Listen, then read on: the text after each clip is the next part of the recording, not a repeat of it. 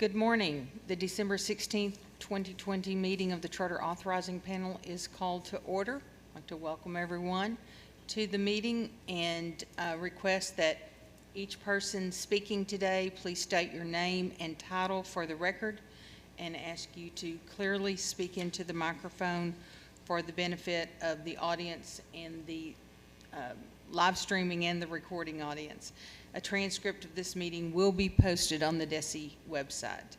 So with that said, good morning, Ms. Webb. Good morning. Item number 1, please. Okay, item number 1 is a consideration of open enrollment charter renewal application for Arkansas Connections Academy. The school is a virtual open enrollment charter school that serves students in grades K through 12 and has an enrollment cap of 3,000 students. The charter was originally awarded in November of 2015 and expires on June 30th, 2021. The district is requesting a renewal for 5 years. Today we have Superintendent Darla Garner and the State Account Relations, Mr. Bryce Adams, on Zoom, as well as several members of their team to present the application. Good morning, Arkansas Connections morning. Academy. I would ask that all of the members that are speaking on behalf of the school, if you will raise your right hand.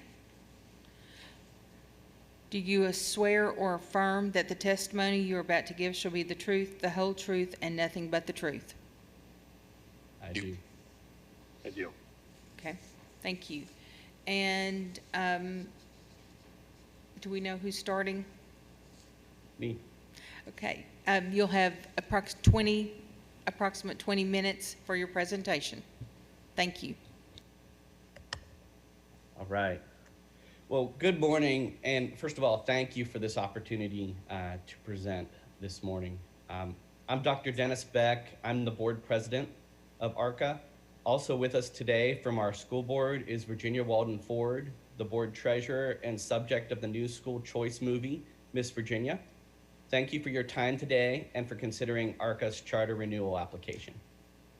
My day job is as a professor of educational technology and online learning at the University of Arkansas in Fayetteville. I teach teachers how to use technology in their classrooms, and all of my work focuses on how to teach online. I've published on digital educational equity for special education and culturally and linguistically diverse students in fully online schools. I've been at the U of A for over 10 years. Several years ago, I was surprised to learn that there was only one full-time online charter school in the state of Arkansas. And that started my journey in co-founding Arkansas Connections Academy. I've learned so much in the process, and I'm pleased and thankful that through ARCA, Arkansas has another quality full-time online learning school. This is even more important during the COVID-19 pandemic, as so many students have needed us, and we've been able to help so many other schools and school districts across the state. As school board president, I've had the privilege to watch our school leader transform our school from a small online program with a few hundred students into a vibrant school with nearly 3,000 students. I want to introduce to you who has made this possible. I'm proud to introduce our school leader, Darla Gardner, who will lead the rest of the presentation. Ms. Gardner? Thank you, Dr. Beck. Good morning, everyone. I'm Darla Gardner. I am the school leader at Arkansas Connections Academy, and I am thrilled to be here today to discuss our charter renewal and also to share some exciting things with you that have been happening since we opened in 2016. On your screen, you see our learning triad, and it really is student-centered. Our learning coaches work together with our teachers. They truly are partners. Our learning coaches are typically the student's parent, not always.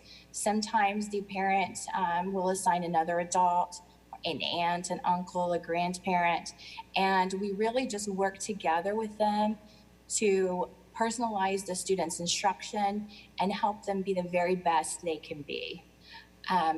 It's always interesting because every year since we've grown a lot, we'll talk about that in a few minutes, I always meet with our new teachers, and right now I've been doing that recently, and every year I always hear the same thing. Darla, I had no idea that I would know my students so well. I know them more in our virtual world than I did in the brick and mortar world. And Another thing I hear is that maybe in the regular classroom, I would talk to parents twice a year at conferences, and now I have parents that I speak with every day. So it truly is a partnership and a collaboration to work on that student success. The curriculum also plays another role in that, and we have asynchronous and live lesson instruction, and those live lessons have a variety of purposes. Some of them are for dyslexia instruction, some are whole group instruction, some may be targeted small group interventions. And, you know, we always have the fun pieces too for show and tell, just to build student engagement and to help students interact with one another. We began in 2016 with right at 200 students and 11 staff members. And if you look at the map on the screen, we literally do have students all over the state. And I'm excited to announce that we do have almost 3,000 students currently enrolled with us. And we have 115 staff members all over the state as well. Our growth has been tremendous. We have seen consistent growth every year since we opened, even pre-COVID. But of course, this year we've seen an enormous growth. We do have 12% of our students that are on an individualized education plan, and 8% have a 504 plan. The picture on the screen is one of our field trips from last year. We get very excited about our field trips at Arkansas Connections Academy. Last year, we actually had 50 field trips and events planned for our families all over the state of Arkansas. To name a few, Professor Bowl, Huckabee Nature Center, we had a virtual talent show, Mystic Caverns, Museum of Discovery. I know I'm leaving something out. We average around 5 a month. Of course, we have not been having our field trips so far this year. We're waiting until to have those in-person trips, but it's always a fun time for families to meet with one another, students to share, and also to meet with our staff. Students come to us for a variety of reasons. Some need flexibility. Some want to accelerate their learning. They're gifted students. We have some students that have medical needs. We have athletes and performers. Actually, right now, we do have a brother and sister that are figure skaters, and they compete nationally. So they need the flexibility of our program to maintain their practice schedule and their competition schedule. Something did happen this May that I wanted to share with you. It was our first graduating class since we started with 9th grade, and we added a grade level each year. And we were unable to have our large graduation ceremony. We did get it approved to have individual graduation ceremonies for those students and families who were interested. And one of our seniors showed up with her family and her toddler, and we celebrated graduation with her. And her mother was in tears. I know I was in tears, and her mom thanked us. And she told me, she said, "I really thought this day would never happen." And it did. And it made our hearts warm. And that is why we do what we do. There are 2 indicators that we think are really important for our school. One of that is our state report card, and that's across the top of the screen. And our state report card for the previous 3 years has been a C. We've been just below the state average. Although this isn't the score that we want to have, we are proud of this score, given our unique student population and the challenges that we see many of our students face. The other indicator is just below that, and that is our parent satisfaction survey results. We sent out a parent survey in March, and I say we sent it out, it's actually completed by a third party. So we were very excited when we received these scores in the spring, and pleased to see that 93% of our families give ARCA an A or B. 86% agree that their child's attitude towards learning has improved since enrolling with us. And then 97% of our families are satisfied with the helpfulness of their teacher. Exciting stuff. In addition to the previous factors, the report card and our parent satisfaction survey, we also have our charter goals. And across the left side of the screen, you see our current charter goals. On the right side of the screen are our proposed goals moving forward. Since our charter was initially approved, there's been changes in ESSA guidelines and state assessments, and we just want to make sure that our goals align with those updated requirements. On goals 1 through 3 on the left side, we're proposing the changes so that they will look at the actual precise score instead of just a percent total proficient. And then goals 4 through 6 on the left, our proposal is to combine those to goal 4 on the right. That is just combining them so that we have a value added growth score that's going to meet or exceed the state average. The 2 goals that are highlighted in yellow are goals that we want to add moving forward. The first one is the school quality and student success indicator, and we think that is incredibly important. It has components such as science achievement, reading at grade level, on-time credits, student engagement, and there are a few others that have to do with the ACT. So we want to include that moving forward. And then the last highlighted goal is that 85% of our full academic year students earn a quarter of their required credits to remain on track to graduate. This doesn't mean that we do not want all of 100% of our students to graduate, because we do, and we have supports in place to make that happen. We have a very strong 12th grade advisory team. We have credit recovery, we have summer programs. We really have processes in place so that we're trying to get all students across that finish line.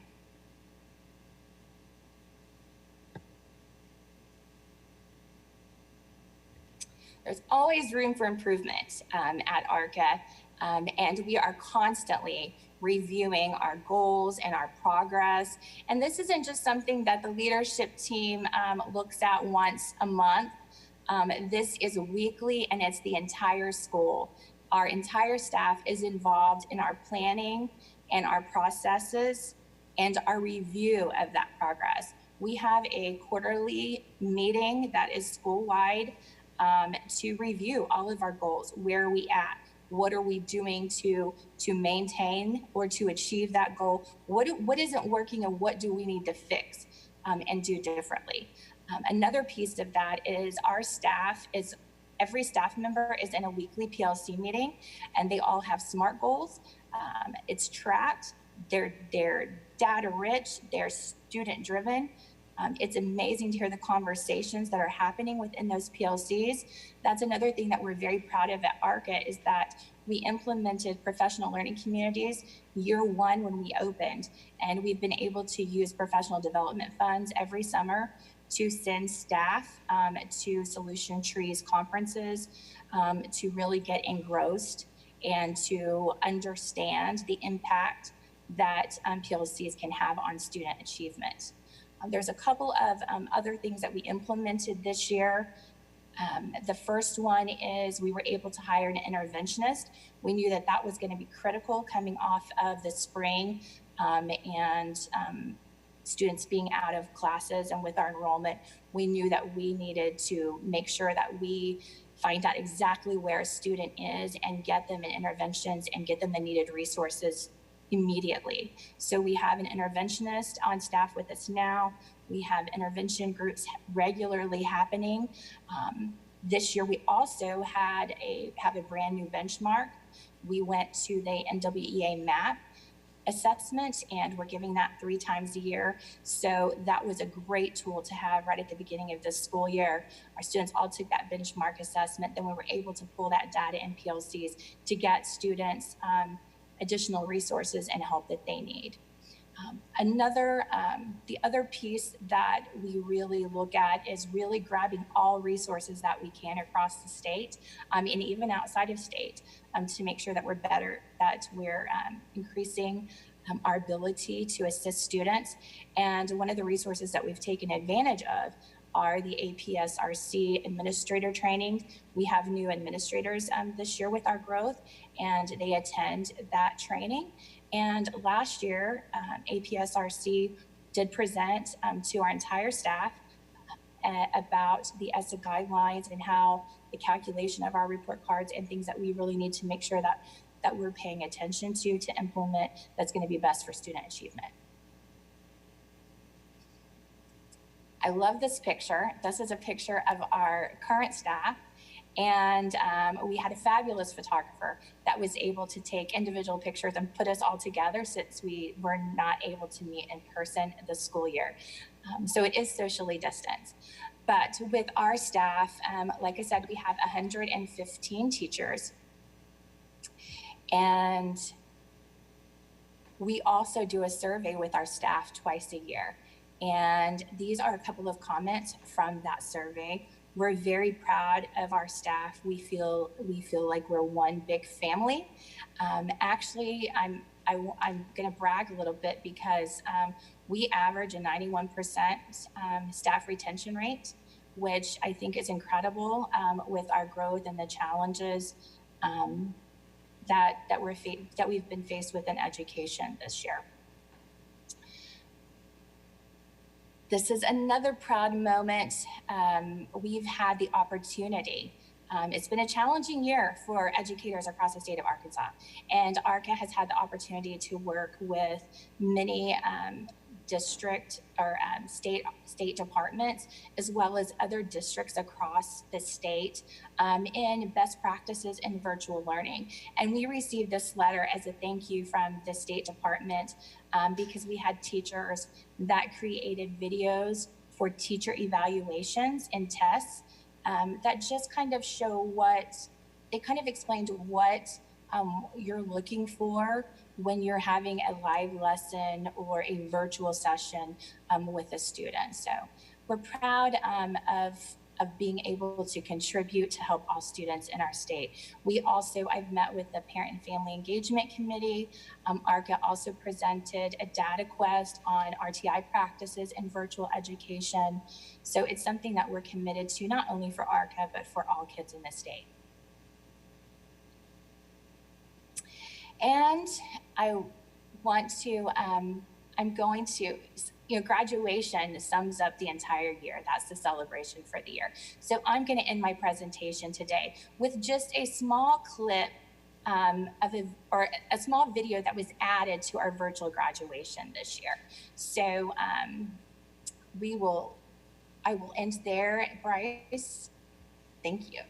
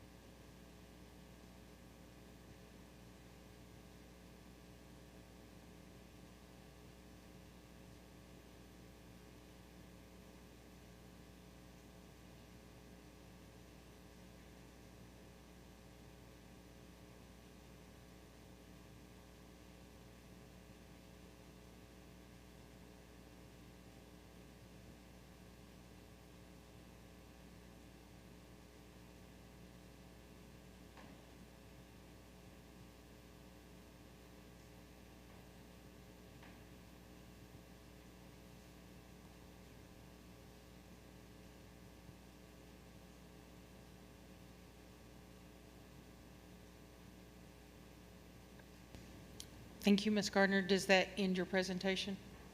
Yes, I'm sorry, I was trying to get off mute. Yes, it does. Okay. Before we get into the waivers, I just need to ask a couple of clarifying questions. Yeah. On your goal page, it's page 13 in your application. In the first 3 new goals, you broke down your weighted achievement by grade levels. However, your school is in our accountability system as a K-12 school. So your ESSA report card is a K-12 report. So I was just interested in how you plan to calculate these goals.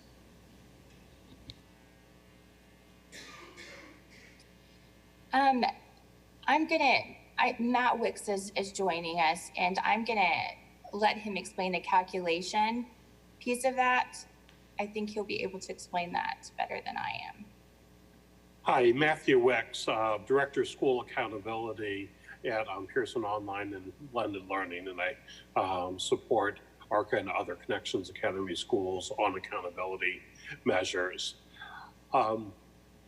That's a really good question. And it was my understanding is that the requirement when it came to proficiency related measurements that they needed to be broken down by grade bands. But as your question indicates, at the report card level, they report it as one measure, which for ARCA is a K-12 school.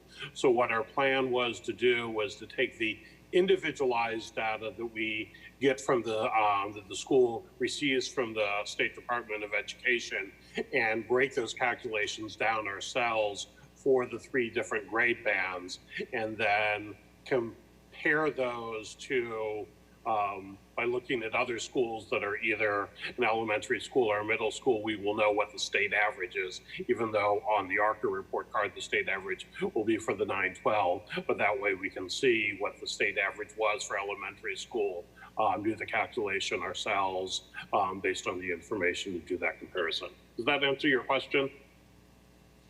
As the concern is that there are different, each grade span, elementary, middle, and high school grade spans are calculated statistically by those grade spans. And so in your work that you're doing on site, it's important that you're following the guidelines of those different statistical cut scores in your reporting. So it was just, it's a caution because when I look at the other parts, like value-added gross score, I mean, that's certainly something where the school can make a large improvement.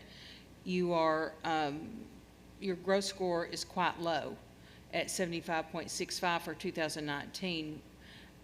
So there's obviously a lot of room that can be improved there. Your SQSS score is quite already above the state average, which is great, and we'd love you to improve that.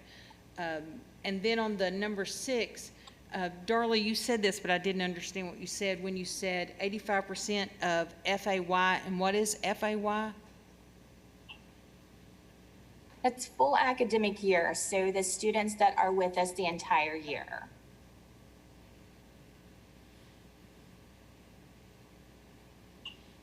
So once again, that is not, so this one was confusing to me because if you're counting full year graduation or full academic year to say, are they on track at each of these points, that's on-time credits. If you're looking at graduation rate, of course, that's a totally different calculations, and we do have federal guidelines on how that's calculated. So the way I'm reading this is your 6th goal is to ensure that all of your students are on time at each of the grade levels. Is that correct? This yes. is... Sorry, Matt. Yeah, this is, Matt, it is a little bit confusing. What it's basically looking at is each student, are they making the appropriate progress? so that even if we receive a student that comes in behind credit, we want to hold ourselves accountable for at least making sure that at minimum they're earning 1 quarter worth of their credits that year. Ideally, we also want to try to catch them up, but at minimum, we want to make sure that during the time that they're with us, that they're making the appropriate level of progress. Thank you for that clarification.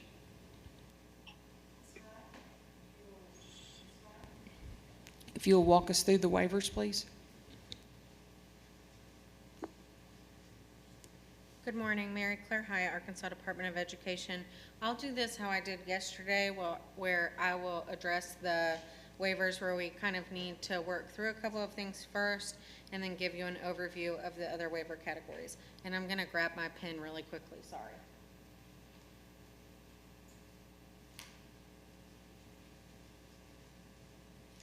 Okay, so the first one, it's really just a clarification so that we can have a clean record. On their school calendar waivers, they have a waiver of the 6-hour instructional day since they are more self-paced. I wanted to make sure that we still had 616-102A5, which is the recess provision, and I think yes, but how it was written in the application, I got a little confused. So if I could just get a confirmation there. Yes, this is Bryce Adams, State Account Relations for Pearson Online and Blended Learning, helping out with the waivers here. And that's correct. The intent is to keep that A5. Thank you. Okay, so on their teacher licensure waivers, everything looks good to me. My only question is whether they needed a waiver for PE licensure, because there is a separate provision for PE licensure. Those provisions are 7.09 and 7.10 in the rules governing nutrition and physical activity.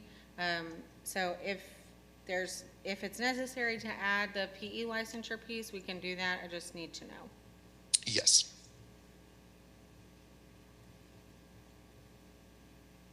Okay. The next, and we've talked about this with most of the schools, has to do with the school counselor piece. So they have asked for a waiver of counselor licensure and counselor ratio. As you know, the School Counseling Improvement Act that was passed in 2019 has a provision in there that requires the school's comprehensive school counseling plan to be administered by a licensed school counselor. So if the school counseling plan is not going to be administered by a licensed school counselor, a waiver of 618-2003 A2A is necessary. The school does not require a waiver on these. The counseling plan is administered by a licensed counselor, and the school also meets the 90-10% requirement for time spent. The only waiver that's necessary under school counselors is the ratio. So you don't need a waiver of the guidance counselor licensure piece at all? Correct. Okay. Ratio is the ratio of counselor to students. That's correct. That's correct. The next piece, I think also just a little bit of cleanup, has to do with their attendance waivers. They were rescinding these, but there's a small piece which is in 618-213A2, which has to do with counting attendance for virtual students, essentially. I believe they still need that waiver since their students are virtual and not in a classroom. So if I could get a confirmation that that piece was intended to stay. We agree. That was a good catch.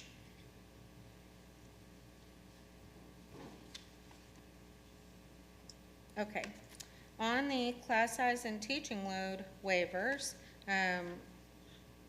there is a necessary waiver of standard 1A5 and section 3 of the class size rules if you're not meeting class size. I know we talked about teaching load does not apply to the virtual schools, but class size does not have that same language in there. So if that is not being followed, we'll need to add those two pieces. And we agree with that, yes.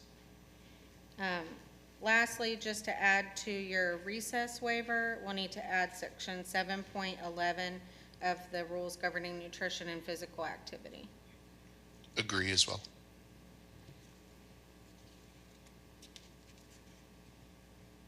Okay, just a couple of questions on two pieces. They're pretty much the same question. Have to do with personnel policies and salary schedules. It was clear from the rationale in the application that they do have personnel policies, that they're just different than what's required by the law. So they have narrowed their waivers to the pieces that they need, which we definitely appreciate. One of the questions I have has to do with the requested waiver of Section 6 of the rules governing documents posted to school district websites. So 6.01 requires you to have personnel policies and salary schedules that match what's in the law, so it's obvious why a waiver is necessary there. But the rest of the section just requires you to post things and requires us to monitor that. So I wasn't exactly sure what the need for the waiver of that is, because you're able to have personnel policies or schedules that are different and still post them on the website. Right, so it's unrelated to the personnel policies and instead is specific only to the salary schedule. The school does have personnel policies and post those on the website as well. As far as a salary schedule goes, it could be an issue with the definition, and we may just be thinking of different things. But when I picture a salary schedule, I think a table that has years experience, and you can follow the table to find out how much a teacher is compensated. And that's not the way that the salary structures work. So right now, Arkansas Connections Academy does post de-identified salary information on its website, but does not have a salary schedule per se in the form of that kind of minimum teacher salary schedule like you would see in the code. That makes sense. So is it fair to limit the waiver of section 6.0, 2, 3, and 4 just for your salary schedules? So maintaining Yes. the requirement to post the personnel policies, but waiving the requirement to post the salary schedule since they don't exist in the same way? Yes, that's the intention. Okay.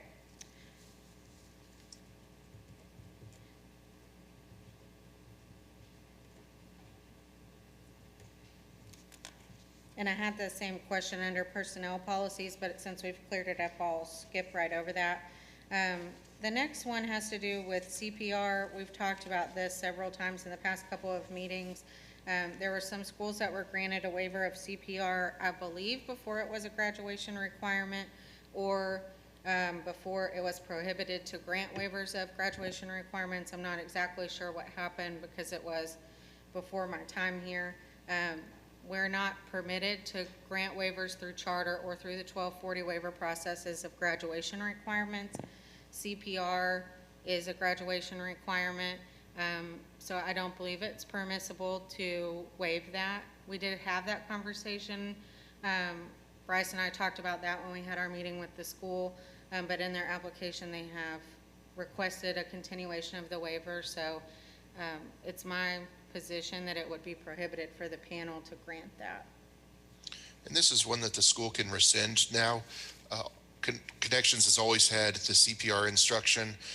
At issue was only the hands-on component since it's a virtual school, but we will look for ways to work with DESE in the future to figure out how to do that psychomotor component to CPR and add that into the curriculum. Maybe we do it through a live lesson. We'll figure that one out, but this one's okay to rescind. Great, thank you. And that is the last of the legal issues that need to be cleaned up. I'll give you a brief overview of the other waiver areas, and then if you have any questions, we can address them. So they do have the waivers of the library media specialist, superintendent, licensure, alternative learning environment. They have the eye and vision screening, school nurse, fire marshal program, being a virtual school, food services, gifted and talented.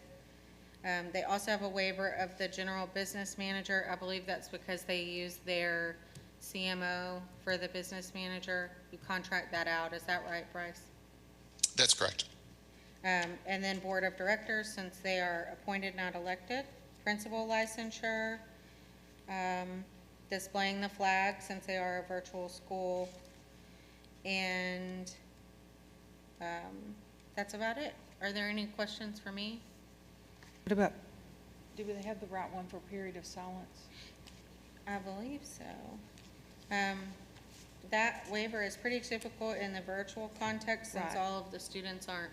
On waiver number 23, it mentioned period of silence, but then it talked about the Pledge of Allegiance.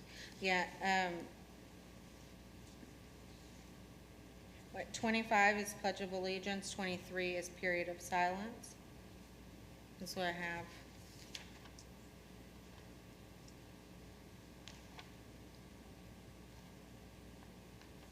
They just had the same answer on both. She's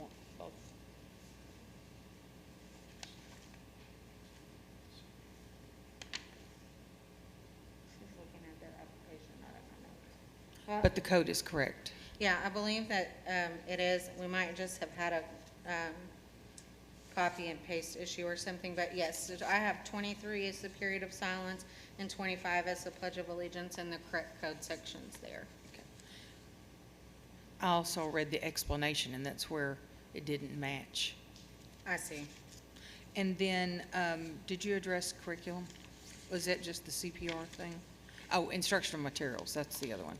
Instructional materials, right, so we did have them confirm in their application that all of the instructional materials are free for the students. I'm trying to find it in my notes really quickly, sorry.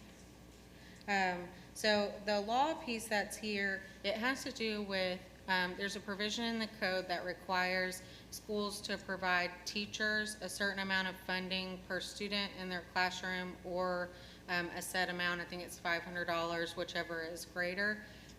In the virtual context, typically we see schools asking to waive that because they are in a virtual classroom setting, not a traditional classroom setting, or because they have provided the teachers with everything they need. Bryce might want to speak more to exactly what Connections does. That's right. So everything that the teachers need for their classrooms is already provided. Everything that students need for their study is shipped to their home address in a big box. It's all provided at no cost to the students, no cost to the teachers, and it's all matches up with the Arkansas academic content standards.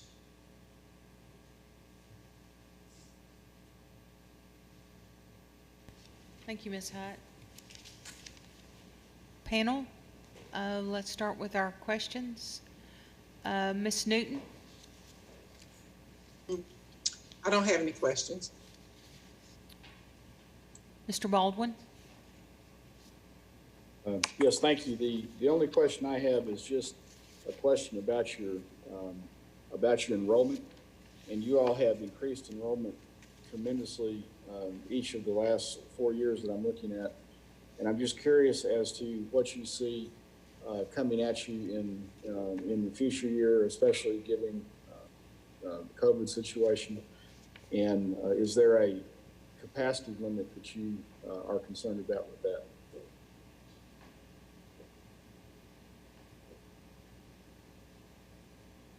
Darla, do you want to start with that one, or you want me to? If you can start with that. Sure. So I've shared my screen again so everybody can take a look at the enrollment growth that's happened over the last 4 years. You can see that it's actually pretty steady. This is not just a COVID explosion of enrollment. It's been strong and steady growth. They ended last year, the year as COVID was just starting, at 2,000 students, and they're now at their 3,000 cap. System-wide, because we support a number of virtual schools across the country, we suspect that there will be some families that, once the vaccine is available, once things are sort of back to normal, will return to the brick and mortar. But we're starting to see signs that there are a lot of families that have really fallen in love with the virtual model. They didn't have access to it before. So we think that there's going to be enrollment headed both directions. We also have seen really good retention rates across Arkansas. So I would anticipate that the school should hold steady or continue to grow. We are not anticipating or planning around a massive inflow or outflow of students. One of the best parts about virtual schools too is that they scale very well.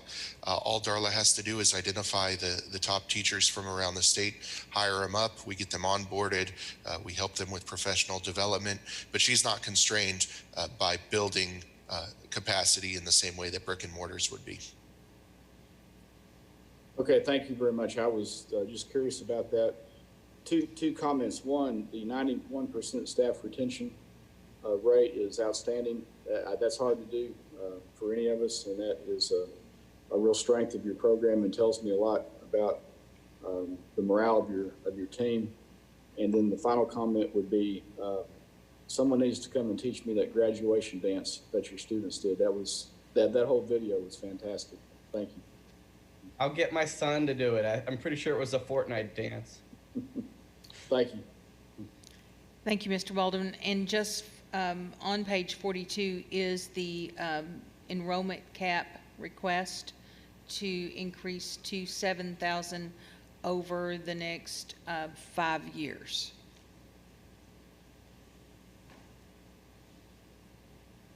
Dr. Williams? Oh, good morning, and thank you. Great presentation. A couple of questions here. This really looks great. What's your projection? Why the 7,000? What do you see driving that? That's the number that when I looked at this, that kind of gave me pause here for a minute, especially with the number of high schools across the state. The large high schools all going virtual also. We have the Arkansas Virtual Academy. And so there's a lot going on out there in the virtual realm. So could you help me understand your thinking on this? Sure. We agree, and we love to see it. I love seeing all of the districts offering this as well. I think that there are a lot of students that will like to stay with their districts in the virtual setting, and there are some that are going to like facets of our program or other statewide programs better and come enroll with us. And I think that there's room for all of us to help students in this way. The numbers specifically come from what we've observed over the last 4 years, which is a near doubling each year of enrollment. It starts out with an increase to 4,500 starting next year. We saw almost 7,000 applications this year alone. Again, I think that might taper off a little bit as things get back to normal, but we do think that this could be a new normal where there's new demand across the state for virtual learning. After that initial burst, the enrollment cap increases much more slowly. We think that Darla's done such a good job that there's room, if there's interest, there's room for all of these families, and we much rather say yes to enrollment than have students turned away. So that's the thinking behind it, just based on what we've observed, growth inside COVID and outside of COVID, and based on the school's capacity and where they're at. Okay, thank you. I just want to follow up. I noticed on the ESSER grade that you had a C for the last, not including this year, but the last from 19, 18, and 17 school years in and in. What are you looking to do to improve on that? Well, you can ask any staff member at ARC and we'll tell you we're an A. We are an A. Our report card's an A. We are doing everything that I mentioned earlier as far as the new bench assessments. I think it's been critical to really grab students, get them the resources they need and the interventions immediately. So that's one of our big initiatives this year, being able and also having our interventionists. So I think not only is it the partnership between the parent and the teacher, it's also making sure that we're providing all of the resources that student needs. From the very beginning and as quickly as we can. Okay, thank you. Ms. Wright McMurray? Good morning, and again, thank you for your presentation. Very informative, helped me to learn a lot more about your school. Some of my questions pretty much have been asked. Dr. Williams beat you to the punch on the question about the grades. So I was looking at that you have a C, but it seems like your percentage of your C's has been declining. And also was looking at your ACT and ACT Aspire scores, and for your upper grades, looks like that percentage of those that have been ready or seating is declining also, but it seems to be going along with your increased enrollment. So I was just trying to get a sense that as you are increasing your enrollment and enrolling more students, but it seems like your percentages are going down, have you had discussions about how to mitigate that so you won't continue to see that decline as you add more students to your school? Yes, and I'm not necessarily. I think, too, it's also important to note that year one, we only had through 9th grade. Then the next year, we had 10th grade. So some of those factors that make up the report card weren't all factoring in because we didn't have the graduation rate. We haven't had the full K-12 until this past school year. That was our first graduating class, too. So I think it looks... I think there certainly is a correlation. For us, it is making sure that we have staffing in place in the very beginning of the school year with our growth. And that's something that we were able to do quickly this year. I think we hired right at 40 staff members. So, and many of them were brand new to virtual learning. So making sure that we have the resources in place, we have staffing in place from the very beginning. And then just the education of new families, getting them onboarded, getting those resources and those interventions in place, making sure we get our hands on those student records as soon as we can.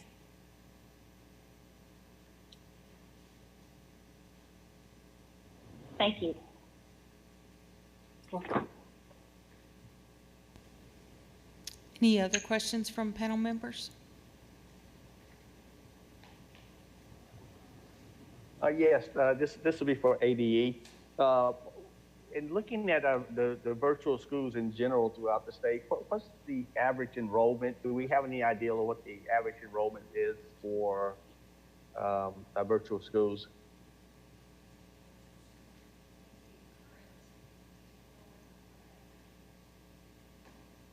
I'm sorry, I may be putting somebody on the spot on that question. That just kind of came out the blue there. Ms. Webb's pulling it up. Okay, thank you.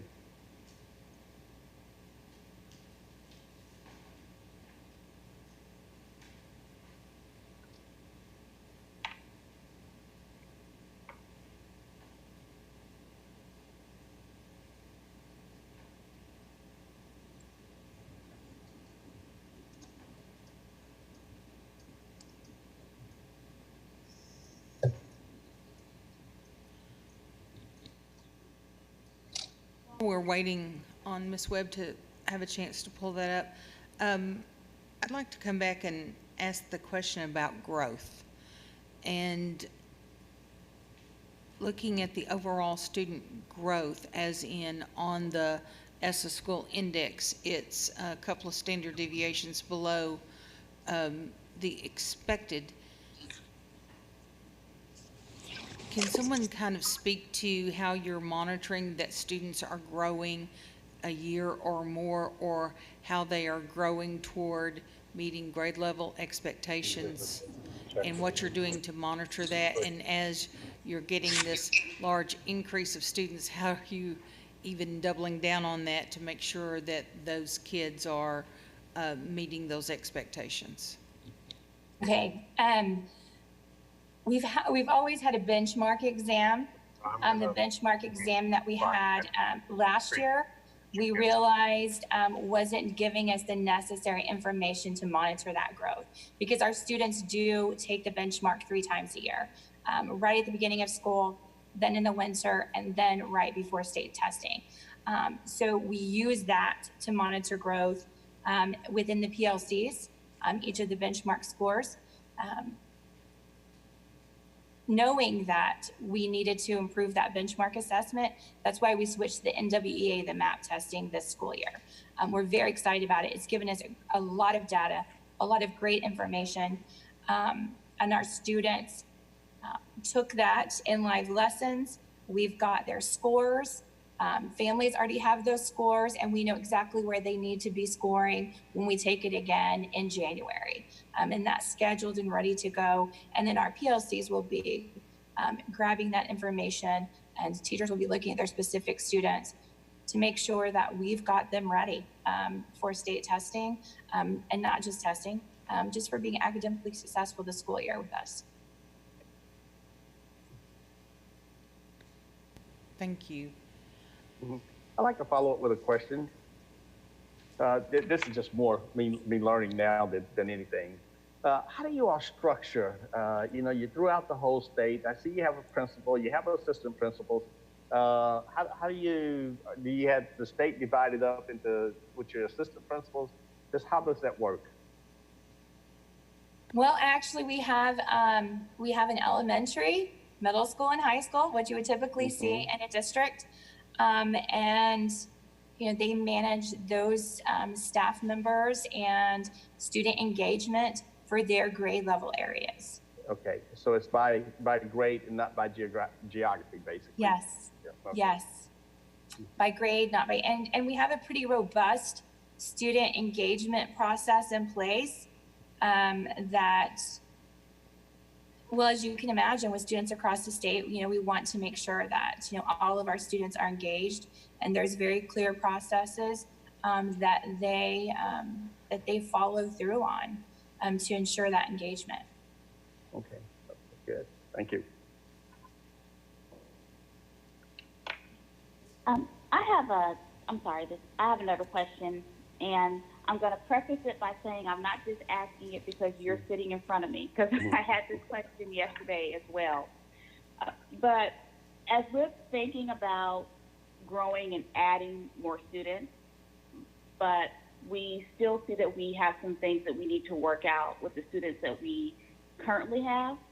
How do we think through, and whomever can help me with this, it may be the department, I'm the department, so maybe thinking through, how do we think through when is the best time to continue to grow if we're still trying to figure out how to get it right with students that we have? And I guess I'm asking that question because, we don't have a large majority of our students that are ready or exceeding, but we're adding more students to the pot, and we're still trying to get it right with the students that we have now. So I guess I'm just trying to get a sense of when do we figure out when it's the right time, and how do we help to make those decisions when it's the right time to add more students when we're still trying to figure out how to make it best for the students we currently have.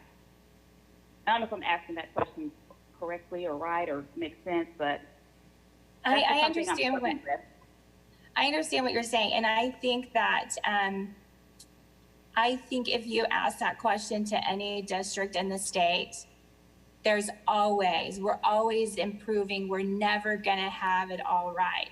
The student population changes every year. The needs change of our students, and I think that goes for every school.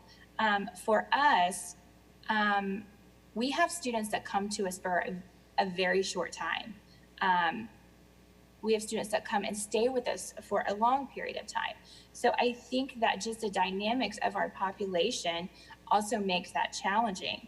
I'm confident that our processes have been in place since we opened at ARCA as far as student engagement.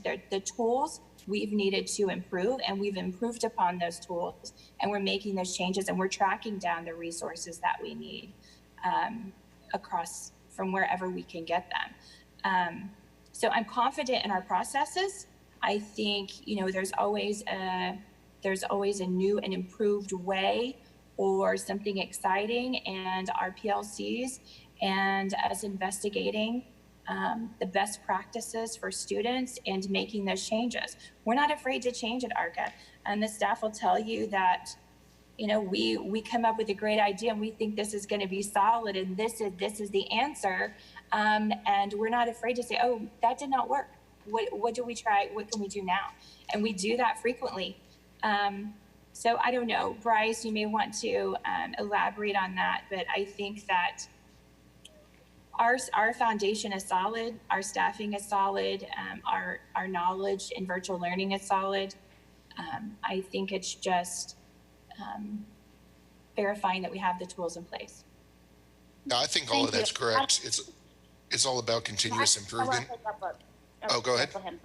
No, I was just saying, that's just a question that I just have. I'm just trying to get my mind wrapped around how that process works. And so, but please go ahead. The only thing that I'll add to that, I mean, I agree with everything she said about continuous improvement and trying new things, is that full-time virtual online public school is relatively new, including in the state of Arkansas.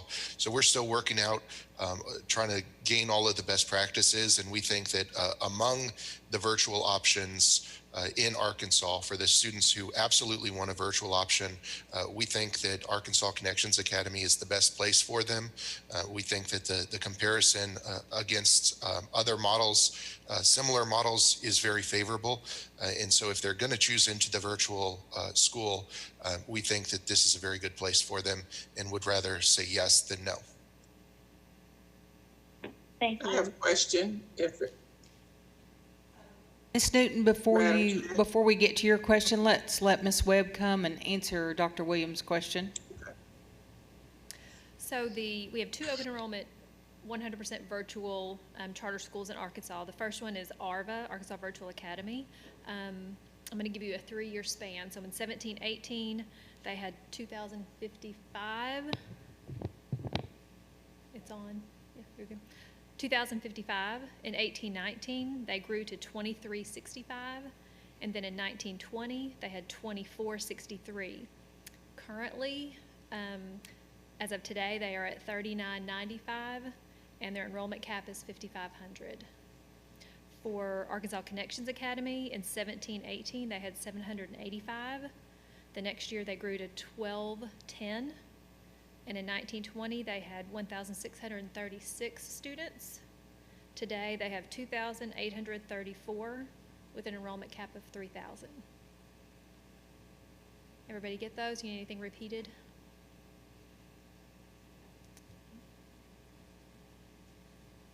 Thank you. Ms. Newton? Okay, and that leads right into my question too, about the increase in enrollment. In the last legislative session, there was a law passed that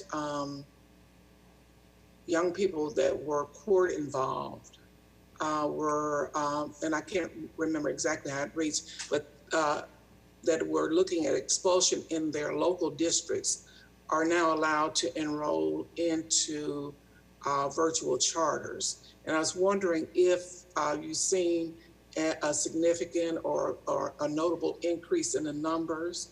And also, is there some problems that are issues or challenges that arise based on that population and their unique set of challenges sometimes? And if so, or likely so, is there an opportunity to connect with resources in the telehealth or mental health, or with agencies that are charged with the responsibilities within the local judicial districts to be able to service those young people? So I'm asking, in locally, of course, with court-involved youth and the agency I've been involved with over the years, there's a connection between our agency and the court to best be able to serve and connect services and to make sure that there's an intersection of services that serves the family and young people. So I know that's a new population, and with it is inherent some new challenges. So that's my question.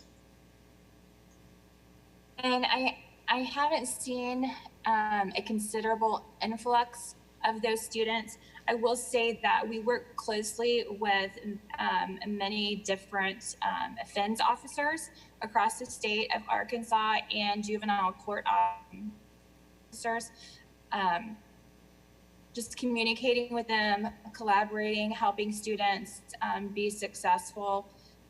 Our counseling department has done an incredible job of making sure that our staff and all of our counselors have all the resources available.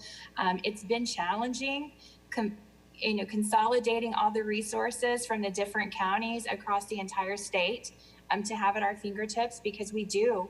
Each state or each county seems to be different in their processes as far as funds and the resources available. But over the since we opened, our counseling department has done an incredible job of gathering getting those resources together so that we we can contact, and we do. We contact the juvenile court or offense officer for help, with student engagement to help a student. Sometimes they contact us, and we make sure that we just work hand in hand with them. So I hope that answers your question. No, I haven't seen an influx, not a considerable influx of students facing expulsion that have enrolled at ARC. Yeah, I think that would be an opportunity to explore in terms of conversation, because their contracts are by judicial districts, so they're likely 5, 6, 7 counties in a district, and also the Division of Youth Services coordinating young people leaving their facilities, coming back in, because they almost never are connected back to the public schools for a variety of different reasons. And of course, the public schools not necessarily anxious to get that young person back into the system, and so they fall in the gaping holes, not a crack, a gaping hole they fall into in terms of coordinating. So I would suggest maybe some contact with the Department of Youth Services as it relates to those young people that are institutionalized, and also with the judicial districts and the judges that serve those districts. That they've got an association of judges and I know our judge in this area advocated with our legislator to address this problem. That's how the legislation happened. But other judges may or may not be as adept or savvy about it. It certainly could be a segue or an interest or a pipeline, that has a continuous educational flow, allowing young people not to fall through the holes that they generally fall into. Okay, thank you. That's great information. Panel members, any additional questions? Any discussion before we have a motion?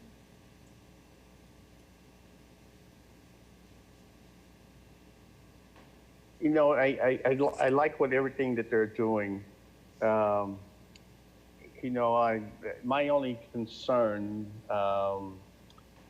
is the enrollment cap, that current request. I'm kind of struggling with those projections right now. Whether lifting that up that high this soon is the right way to go. So anyway, I just wanted to just put that out there. 7,000, I believe that's what it is. I'm flipping between different screens here, looking at the from the application to the various documents here. So that's really the only thing that kind of is giving me pause is what is the right level of, I guess, let me follow up with a question. Are you all looking, currently you had this many applications, nearly 6,000 some applications. How did you all determine which students actually enrolled? Any student can enroll with us. So Okay. we do not pick and choose. We'll just enroll until we're full. Okay, and you go with first come, first served. Do you have to do a lottery if you have more students Yes. enrolled? Mm-hmm. We'll Just have first to come, do a first served? lottery. Yeah, Okay. once we reach the cap, then we go to a lottery. Okay, so currently you had not reached your cap yet? No, we have not. Okay. To add to that, they're about, 100 students shy of the cap right now. They were at 2,000 students last year, about 2,900 this year with a cap of 3,000. So under the current cap, I would anticipate a lottery coming up next year. The 6,000 applications encompasses all the applications. So there are probably some families that are shopping around and some families that are absolutely committed to enrolling. And that number encompasses that spectrum of families' interest. The only other thing that I'll add is that the 7,000 enrollment number doesn't kick in until year 5. The enrollment request is stair-stepped up to that level of growth. So that number, while it appears, a big jump from today and would be a big jump from today, that doesn't happen tomorrow. That happens in 2025. Okay. So I was thinking more along the line of 5,000. I know you need an enrollment increase. That's the given to me. Just trying to determine what would be we might create an arms race here, which is, it's left up to parents and students to make that call, though. That's not necessarily, at least from my perspective, for us to make that call. Yeah, I'd like okay. to Yes. make a quick comment on that too. I just really, I wanted to think one of the reasons we're asking cap that specific number is because we are an open enrollment charter school, and that we want to allow any parent who chooses to have their child enroll at ARCA be able to enroll at ARCA. And we know that we have a lot of room to grow, not in terms of numbers right now, but in terms of our current student body. But just like a geographic school that has a huge increase in population and thus an enrollment needs to adjust, we want to have that flexibility to adjust to handle the needs of the parents and really who are putting their trust in us by choosing us. So thank you. Okay, thank you. Hearing no additional discussion, I'll accept a motion.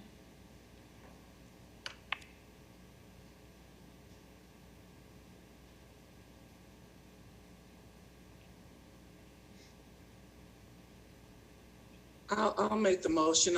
I move that the application for this charter, Arkansas Virtual Charter, is that correct? Be approved.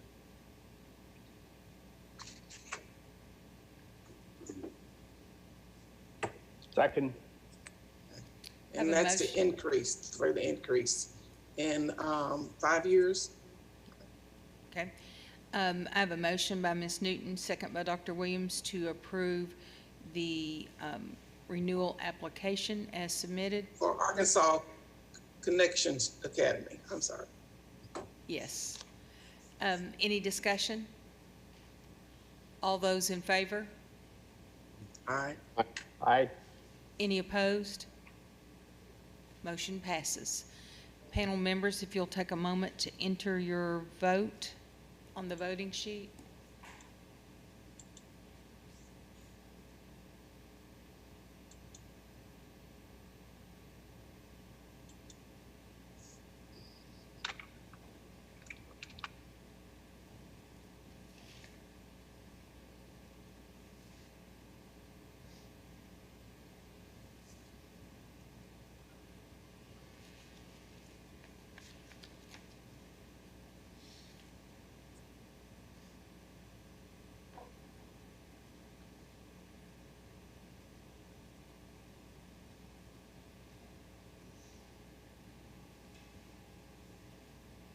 Dr. Williams, if you'd like to share your comments.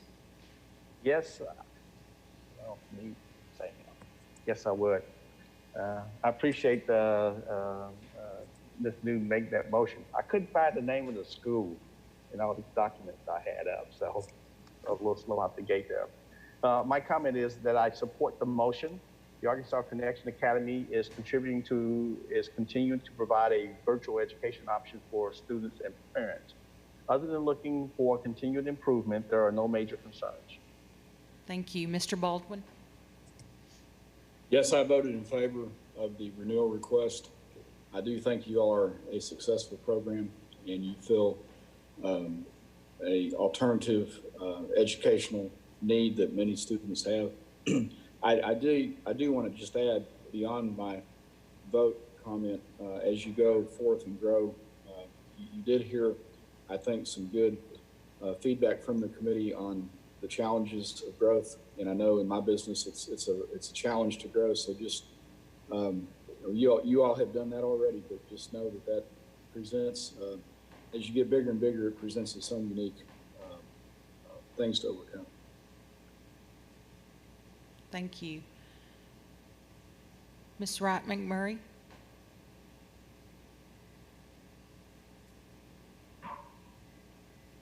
Sorry, I couldn't find the unmute button.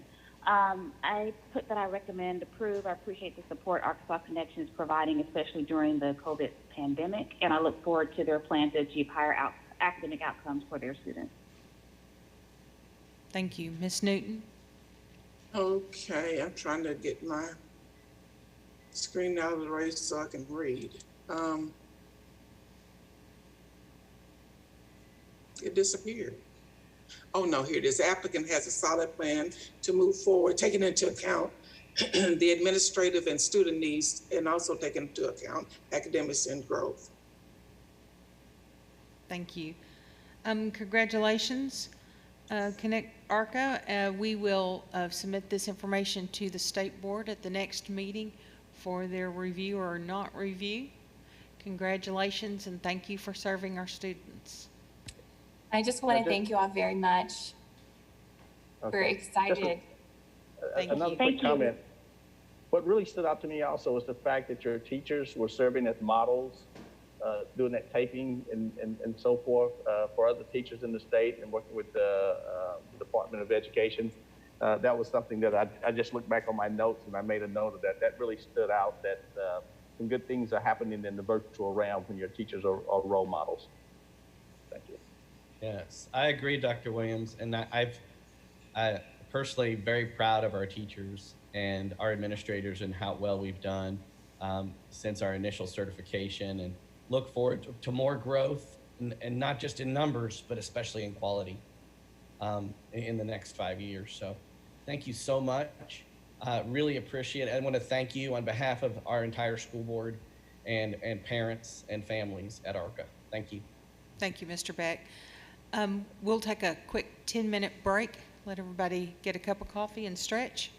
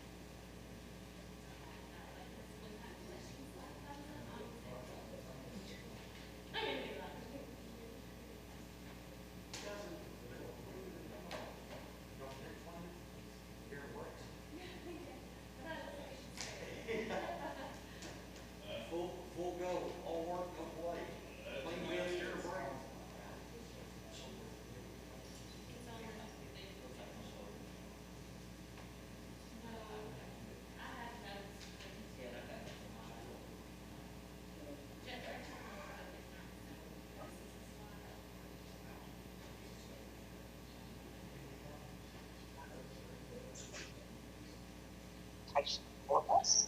She said she would.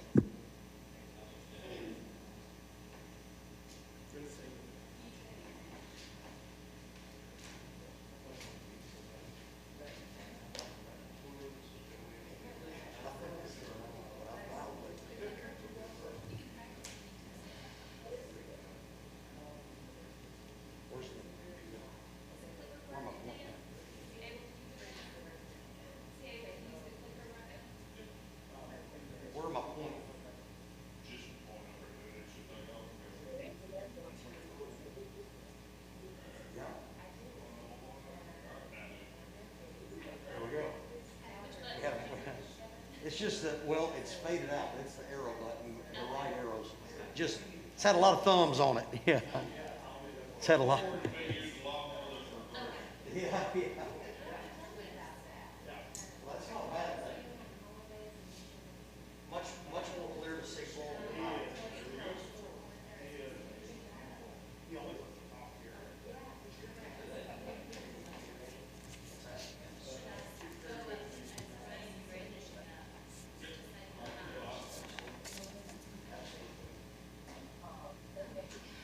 Ms. Webb, if you'll introduce item number 2, please. The next item is the consideration of a district conversion charter renewal application for Cross County High School, a new tech school.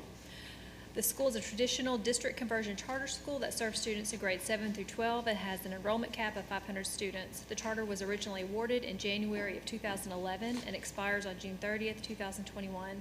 The district is requesting a renewal for 5 years.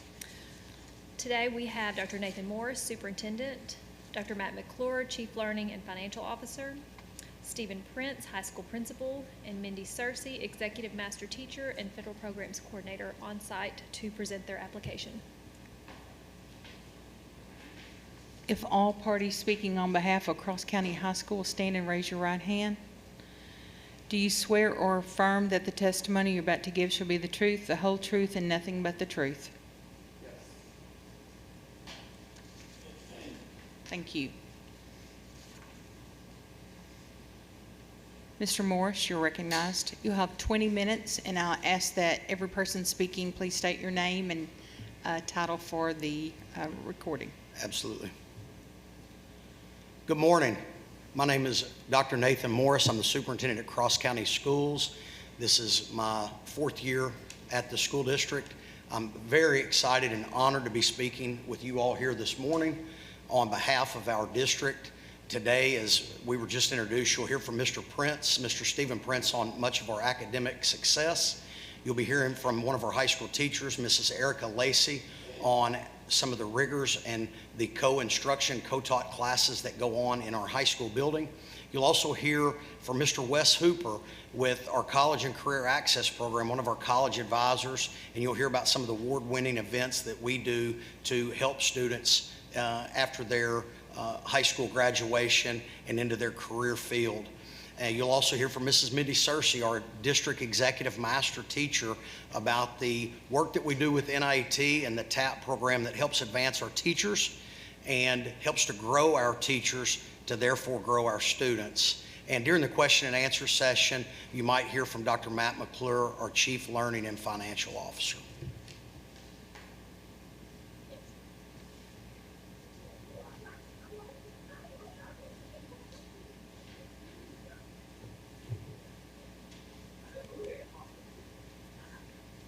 Good morning, and thank you for the opportunity for us to present today.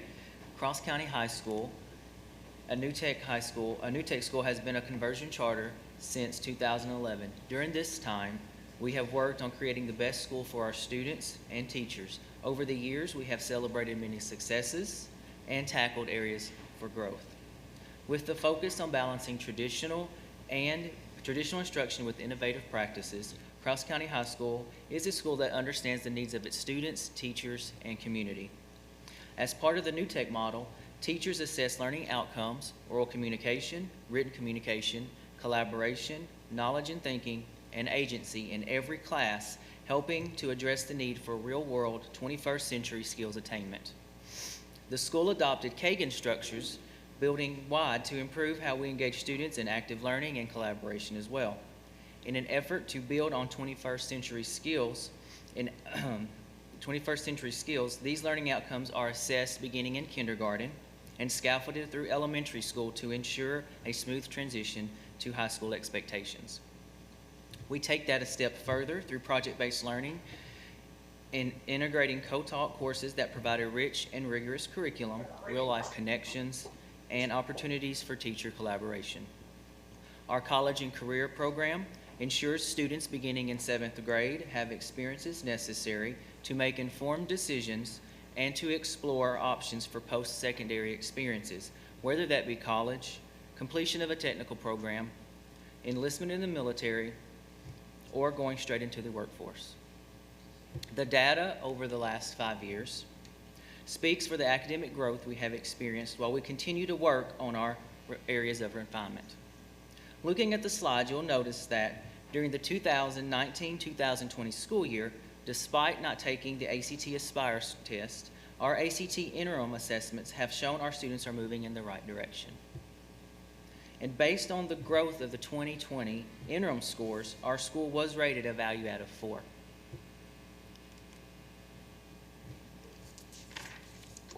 And speaking of value add, Cross County High School has seen several years of successful growth.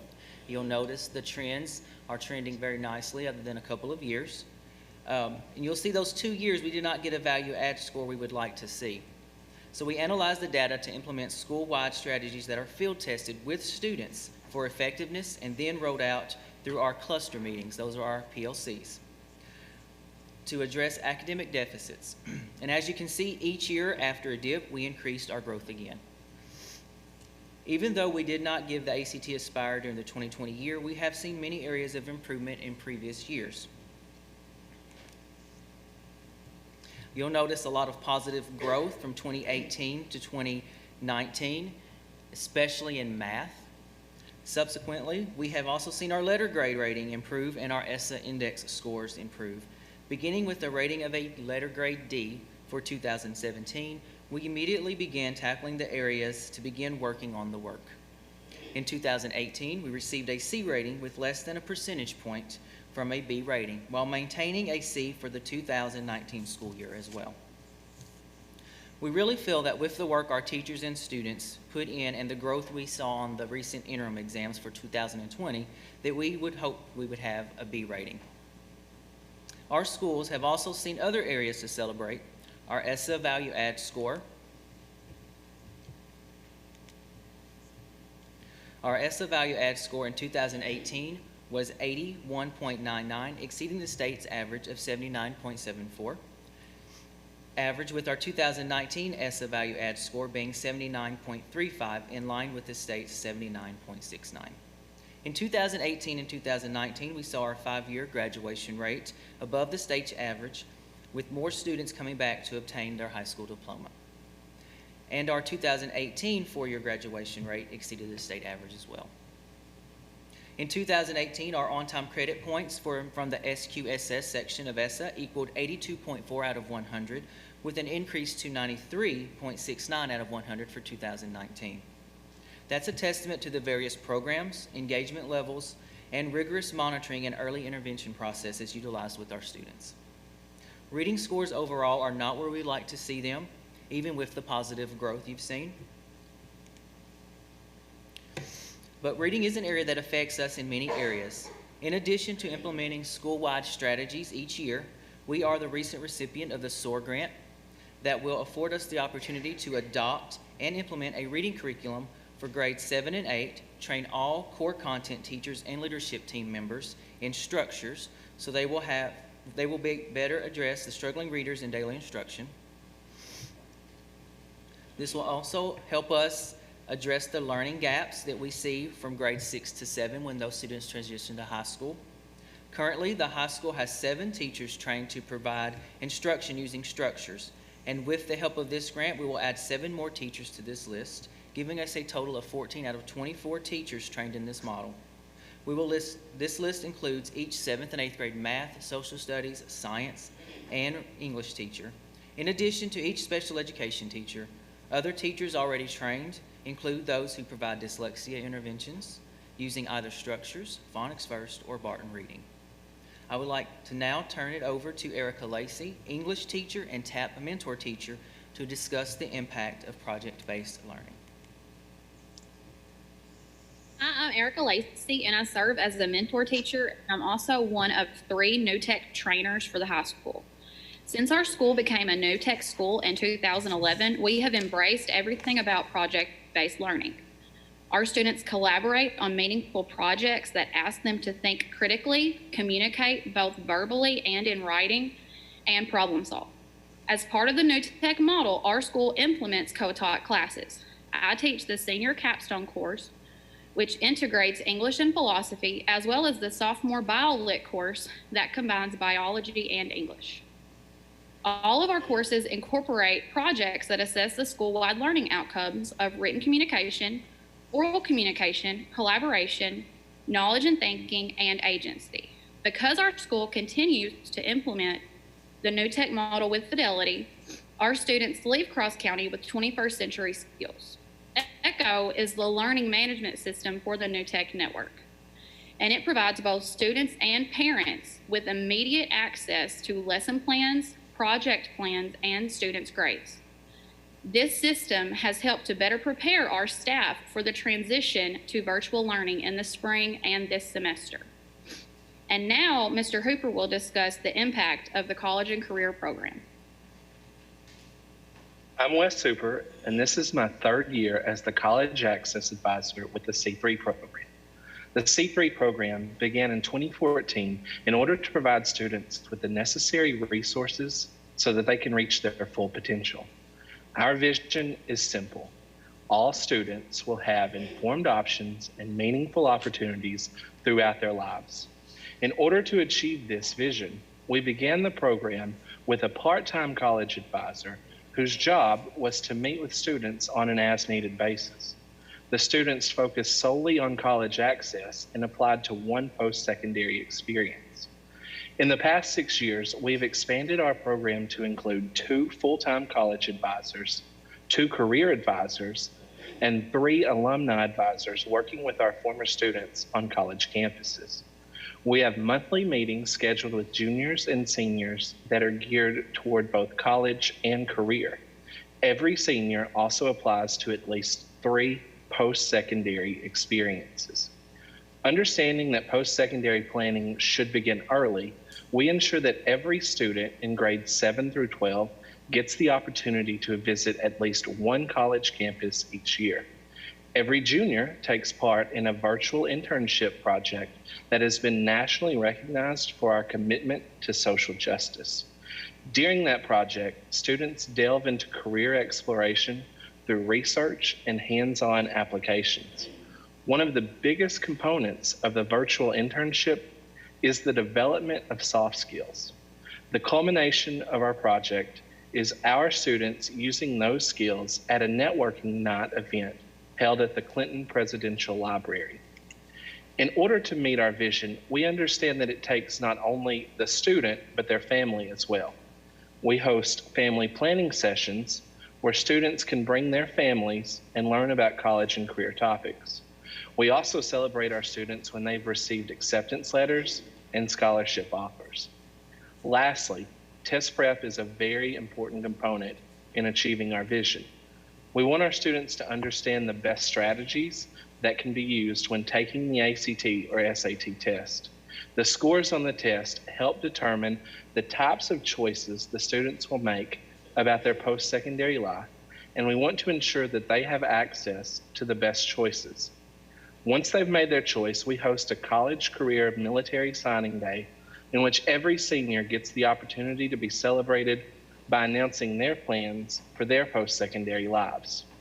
One of our core beliefs is that there should not be an opportunity gap for students, regardless of their race, their class, or their privilege. For students like Isabella and many others, we've been able to bridge that gap. I'm now going to turn it over to Ms. Mindy Searcy, our District Executive Master Teacher. Good morning. I'm Mindy Searcy, and I'm the Executive Master Teacher for the district. I'm charged with the responsibility of making sure we implement the TAP system throughout our district with fidelity by providing support to our principals, master, and mentor teachers. The TAP system The TAP system is an educator-led, comprehensive school model focused on attracting, developing, and motivating and retaining high-quality teachers. We are currently the only school district in Arkansas implementing TAP. The TAP system has literally provided us with the blueprint that we needed to transform our school. My purpose is not to promote the TAP system, but to better allow you to see how it is who we are as a district. One unique aspect of the TAP system is its emphasis on true teacher leadership. When we first adopted the TAP system 11 years ago, I started out as a master teacher. TAP allowed me to advance professionally without having to leave the classroom. I was able to provide support to the other teachers in my building, lead professional development, and increase my qualifications. I later became principal of the elementary school, and while I was principal, we received our first letter A rating. The knowledge I gained as a master teacher better prepared me as principal. I know that our current mentor and master teachers are receiving that same kind of development. Our master teacher at the high school is responsible for the second element of the TAP system, ongoing applied professional growth. In our PLC meetings, which we refer to as cluster, teachers are taught high-quality instructional strategies aimed at meeting student learning needs. Each week, we look at both qualitative and quantitative characteristics of student work, and we use that data to drive our instruction. With student work as our primary focus, teachers never leave our cluster meetings questioning what the purpose of that meeting was. In cluster, the master teacher and the mentor teachers also determine what individual teacher support is needed.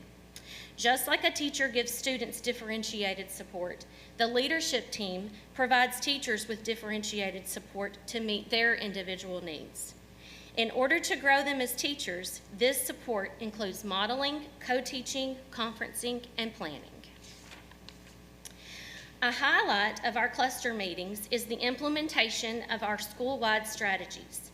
During the summer months, the teacher leadership team analyzes standardized test results and identifies the areas our students struggled in the most. After extensive research, a strategy is chosen or developed that targets the area of greatest need. That strategy is then field tested on a group of students. This process allows us to see what works and what doesn't work with our students. Then, how to teach the strategy is modeled for the teachers during our cluster meetings. We have had many successes after implementing school-wide strategies. We developed 2 strategies in 17-18 called Say Something and Race.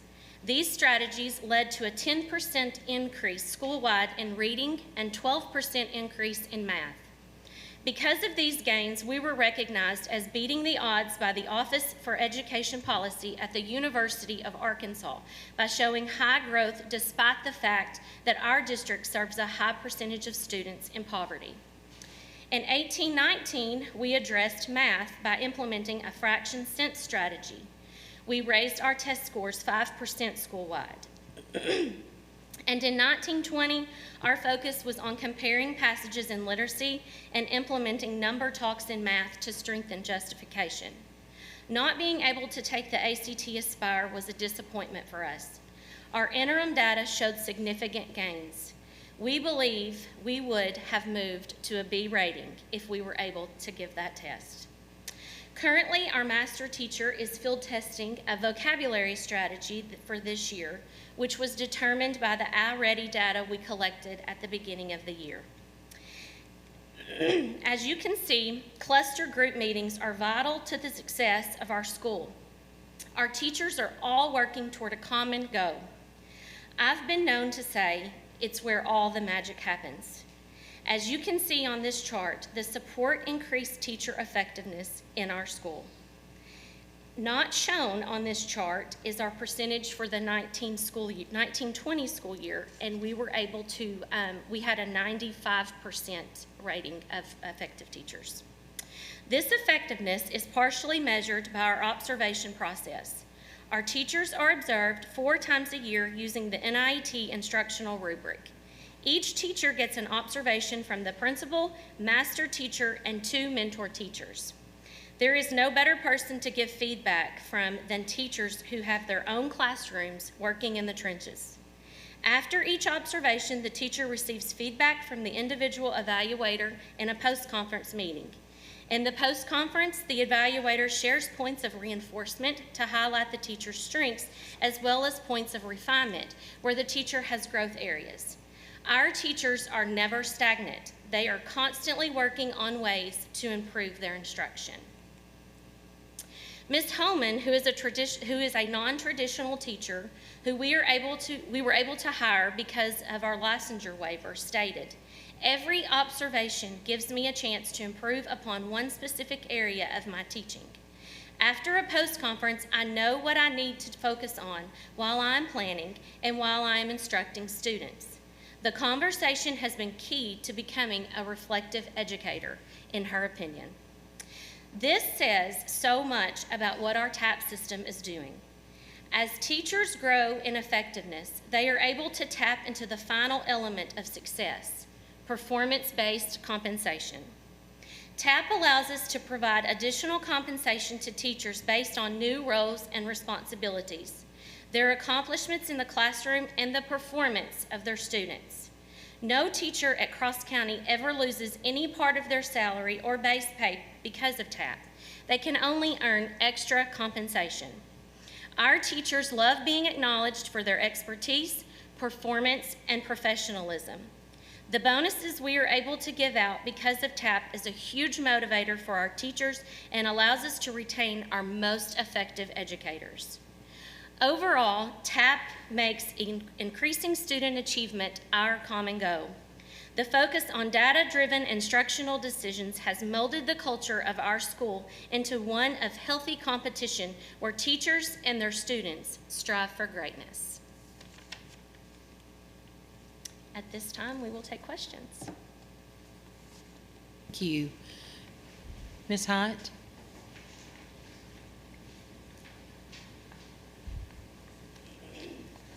Mary Claire Hyatt, Arkansas Department of Education. There are only 2 quick little cleanup things that need to be done with the waivers. The first is on the 120 clock hours. During our meeting, it was my opinion that they didn't need the waiver. After reviewing the rationale again and having some internal conversations with our learning services unit, I do think that they need the waiver after all, so that was my fault. So to confirm, they do need standard 1A2. If I could just get a confirmation from someone. Just for the record, the representative said yes. The second issue has to do with their alternative pay waivers. They just need to add the rules governing the alternative pay program to fully effectuate their waiver of the statute. So if I could get confirmation that they will add the rules governing the alternative pay program. Let the record, can I have your name? Just for the record, Mr. Prince agrees that yes, they will add it. Those are the only remaining legal issues. I'll just tell you what their other waiver areas are, so if you have questions. They have the waivers of duty-free lunch time for teachers, the planning period for teachers,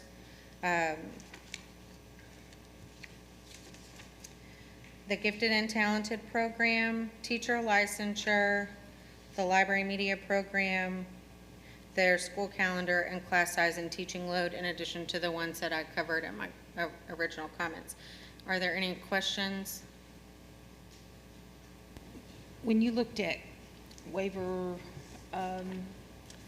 number 1 on class size and teaching load, one of the questions that came up as I was reading the explanation were the embedded courses. And so my question, are we waiving the embedded course approval process, or do they have all of those courses approved, pre-approved by Learning Services?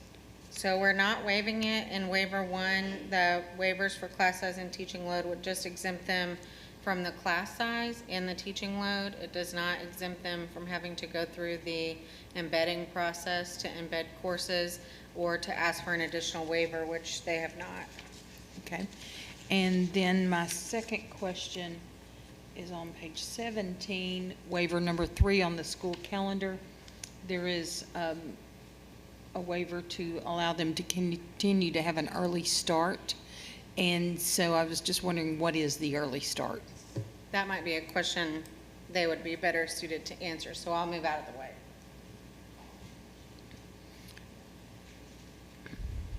Could you, Mr. Prince, could you just kind of talk to us about your early start? Sure. In typical years, we do start early, the first week of August on a typical year, and that provides us the opportunity to get our students in there rolling a little bit sooner, and hopefully help address any kind of gaps from the summer, and we can get in there and get started a little sooner with the students. Thank you. And while you're here, will you talk about embedded courses? Yeah, I'm glad you brought that up. Yes. So the meaning behind that explanation is that that's our co-taught classes. So those classes are taught by 2 teachers together. And so the class size is for, because we have both of those classes together, for instance, biology and English 10 are taught together by both teachers. So the content is taught by the English teacher and the science teacher and merged together. But the class size waiver is because they have all the 10th graders together at one time. So are the classes, the embedded, are they embedded? They're not embedded by the way you mean needing a course approval for. Okay. Yes. So they are still taught, they still teach their standards, however they need to teach their standards. And the courses are still scheduled separately. They're just together in one room, creating projects to some cross-curricular projects. So are they still meeting the 120 clock hours? Yes. Okay. Yes. Thank you. Mhm. Thank you for that clarification. You're very welcome.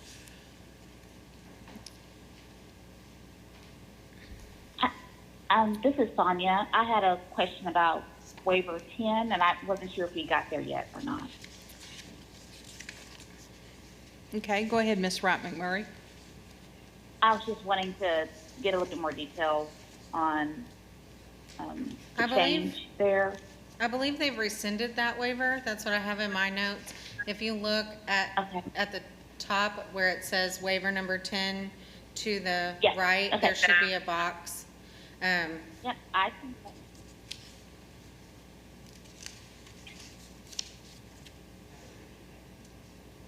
Thanks.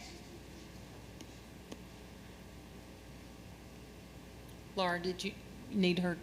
Okay. Sonia, can you repeat what you said for the record? Oh, sorry. Did you hear me? Barely. Oh, can you hear me better now? Yes, ma'am. Okay, sorry. Yes, thank you, Mary Claire. I saw that. Thanks. All right. Let's start our questions. Ms. Wright McMurray, since you're up, do you want to start with questions? I thought you guys did a very good presentation. Sounds like you guys are doing some really good things at Cross County. Did have a question for Mr. Hooper about the C3 program. And so it looks like you guys are doing quite a bit of robust work on the college side. Just wanted a little bit more detail on what's happening on the career side of that program. Okay, so it's been our goal in the past to mostly focus on college, but this year and in the past year, we have pushed more toward career. So we're doing things like job shadowing, we're doing the virtual internship, we're pushing kids toward welding academies and things like that. We know that in the past year, nationally, 1 in 5 students who we thought would have matriculated to college actually didn't, and for low-income schools, it's actually 1 in 3. So we've had to combat that issue, and we're doing that by getting our career advisors out and talking with kids before they graduate, saying, hey, is this somewhere you want to go? Or giving them possibilities for on-ramps into a post-secondary experience, like a technical school or something like that. Are you guys working much with your CTE coordinator that's in that area? That I believe that would be Crowley's Ridge for you guys. It is my understanding that we are. That might be a better question for Mr. Prince, since I'm mostly on the college side. But yes, we're working with Carolyn McNeely in the C3 program. We're talking our CTE program. Okay. Yeah, I could piggyback on that just a little bit. Yes, Carolyn McNeely is our representative at Crowley's Ridge, and she and I work very closely together to put projects together for the high school. One of the current projects that we have right now is for our welding program in ag, and we are getting a cart for laptops so we can expand the use of our plasma cutter, and students can, instead of using one computer, now we're going to have a classroom set so they can design their designs for the plasma cutter now and not have to wait in line for the computer. So that's just one of the recent projects that we've put together. Okay. Good. I just sound like you guys are doing a lot of great work. I just want to make sure there was a good balance. Looks like you guys are developing those partnerships in the area. So thank you. Ms. Newton? I don't have any questions. Dr. Williams? Oh, great presentation. You're doing a great job of keeping the teacher retention. It kind of stood out to me as doing the presentation. Can you give me a little bit of the demographics of your student makeup? I tend to go on your website and check out the schools and all of that while I'm here, and I did not see a lot of diversity in your schools. So if you just kind of give me, but I know as a teacher, I used to be a teacher myself, we educate who shows up. So that's a given. So that's not the issue here. But could you talk a little bit about your demographics, socioeconomic and ethnicity and so forth? Sure, absolutely, yes. So we have about 300 students in the high school, grades 7, 12. We are approximately 73% free reduced lunch on a given year on average. And yes, you are correct. There is not a lot of diversity in our school district. Currently, I think, just ballparking with going from memory, I think there's about 9% African-American students, less than 1% Hispanic, and the remaining population would be Caucasian students. Mm-hmm. Okay, good deal. What's your special ed makeup? I believe our special ed percentage is 12%. Okay, oh, good job, Ben. Just one other comment. I appreciate the work that you all are doing with your students. Wherever I saw a dip, I also saw you came up the next year. So that shows that a lot of work is being done. Absolutely. Thank you. Thank you. Baldwin?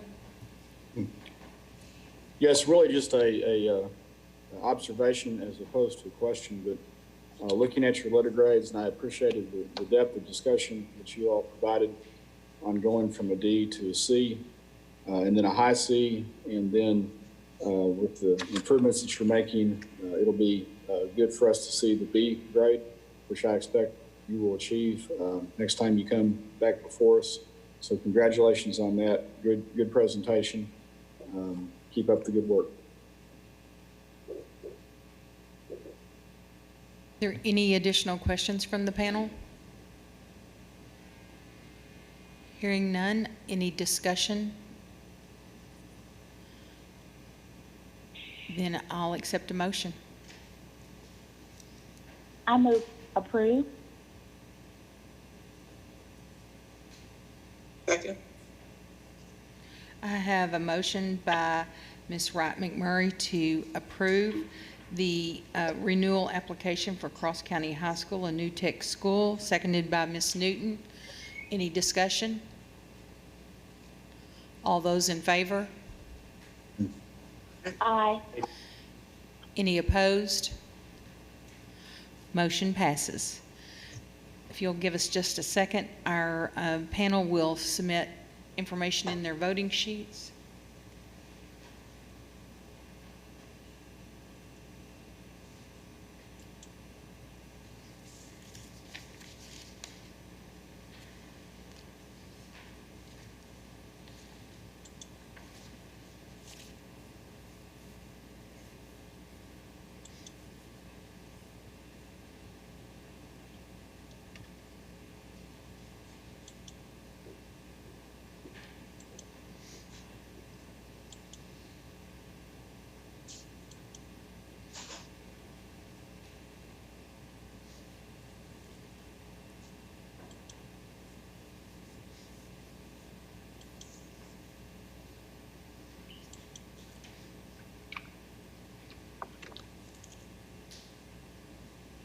Mr. Baldwin? Yes, I voted to approve the request. It looks like this is a successful program that is improving its quality each year. Thank you.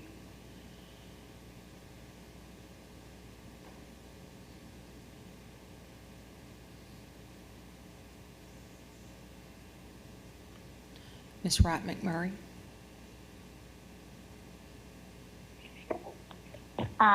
I recommend approval. I was impressed by the level of work being done to address identified academic challenges. I was also encouraged by the work being done to support students' college and career readiness. Thank you. Dr. Williams? Yes, make sure I'm not on mute. Okay, here we go. Support the motion. Excellent presentation. Great job of retaining good teachers. Also, where there's a drop in achievement, improvement follows. Thank you. And Ms. Newton? I voted for the motion. The comprehensive plan was easy to follow and to understand. Congratulations. Job well done. I have been on site to see this work in action, and it's just as impressive on site as hearing about it today. So keep up the great work. This information, as you know, will be shared with our state board at the next month's meeting, and they will vote to review or not review at that time. So thank you for coming today. Ms. Webb, is your desire to break for lunch or move to item 3? Okay. Panel members, we're going to break for a 30-minute lunch, come back at 11:30, and be ready for item number 3. Thank you. Thank you.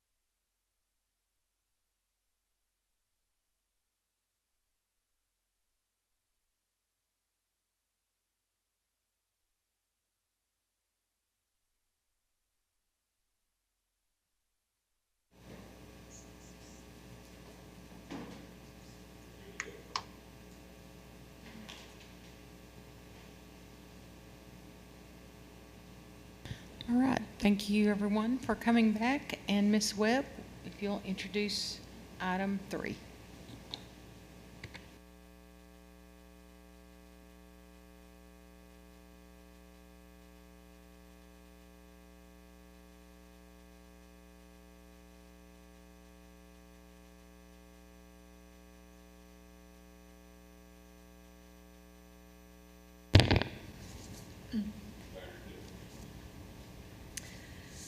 The next item is a consideration of a district conversion charter application for the Don Tyson School of Innovation in the Springdale School District. This school is a district conversion charter that serves students at grades K-12 and has an enrollment cap of 8,000 students. The charter was originally awarded in November of 2015 and expires on June 30th, 2021. The district is requesting a renewal for 5 years. Today on Zoom, we have Principal Kelly Bortz, General Counsel Kendra Clay, and a Student Council President Mackenzie Kilmer to present the application. I'll ask that all parties speaking on behalf of Don Tyson School of Innovation raise your right hand. Do you swear or affirm that the testimony you're about to give shall be the truth, the whole truth, and nothing but the truth? I need to hear an audible. Yes. Yes. Yes. Thank you. All right. And our presenter, if you will state your name and title, you'll have 20 minutes. And if Good you have morning. My name is Mackenzie Kilmer. I'm the Student Council President at the Don Tyson School of Innovation.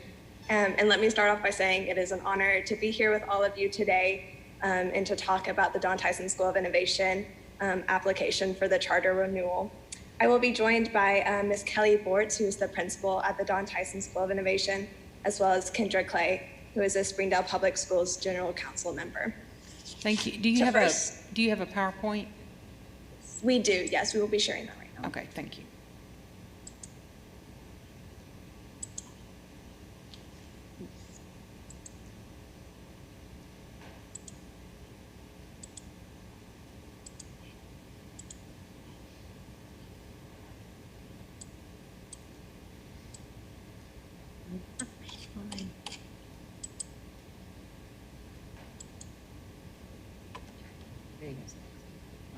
To start us off, we do have a short introductory video that we will show you.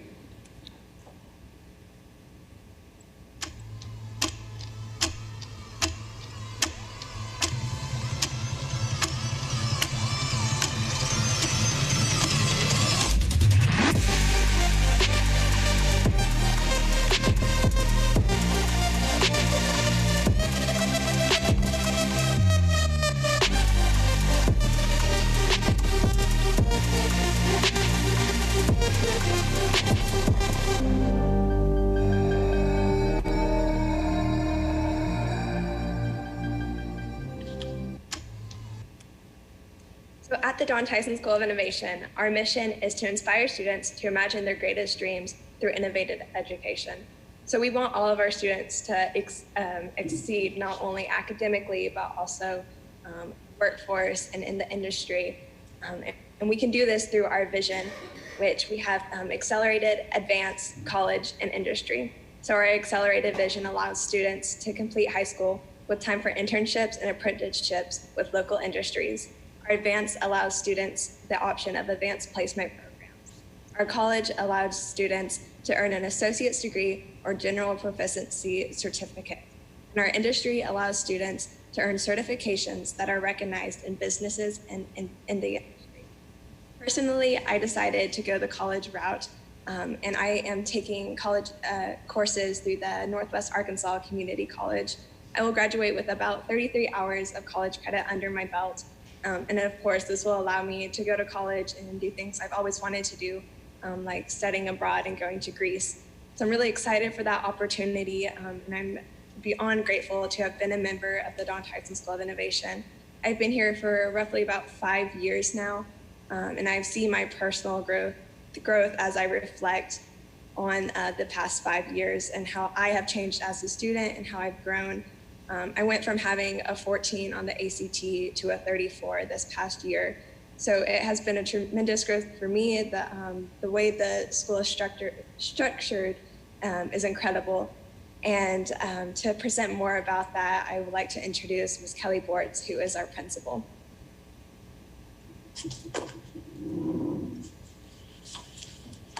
Thank you, Mackenzie. I would like to share our 2020 enrollment and demographic information for our school. We are serving grades K-12 through virtual. In 6-12, we offer a blended model as well as a full face-to-face opportunity here on our campus. So this year, face-to-face and blended, we serve about 1,200 students for grades 6-12 on campus. In our Virtual Innovation Academy, we serve over 1,200 K-5 students and about 1,300 6-12 students. And of course, with COVID-19, that virtual enrollment truly, exploded this year. Thankfully, we had a solid foundation with virtual. This will make our 5th year of having the virtual options for students here at Don Tyson School of Innovation. Our total enrollment is 3,772 students. And then we also outline our demographics. And you can see the different populations that we serve in Springdale. And then our free and reduced population is about 51%. English language learners, about 19%. And then students with disabilities, we're around 8%. We are recognized as an A school, so we are certainly proud of that accomplishment. The Don Tyson School of Innovation educational model is a very non-traditional approach to learning.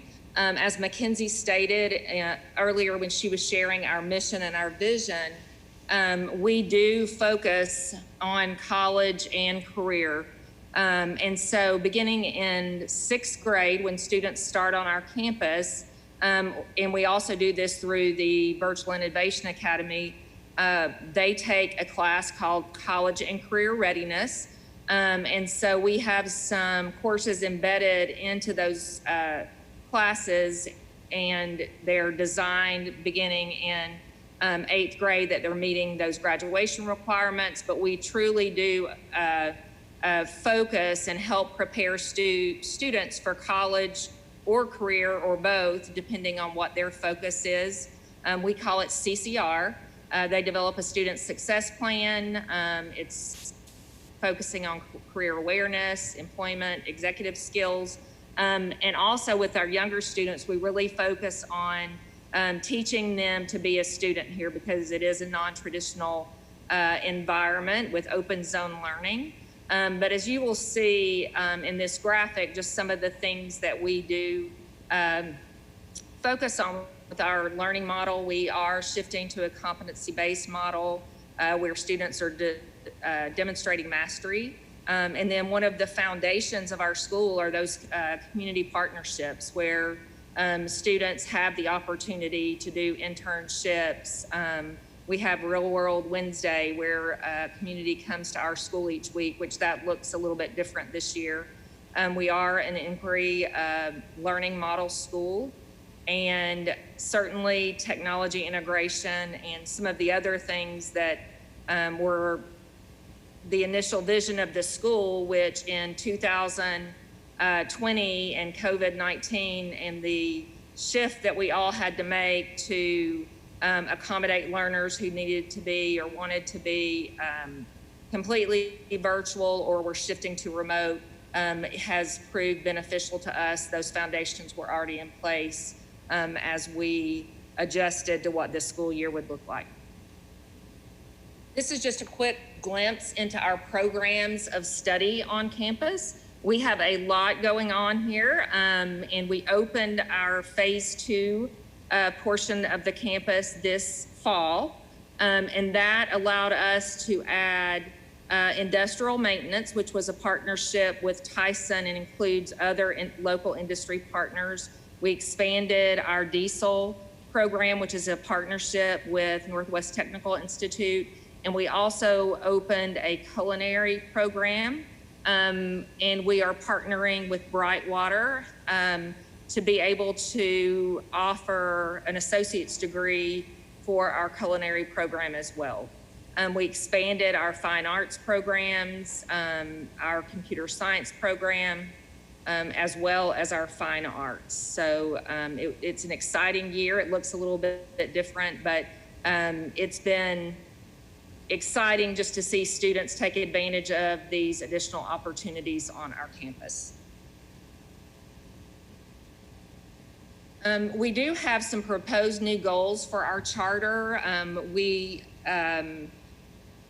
still feel that it's important that our goal is to exceed the state and district percentage of students meeting or exceeding the college and career readiness standards as measured by state assessments for math, ELA, and science. Goal 2 is DTSOI will annually increase the number of students who will earn college credit. So we have a great partnership with Northwest Arkansas Community College. Like Mackenzie stated earlier, students can earn an associate's degree. Many students choose to do that, but some students choose to do AP coursework, or they just take a combination of AP and concurrent classes. So that will continue to be a focus for Don Tyson School of Innovation. Goal 3, we will annually increase the number of students who participate in career and industry experiences. So we do have that accelerated and advanced model here, and it's not designed for students to graduate early. It's designed so that students have the opportunity to do internships and have that real world work-based learning experience. And so we plan to continue focusing on that. A lot of our internships that we had developed, we had to take a step back this year just with COVID and some limitations that we had with some of our community partners. We had created an internship with Northwest Medical, and students would go actually work and serve in different areas of the hospital in the mornings and come to class in the afternoons, or would do that opposite. But this year we weren't able to have students in the hospital environment due to COVID-19, but we still have internships throughout our community, and we will continue to increase those. And after COVID-19, hopefully lessons in our community, we can go back into the hospital and have students doing internships there in conjunction with the CNA program that we have through NWTI, Northwest Technical Institute, here on our campus. Goal 4, we will continue to transition 100% of our graduates directly to post-education or careers. So we have our CCR for seniors, we call it Senior Seminar, and that is the focus of that class. And they work throughout the year in preparing students for post-graduation plans. We will go specifically over the waivers, I know, a little bit later in the program, and Ms. Clay will speak to those at the end of this presentation. But the waivers that we are requesting to continue with allow for flexibility, personalization, and adaptability.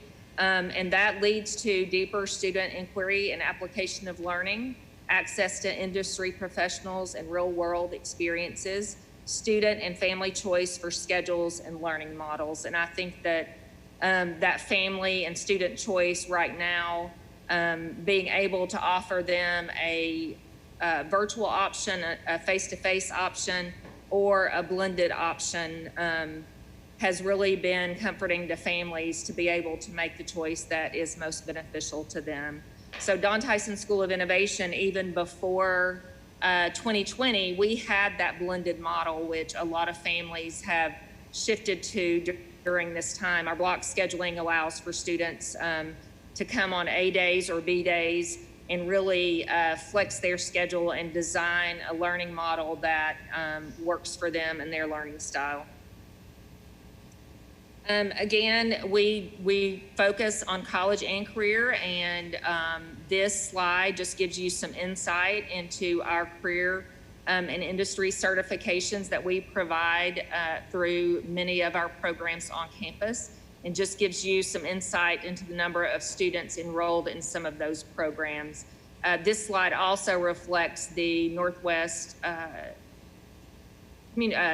Technical Institute and the programs that we have on campus that serves not only Don Tyson School of Innovation students, but students in surrounding communities as well as our district. A list of the certifications that are provided through our career and technical programs are listed there as well. And again, I'm going to speak to community partnerships. What we do here on our campus would not be possible without the support of our community and those businesses that partner with us to allow students to be in their facilities, learning hands-on, and also coming into our school to continue just talking about opportunities. And we also partner with them for them to tell us what their needs are, and then we design our learning programs around what they're looking for, or if they're looking for specific skills, those might be addressed through our college and career readiness classes as well. Again, we are an accelerated and advanced learning model. This slide represents the number of students who are in advanced placement classes, and then the number of students enrolled in college courses. So most of our students are choosing the concurrent route, although we do still have that strong aspect of AP offerings here at our campus. And so I want to just elaborate a little bit on the Northwest Arkansas Community College courses that we have students enrolled in 450 concurrent classes. Many of those are offered here on our campus. And then students take online classes as well. And if they take an online class, we give them an environment to support their learning. So they have something called an NWAC lab. If they have an online class, they're able to go to that NWAC lab and work on their college class and have the flexibility of not having to add other classes on their schedule, that concurrent class can count for that dual credit. And so there are different levels of recognition through NWAC. This year we'll have 6 students completing their associate's degrees.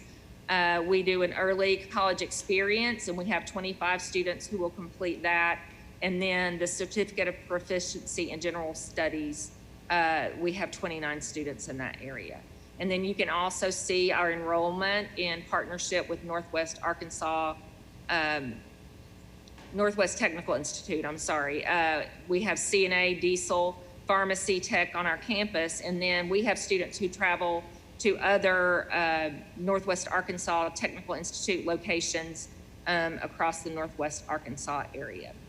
So that just gives you an insight to our college and career focus and our accelerated and advanced pathway as well.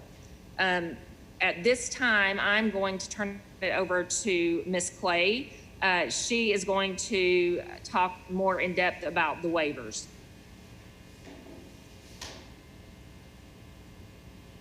Good morning. My name's Kendra Clay. Ms. Boards, could you stop your screen sharing? There we go. So I can see everybody better that way. My name's Kendra Clay, and I'm General Counsel for Springdale School District. I'm happy to be here today on behalf of Don Tyson School of Innovation, and it's good to see so many familiar faces out there in the Zoom universe. Just a little bit of clarification that I'd like to offer on our waivers before Ms. Hyatt does her presentation. I think this will help with her work. Waiver number 2, we would like to add standard 1-A.4.3. And we may need to have further discussion on this. I'll defer to Ms. Hyatt, of course. My thought process was that if we have a waiver of 616-102, then the plan required in 616-102 would not be required because we had a waiver. I understand that there has been some discussion, and that may not be the direction that the panel and the department wants charters to go at this point. And so we will defer to the direction of the panel on that. That waiver is specific to elementary schools and recess. This is the first year that DTSOI has housed elementary students, and they are only housing those students in the context of K-5 virtual students. On waiver number 5, I can confirm that that licensure waiver is used on occasion for core teachers. That was part of the discussion that Ms. Hyatt brought to our attention, so I'll make that confirmation for the record. And then finally, on waiver number 11, DTSOI would like to add 616-130A in order to fully effectuate the waiver for elementary and middle school students. And as part of the process that narrows the use of that waiver to what it is currently used for, which is only middle school students and elementary students, we would like to rescind standards 1-A1.3.6 and 1.A.3. And I can confirm on the fine arts waiver as well that although how the waiver was initially granted, it appeared as if DTSOI had a waiver of the fine arts graduation requirement. DTSOI has always required and will continue to require their graduates to have the required fine arts credits for graduation. So that concludes my portion of the presentation. We will be happy to answer any questions that you have, and we would also like to extend an invitation for any of the panel members who have not been to DTSOI or maybe just have not been to DTSOI in a while. We'd love to have you and show you around. Like Ms. Bortz says, there's a brand new wing that is housing some really, really cool programs that our students would love to show you. So that is the end of our presentation. We'll be happy to answer questions. Thank you, Kendra. Great to see you. Ms. Hyatt?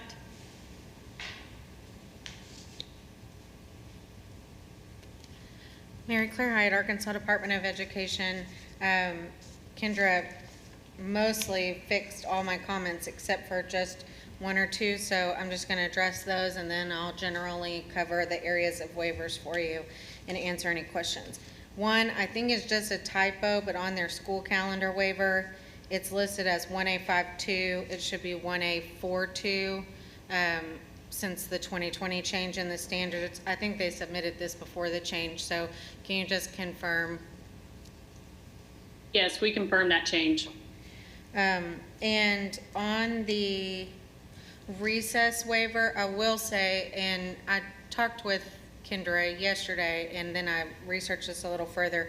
It does say in the charter rules that you must either have a plan approved by the department to receive a waiver or be approved to operate as a virtual school to receive a waiver. So we can waive it now, and then we can work with Don Tyson to either get a plan approved or see if they fall under the exception for virtual programs. So we can do that after the recess waiver is approved. But that is incorporated into the charter rules just for clarification. That's the last kind of legal comment. I'll briefly just tell you their other areas of waivers. They have the eye and vision screening, but I believe that is just for their virtual students. Teacher fair dismissal, public employee fair hearing. They do have a waiver of salary schedules, but it's specific to their industry professionals that they have coming in to teach specific courses. They do have a waiver of the basic language of instruction in case they need to offer instruction in a different language. Gifted and talented. They have an attendance waiver just so that they can count attendance for their virtual students. Counselor licensure, principal licensure, class size and teaching load. library media, and the 120 clock hour provision. Are there any questions?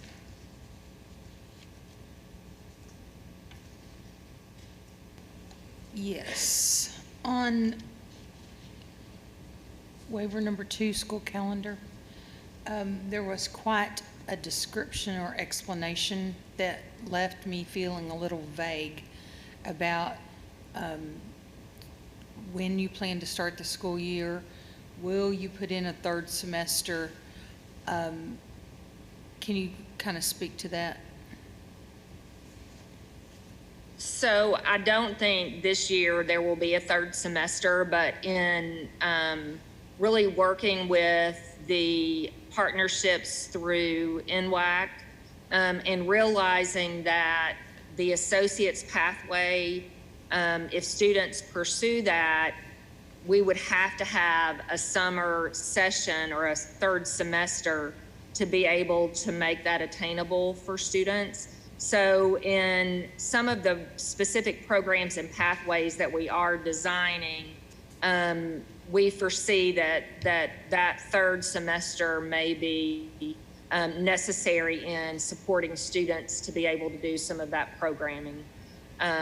So that would just be one example. We just have students starting that program this next school year. We have the culinary classes, but as far as starting the associate's degree program with culinary, we just foresee that in the next couple of years that we would have to offer that. And then another program that comes to mind that we might do that is our industrial maintenance program that we started this year. We are already at capacity for that program. So down the road, by adding a third semester, we may be able to increase the number of students that are able to access some of the skills and certifications that they earn through that. So those are just some examples of how we might use that in the future to be able to offer that semester or a third semester option. So will that determine your start time for the beginning of the school year? I think we would still follow the Springdale Public School calendar. We would just do more of, that summer session and not, other students would still have the same start time. It would just affect students doing a session in the summer and not really affecting their start day or end date based on a school calendar year. Thank you. On waiver number 9, so I think I know what this means, but I think I'd like to have you explain it for the record. The last sentence in the explanation ends with DTSOI has not accounted for virtual students' daily attendance. And so I'm assuming that, yes, you have accounted for attendance, but that you do not do an attendance check-in daily.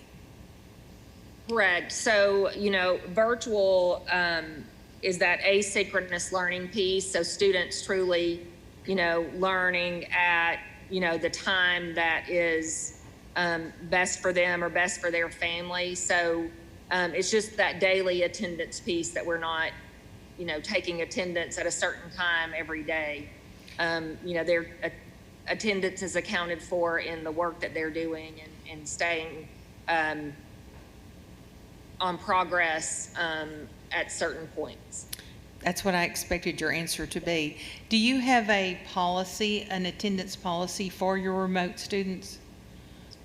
For how attendance is calculated or determined? Yes, so I think the way that I think best describes that attendance policy for our K-5 learners, we have a synchronous session with those students. So those students are accounted for and they have a schedule that they follow every week.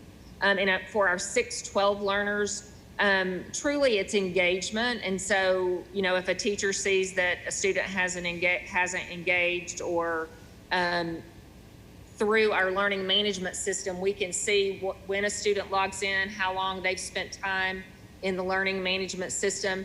And so our teachers monitor that, and we also have an advisory program with our virtual Innovation Academy. And so the engagement and learning management system statistics and analytics are closely monitored so that we do have accountability as far as attendance goes for virtual. Thank you. Mr. Baldwin, would you like to kick off the panel questions? I sure would. I have no questions. Really good presentation, and the grades that you're achieving as a educational organization are outstanding. Thank you. Thank you. Thank you. Ms. Newton? I don't have questions yet. Congratulations on the setup. I watched the school during the development and now see the fruits of their labor. But I do have one question. Is there another model like Tyson School of Technology, innovation in the state? I am not aware of one. There may be, and if there is, I would love to know about it because I would like to learn from them. And I know that just being involved in this charter panel discussion today and learning from the other schools who have presented. So if there is, one that is close to our model, I would definitely love to know about that. I'd like to know, like for you to know, if there's some national, some school nationally that fits the model, because it certainly sounds like you guys are on point as it relates to the advanced courses, the college curriculum, and all the different parts seem to fit together. And I just, always in a position of wanting to have a best practice in our state shared with other states. And it seems that these components certainly lend itself to want to think that there would be a model. This would be a model. And especially with the diversity of the student enrollment.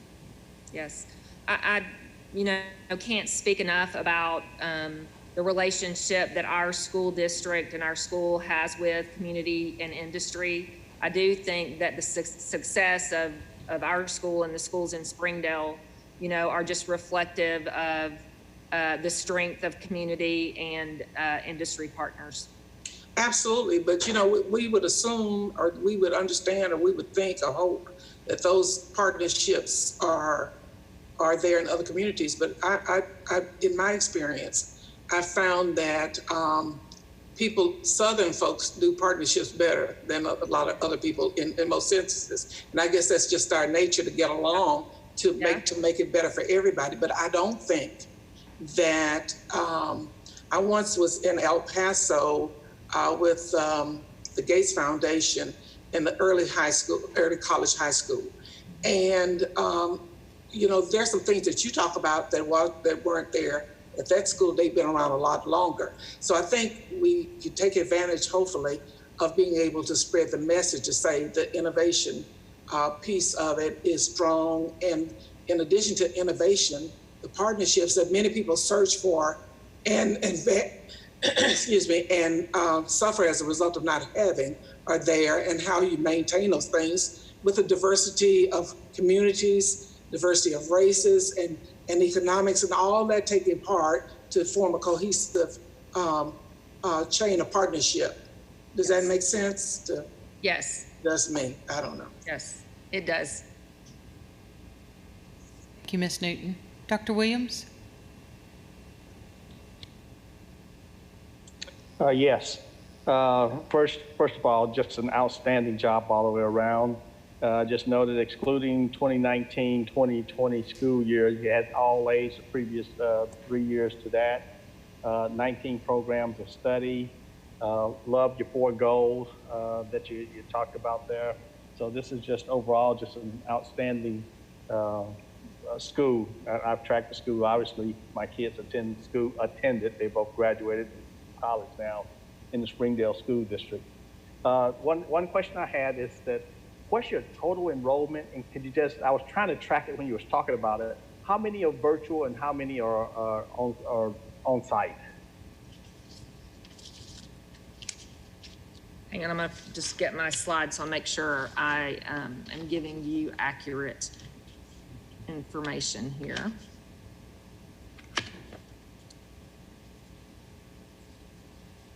So our total enrollment is 3,772.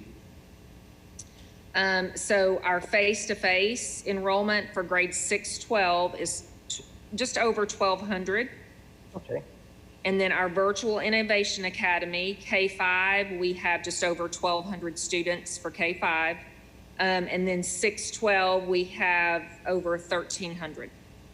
Yeah, okie dokie. Okay, that's good. I was just noting that just mainly just for my own education purposes as we look at enrollment for virtual schools. I just want to kind of get an idea in my mind of what's what. Overall, just an outstanding job. I have no other questions, and you all seem to be, no seem to it, you all are a model program for other schools. I just love the balance between the career readiness piece and the actual college preparatory piece also, creating pathways for students. I would suspect that you all would develop even a stronger relationship with NTI as we move forward. We are, yes. Okay. And one other thing I want to ask, I noticed through the news here where I live in this area and other school districts, they're struggling keeping young people engaged in school period, whether it's on-site or virtual. In fact, the courts are being inundated with young people coming and parents coming to court because they're just not signing on. They're not coming. So is that an issue with you or not? Yeah, well, I mean, we have definitely seen an increase in that as far as, you know, students not being engaged due to the large number of students who have shifted to virtual. We started off the year realizing that we would have to have a very strong response to intervention program, just because students who may not be fitted for virtual learning are going to be virtual learning because of a family situation, and virtual learning was a necessity, maybe not even a want, or the best learning environment for that student. So we have, we meet weekly with our counseling team and teachers to look at those students who are not engaging. And, you know, we have teams that go out every day to do home visits. And we really have tried to work with families to determine if, you know, this learning model is not working. Is there a better option that we could do for blended or virtual to support that student? One of the really unique things about our virtual program is that we do have virtual students that come on our campus once in a while to tutoring and lab hours. So some of the students who have struggled, we have encouraged families to bring those students to tutoring. Obviously, they're not going out into the larger school environment. So if a family is concerned just about exposure, just trying to create that safe place for them. So we just have an active team that's working continually, doing home visits, working with families.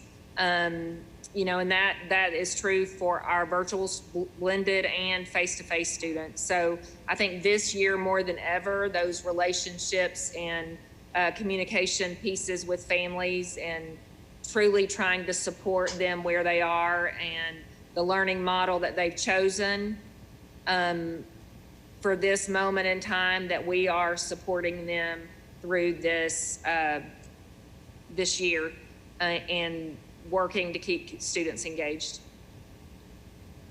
Thank you. Ms. Wright McMurray. Great presentation. You guys did a great job with that. I do want to take a moment to commend your student body president, Mackenzie, for making that big jump from a 14 to a 34. That's awesome. I'd love to see, was that from any kind of ACT prep work that you guys did on site, or she's just that phenomenal of a student to make that job? Yeah, I'll let Mackenzie speak to that. Okay. She's going to step over. She can't do audio on her computer right now. Okay. Thank you for that comment. That's really sweet. But yes, I do accredit all of it to the Don Tyson School of Innovation. We do offer ACT prep here on campus. Mackenzie, can you move closer to the microphone, please? Yes. We're having Yeah, for trouble sure. hearing you. Can you hear me better Yes. from here? Yes, Okay, much better. awesome. Thank you. So we do offer ACT prep here on campus. And so my 11th grade year, I took college and career readiness, and through that, I practiced for the ACT. I took prep, and I think a lot of our classes also structure us in the way that we can succeed and do well. And so, yes, I did have that practice online, but I also had the encouragement from my teachers and peers, and that's truly what motivated me. Thank you for that. Well, congratulations again, and Thank good you. luck in your future. And you did a wonderful job presenting today. Thank you. And the school's doing a great job with creating a true balance between college and career readiness. So I feel confident that you guys are really meeting the needs of all of your students wherever they are. So great job. Thank you. Can I just add another comment that I noticed that, and I put this in context of what I see from other schools too. You received a letter grade of an A for the 3 prior years to this academic year. And what was impressive to me about it is the diversity of your school population. You know, I'm very familiar, obviously, with East Springdale, and strong Latino population over there, and also the Marshallese Pacific Islanders. And it's an A grade, and I noticed in each area of the ESSA categories that you all exceeded the state expectations in all of the areas, regardless of socioeconomic status and diversity. Job well done. Thank you. Any additional comments or questions from the panel? I'm ready for a motion when you are. So move to approve as presented. Second. Second. I have a motion by Dr. Williams, a second by Mr. Baldwin, to approve the Don Tyson School of Innovation charter renewal for 5 years. Any discussion? All those in favor? Aye. Any opposed? Motion passes. Congratulations. Thank you. If you'll give us just a second, we'll let our panel members enter information into their voting sheets. I think pretty much you've heard their expressions, but if they have any additional words, I'll just ask them to share those with you. Okay, thank you.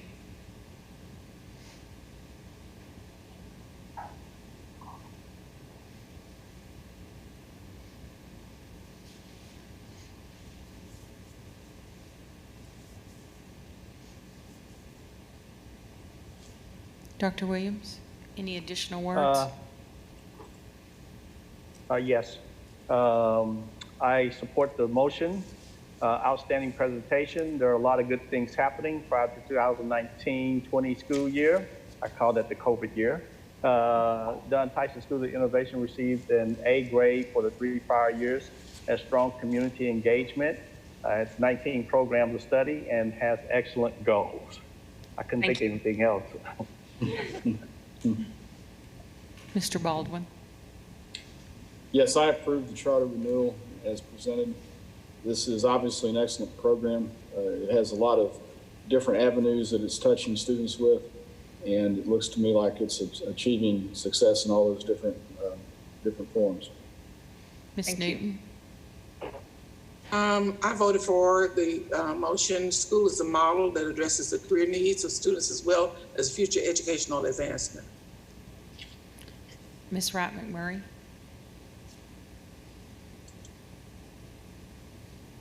Trying to see if I have anything different than I've already that I did add that I believe they're providing a high quality of instruction for all their students.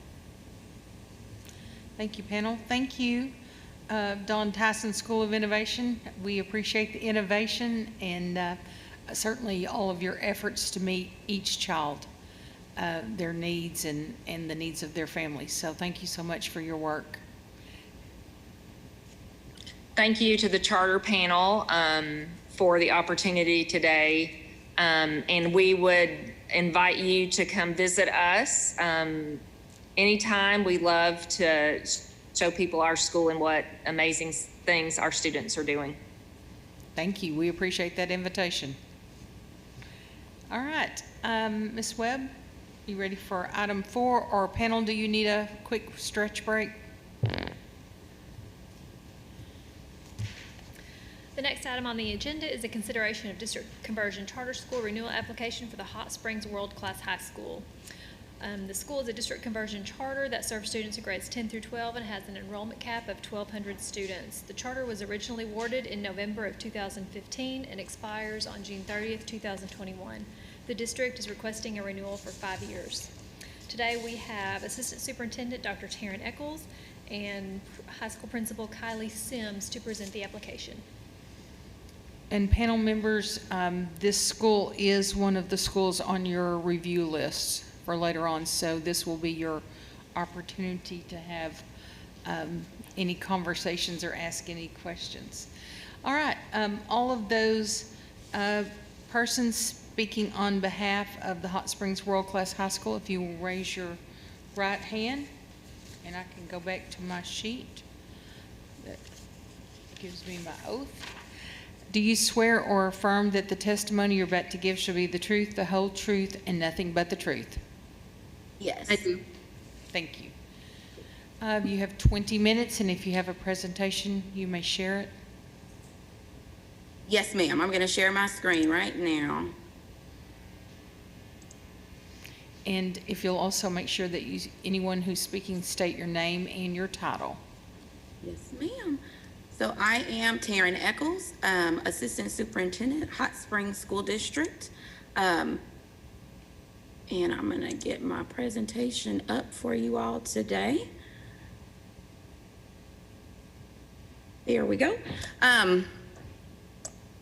It's always great to hear 3 other presentations before us. So I am absolutely excited to talk about Hot Springs School District and our high school, Hot Springs World Class High School. So as Ms. Kaufman or Dr. Kaufman stated, I am Taryn Eccles, Assistant Superintendent, and today I have with me Mrs. Kylie Sims, our principal at the high school. In our presentation, what you all will learn about Hot Springs is our original charter goals versus new goals that our school has decided upon, student impact from our conversion charter over the last 4.5 years. We're going to talk through some community partners. We will briefly discuss waiver requests, and then we will talk through what we plan on doing moving forward if we are given the opportunity to continue our conversion charter. The basis of Hot Springs World Class High School functions on the mission, which is to do whatever it takes to guarantee high levels of learning for all students to graduate prepared for career success in a global society. We really function on 3 basic premises, which is our academies. We have 3 nationally recognized career clusters: business and industrial technology, education and healthcare, and liberal studies. We focus a lot on the International Baccalaureate program. Our district is the only K-12 IB district in the state of Arkansas, and you will see throughout our presentation the growth that we've had in both our diploma program and our career-related program. And lastly, our career pathways. We really focus a lot on our students being 100% college and career ready. And we will talk more about how we do that throughout the course of our presentation. So we really wanted to give you guys a broad view of what has happened over the last 5 years. I know Mrs. Kaufman talked about us being on the list, and I will address that after this slide, but I just wanted to give you all a brief overview. In 2016, that was our initial year of implementation. Small progress was made. A new schedule at the high school was implemented, and we really had limited data to pull for comparison. So at the start of 2017, I became the high school principal at Hot Springs World Class High School, and I brought on 2 new assistant principals, Ms. Sims being one of those. We introduced the professional learning community model to the staff, as well as started to attend the National Career Academy Coalition conferences.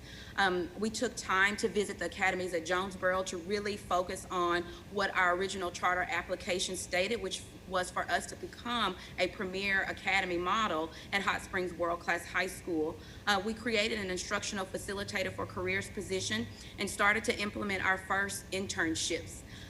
Throughout the next year in 2018, we really rebranded our academies, started to host academy nights, and really put a focus in on our curriculum and instruction, because that was an area that was very limited. Hence, you will see that on the next slide when we talk about the 3 consecutive years of a letter grade of a D from our ESSA school index.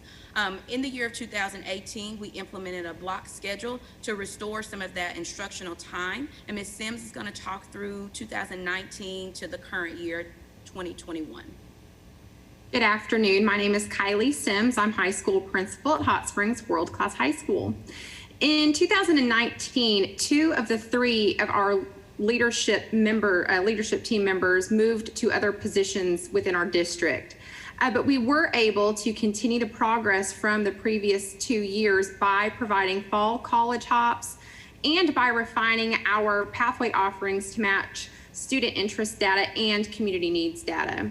Instructionally, we had our first full year of our power standards implementation, and we implemented our IB Excellence and Equity program, which is a process that increases the accessibility of our IB courses to all students. And despite the challenges that we encountered last spring, 58% of our students certified in CTE areas. We increased the number of IB diplomas and certificates earned as well. Additionally, in our second year of certifying students, 26 students earned the biliteracy seal, the largest number of students in our area. We continued the momentum to present school year, enrolling 190 individual students, which is a little over 25% of our 10 through 12 population in IB courses. We continue to enroll high numbers of students in National Park Technical Center, and we have over 50 students taking concurrent credit coursework through just the college side at National Park College.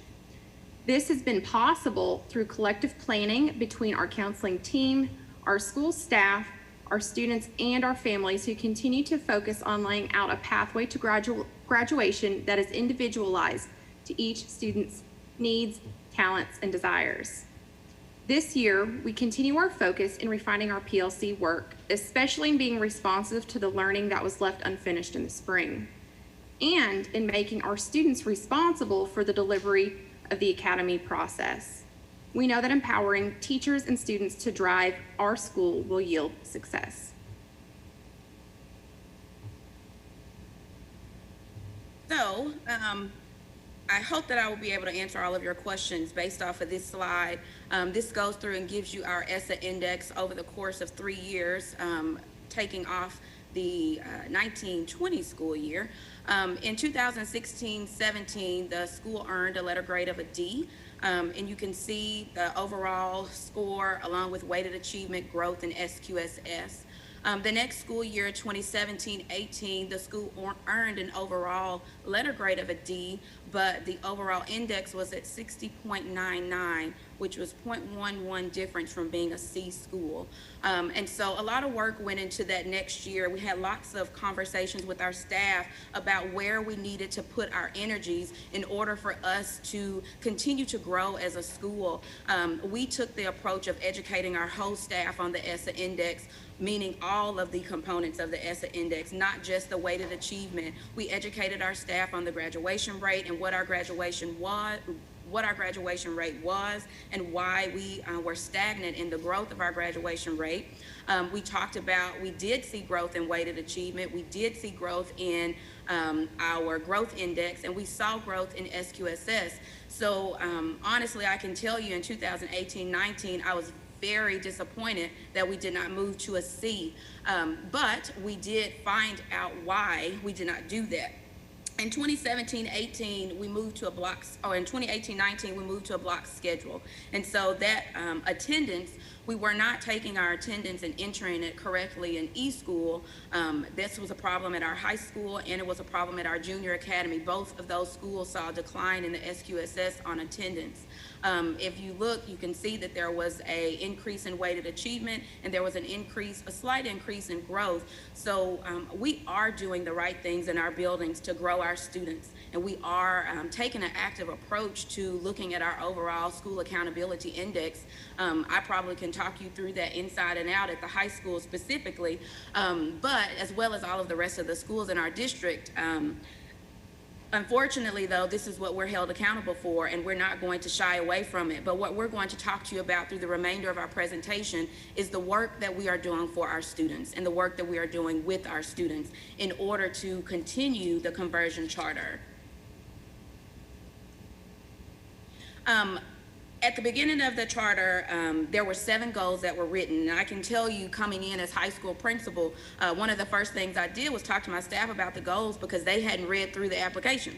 So we spent a lot of time that first year really going through our 7 goals. And so Ms. Sims and I are going to talk you through what we've done, how we evaluated those goals, and what we plan on doing to ensure that these measures are increasing as we look forward to another 5 years of our conversion charter. The graduation rate, we did not meet that goal. The goal was to increase the graduation rate by 2% each year. If you look in your the application, Mrs. Sims put a pretty thorough explanation as to some of the indicators of, the problems we had in reaching that goal. Some of that was because our students were reclassified due to previous administrators, and so we really had to come in and set some protocols and policies in to ensure that we were tracking our students accurately. We did a lot of job-embedded professional development with our counselors, with my 2 assistant principals, and with our instructional facilitator so that they knew exactly what it meant to calculate a graduation cohort. That was an identifiable problem across the board, and so we have put in policies and procedures that are starting to build upon the impact that we've had in that first set of cohort students that started with me in 17-18. Increasing the college going rate, we have increased our college going rate from 37.4 to 38.5% according to our last school report card. But the components that I want to highlight is that our African American subpopulation increased from 26.3 percentage points to 40.2 percentage points. And then economically disadvantaged students increased from 29.5 to 38.1%. We also have put in more efforts and practices in place to increase our student exposure and comfort with continuing their education. We did some very unorthodox things. Instead of doing all college visits that were done on the college campus, we reached out to some universities and they actually came to us. It was very fun to have the University of Arkansas at Pine Bluff to come to our campus 2 years in a row with the M4 Marching Machine of the South, but they also brought all of their department chairs. And so students were able to talk to students and academic liaisons from the university. So that was a fun thing for our students to do, but it also exposed them to what college life would be like. Increased pathway completers. Our pathway completers have increased from 34.4% to 58%. Obviously, that data was not available from the report card, but we collect data in-house to reflect the 58% increase. I will spend a little bit of time talking about our math and literacy scores. I've been on the call this morning since 9 o'clock, so I'm sure that that will be a question that you all will ask us about. We have seen growth in our students, not necessarily on the number of students who are ready or exceeding, but we've seen academic growth in the students moving from one indicator to the next. Mrs. Sims and her team, I put out a challenge for them to write for the SOAR grant this year, and they received $99,000 for the SOAR grant to be implemented at the high school over the next 3 years. And so we are targeting specific literacy components in order for us to meet the needs of our students where they are. And we are doing that same focus with our mathematics achievement. Increase the number of IB career-related certificates. So we increased those numbers from 0 to 10, earning IBCP certificates. And overall, the program has grown from 61 students to 106 students taking at least one IB course. And that is a direct reflection of our IB Equity to Excellence program that we implemented 3 years back. Our ACT scores really have remained stagnant. Mrs. Sims has put in some ACT prep courses this school year that we are really working on with our students to be able to take tests. Taking a test is a skill. And obviously, if you see, our math scores on the state test and literacy scores on the state test are not where the state average is, our students have to learn the skill of test taking. And so we have put in some protocols and preparation for our students in order for them to be successful. So Ms. Sims is going to talk you through some highlights, and she will talk you through what her and her team have decided upon as goals for the remaining time of our session today. So right now we are a 712 super campus. This is our first year that the junior academy and the high school are on the same site. So we recognized that we had a greater opportunity to ensure that students who were in 7th grade had a comprehensive plan throughout their senior experience. So our student success plan captures this for students and families in a living document that prepares students for success in all areas: academic, career, interpersonal, and emotional. We also built an ambassador team to deliver the message of our academies to younger students and to the larger community. These students were selected not only because they are going to represent our school well, but they are also responsible, knowledgeable, and are able to communicate the whys and the hows of our academy process. We have created a live data wall to gauge student progress in real time. We realized that if we were going to commit to the PLC process, that tying all pieces of data that we had for each student was going to be our next step.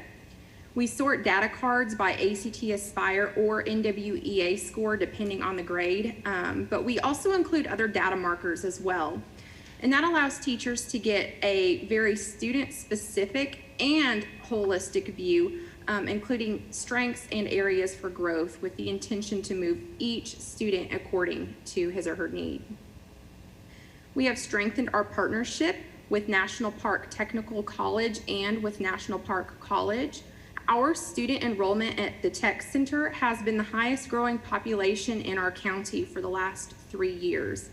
And that's even with this year's placement cuts caused by COVID-19 restrictions. Our enrollment in concurrent credit coursework has almost tripled in the last 3 years as students both learn more about concurrent credits and become confident in their academic abilities. And finally, we have more than doubled our enrollment in IB courses from 2016 to present. We did this by increasing the number of IB electives, by educating our staff, and by really empowering our students to just take that next step and to try something new.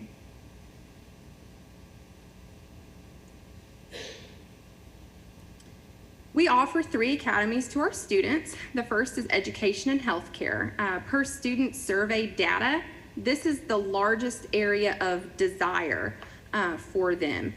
25% of our student body enrolls in medical professions at National Park Technical Center, which is huge. We know, especially right now, we learned with the pandemic that that area is just growing exponentially.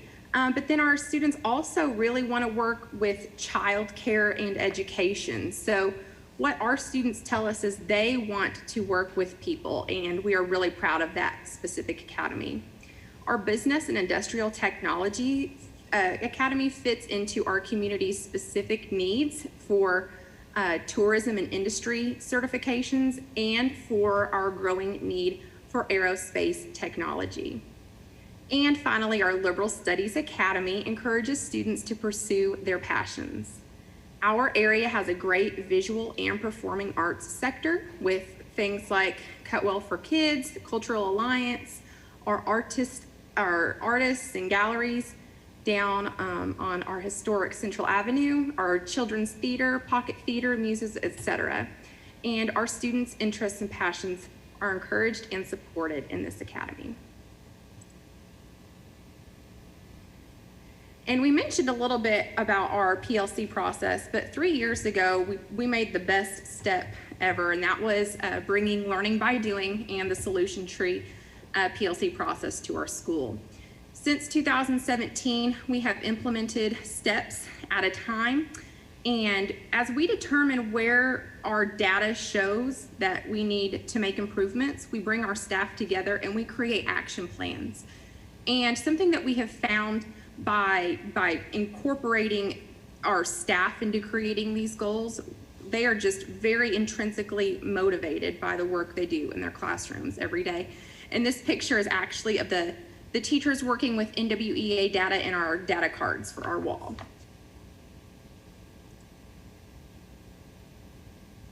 This is a list of our community partners. Our community partners provide students with many opportunities, whether it be just job shadowing, internships, career advice, part-time employment. We believe that on-the-job, real-world training will help our students plan for their lives beyond high school, saving them time and money in the end. Our community is so eager to help, and anything we ask of them, they support us in. So they know that we are raising and educating our future workforce. So they're super supportive of us. We've mentioned a few times that our IB course registrations have doubled, but here is our metric just to kind of show that progress. In the past 5 years, we've more than doubled our course registrations. And this just means that these are unique students who are enrolled in at least one IB course.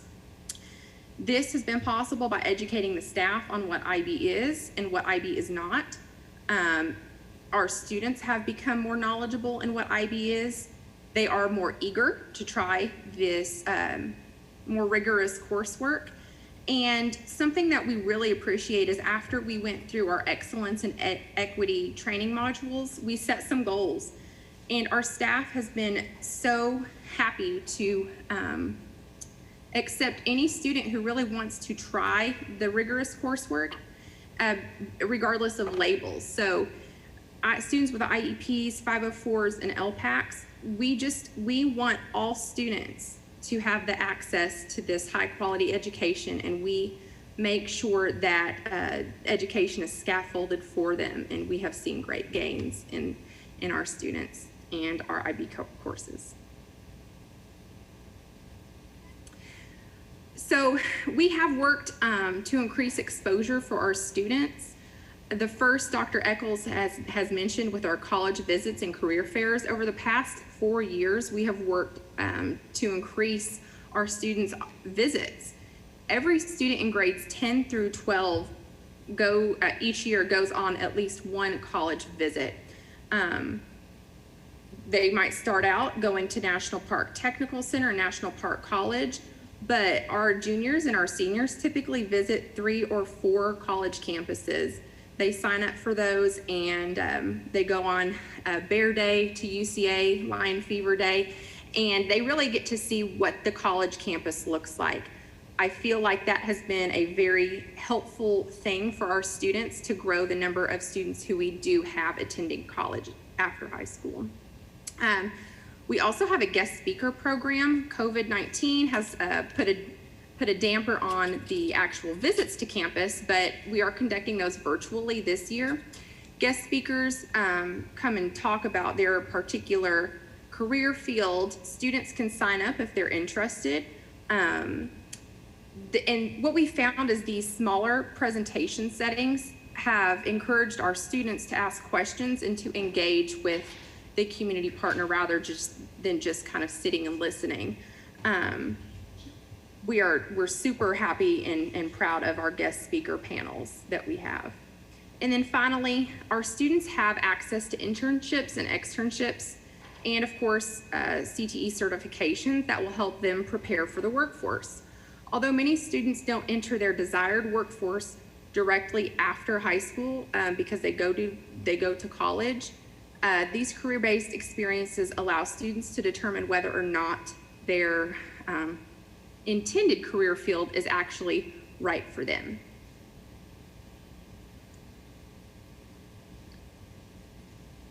And Briefly go ahead. about the waivers for the conversion charter. I think we will host this conversation after we get done. So we just put this slide in here just to address the waivers that we were continuing to ask for. And we did streamline our goals to show how we view moving students forward is done in kind of larger chunks. Some of the goals that we had were very individualized, and we take a more holistic view to students and student progress. So our first goal is centered on marketability. We want 90% of students who graduate to have a value-added diploma. This is something that Dr. Eccles started talking at a few years ago, 4 years ago, when she was the principal, and we have identified a value-added diploma as having or representing at least one of the following: CTE certifications, concurrent credit hours, IB course credit, a bioliteracy seal, or internship or externship experience. Basically anything that will give our students a boost when entering the workforce. Our second goal focuses on college preparation. Our goal is that by 2025, at least 38% of students will have taken at least one college prep class. Right now, our class is averaging 26%. We chose this goal metric of 38% because the national enrollment for AP and IB coursework is 38%. We want our students to access these courses at rates similar to other high schools. We believe it is important for us to equip our students with the skills and the ability to be successful in college if that is the path they choose. Our third goal is that our ESSA report card will show growth in tested areas. With the integration of our PLC process and data wall, we are focusing on each student to ensure that each student grows. We know that as we focus on growing student ability, one student at a time, we will make headway in achievement. And then finally, our fourth and final goal centers on service and leadership in increasing engagement on-time credits, ACT scores, computer science credits, and community service learning. We have incorporated these goals into our student success plan so we are able to support students in their completion. It is important for us to grow well-rounded citizens who will remain in our community and who will enrich our community with their skills and talents. So our district truly is diverse, dedicated, and unified, and it really is a place for everyone. So at this time, I am going to stop sharing my screen and open the conversation for questions and/or discussion. Thank you, Dr. Eccles. And as Ms. Hyde is preparing to come up, I want to just bring attention and recognize your school. Our accountability system, ESSA School Index, is built on certified data. And I just think on page 5, you've eloquently described that if you put in accurate certified data, our accountability system puts that back out to you accurately. And so I appreciate that you've taken the time to study our accountability system and understand it well enough that you're putting in place those written standard operating procedures that are needed. And I thought the sentence that said the data in regards to graduation rate, the data reflects the leadership of 4 principals, all who have had their own methods. And I think that speaks to when there are not standard written operating procedures for this type of high-impact data, you're going to have those kinds of errors that stay with a school.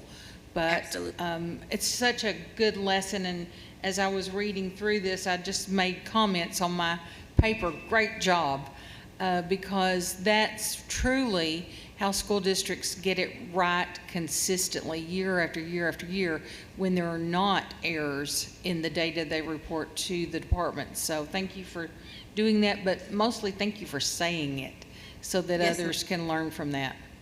And, you know, it's not just work that we do with our high school. I lead that work across our district with our 6 campuses. I really wanted them to know and understand the ESSA School Index because clean data is great data. And if we have clean data and the people that are inputting that data understand why it's so important for it to be clean, then there are no excuses brought to the table as to why we have errors in what we're presenting to the state. Thank you. I have a question regarding data, I think. Go ahead, Ms. Newton. I'm not an educator, so I don't understand it from that standpoint, but I'm looking at the letter grade. Mm-hmm. And I know that one of the other presenters talked about how relevant high school completion was in that calculation. I'm wondering whether pathway completion and other measures of success, not completion of high school, I'm sorry, going to college. I know you mentioned the number of young people that went to college, but is there also, is their letter grade also impacted by the number of young people that complete career pathways? And if not, it's not. So I think that's, I think, and people are saying now that we really need to look at the options for young people and not necessarily only encourage college, but the career pathways with the opportunity to finish quicker, to make more money, to incur less debt and all those things. So I'm wondering about how it's weighted or if it's weighted or if it's included. But I think it's equally important to me, the college entrance people, as opposed, and some of your young folks will be able to complete a career pathway in high school. So so for what it's worth, that's just kind of a jumble something. The ESSA School Index is very robust. It's pretty straightforward with weighted achievement. It's pretty straightforward with value-added growth, and it's pretty straightforward with the graduation rate. Where schools have the opportunity to shine, I believe, is in the SQSS, especially on the secondary level, because there are several indicators. But one of the components, the component that you just described, is not in there. But there are other components in SQSS that allow schools to really focus in on areas that they can grow students. One of those areas is reading achievement and science achievement. And, if your students are not reading fluently on grade level, that is going to be displayed. Another area is ACT readiness. Another area is computer science and community service learning. So there are several indicators in SQSS, but the key for us, and I can only talk about Hot Springs specifically, the key for us was educating all of our staff and our counselors on all of the varied components of the ESSA School Indicator. Oftentimes, our educators really believe that it's simply focused on your weighted achievement, how you score on the ACT summative assessment, but the way the ESSA School Index is created right now, you really have to know the system. And so that's what I've spent the last probably 2 years doing, is trying to educate our staff on the system of SQSS and that accountability measure, that is not just one component, it's several different components, which is why we have to be able to, really promote whole child education, not just the academic component. We really have to be focused in on that whole child with social-emotional learning and with academic indicators. I hope that answered your question, but I don't know. Yes and no. Yes and no, because I still don't see the correlation between the accomplishments being measured, maybe in different ways, of different weights or something, but it's equal to or exceeding. So some kids go to college just to accumulate debt, or that they don't go there with that intent, but the outcome is that, so you got different obstacles and barriers created by the debt when they get out. So, whether they can be in career pathways and be gainfully employed and productive and learn so many other things and go from apprenticeship to journeyman to apprenticeship to whatever that next level is, class 1, whether it be a welder or a pipe fitter or a plumber or whatever. So I'm just wondering if we stop to think, and it may not be from your end, maybe from the development end, maybe from the educational department of ed or the national education system, to look at how we measure whether it's equitable. Let me address that, Ms. Newton. I'm sorry. Go ahead. So from the beginning, when we started our stakeholder meetings for ESSA, our stakeholders did ask us to include CTE in our accountability system. At that time, we did not have accurate, consistent, and reliable data. We have been working toward that ever since, and now with the approval of our Perkins 5 plan, we now are using similar metrics in Perkins 5, and so what has been the recommendation is to give our schools a little time to take their Perkins 5 data and begin to live with it and learn from it. And once they've built up some deep understanding, as Dr. Eccles has so eloquently described about the ESSA School Index, that would be a time to come back as a state and consider how we would include that in an amendment to our ESSA School Index. So it has been on our list from the beginning, but our school districts need to make sure that they're getting good, accurate data and understand it before we start changing our accountability system. But it's certainly on our radar, number one on our radar. Okay. Ms. Hott, if you'll come and speak to us about waivers, please. Mary Claire Hyde, Arkansas Department of Education. There's only one outstanding legal issue. Everything else has been resolved. They've asked for a waiver of school counselor licensure. The remaining issue is just determining whether the district's comprehensive school counseling plan is administered by a licensed school counselor. If not, there's the need for an additional waiver. If it is, there's not. My fault. I apologize for not writing that clearly. We have 3 school counselors. All of them are certified. One has only K-9 certification. The other 2 do have K-12 certification. And our district's comprehensive school counseling plan is administered by a certified counselor. Okay, great. Thank you. So just a little overview of the waivers that they have that will be continuing. They'll have the 120 clock hours for high school credit. Also the method of counting attendance, they still have to count attendance, but it's the method by which they count attendance.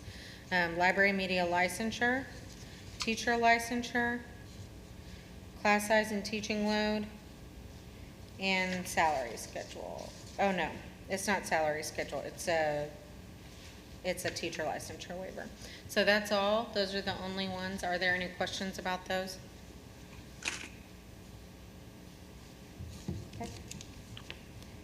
Dr. Eccles, before we start our general questions, would you look at page 18 on the new goals? In your slide, the way you addressed your new goal around progress, I'm assuming through achievement and growth, and then more of engagement, made sense to me. When I read what was written on page 18, it didn't quite make sense to me to separate those two, but it made sense when you on your slide. And so I'd like for you to, because you can't just do one, as you've so well described, you can't do one thing and let the other things slack off and expect to raise your letter grade. Yes. So would you kind of address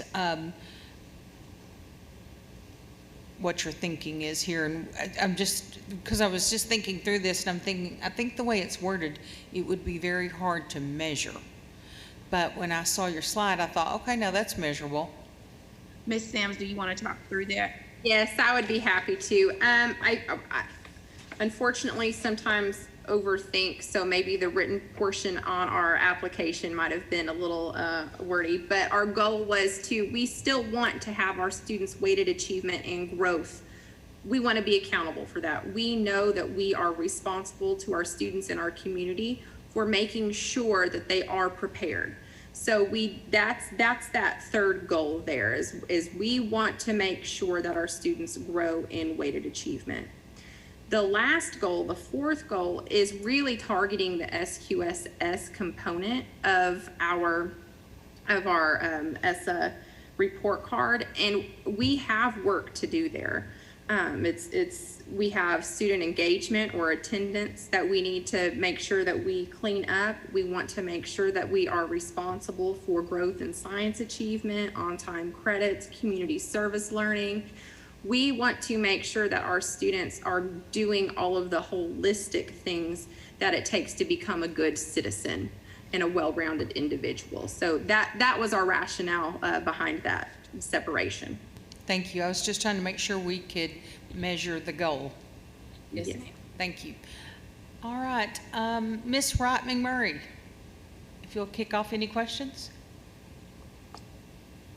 I was just trying to get back, and I looked at my notes on one of your slides, and I'm trying to remember how you introduced the topic, but it may have been in relationship to the college going, and you indicated that your African American population and your low SES increased.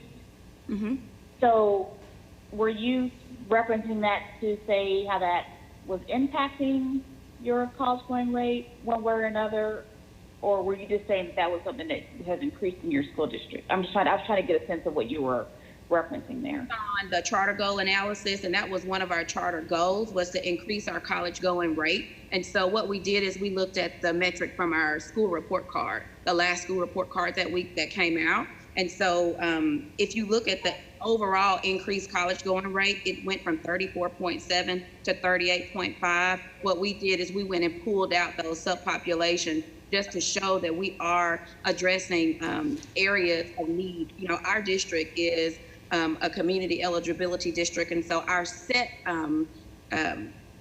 percentage is at about 78%. But if you look at the high school as a whole, the high school is above 80% in free and reduced lunch or low socioeconomic status. So we really try to do a good job of ensuring that all of our students are benefiting from the flexibility and waivers from our conversion charter. And so that's why we chose to just highlight those two, because typically if you go back and look at our weighted achievement data, our subpops in economically disadvantaged and our subpops in our African American students are traditionally low.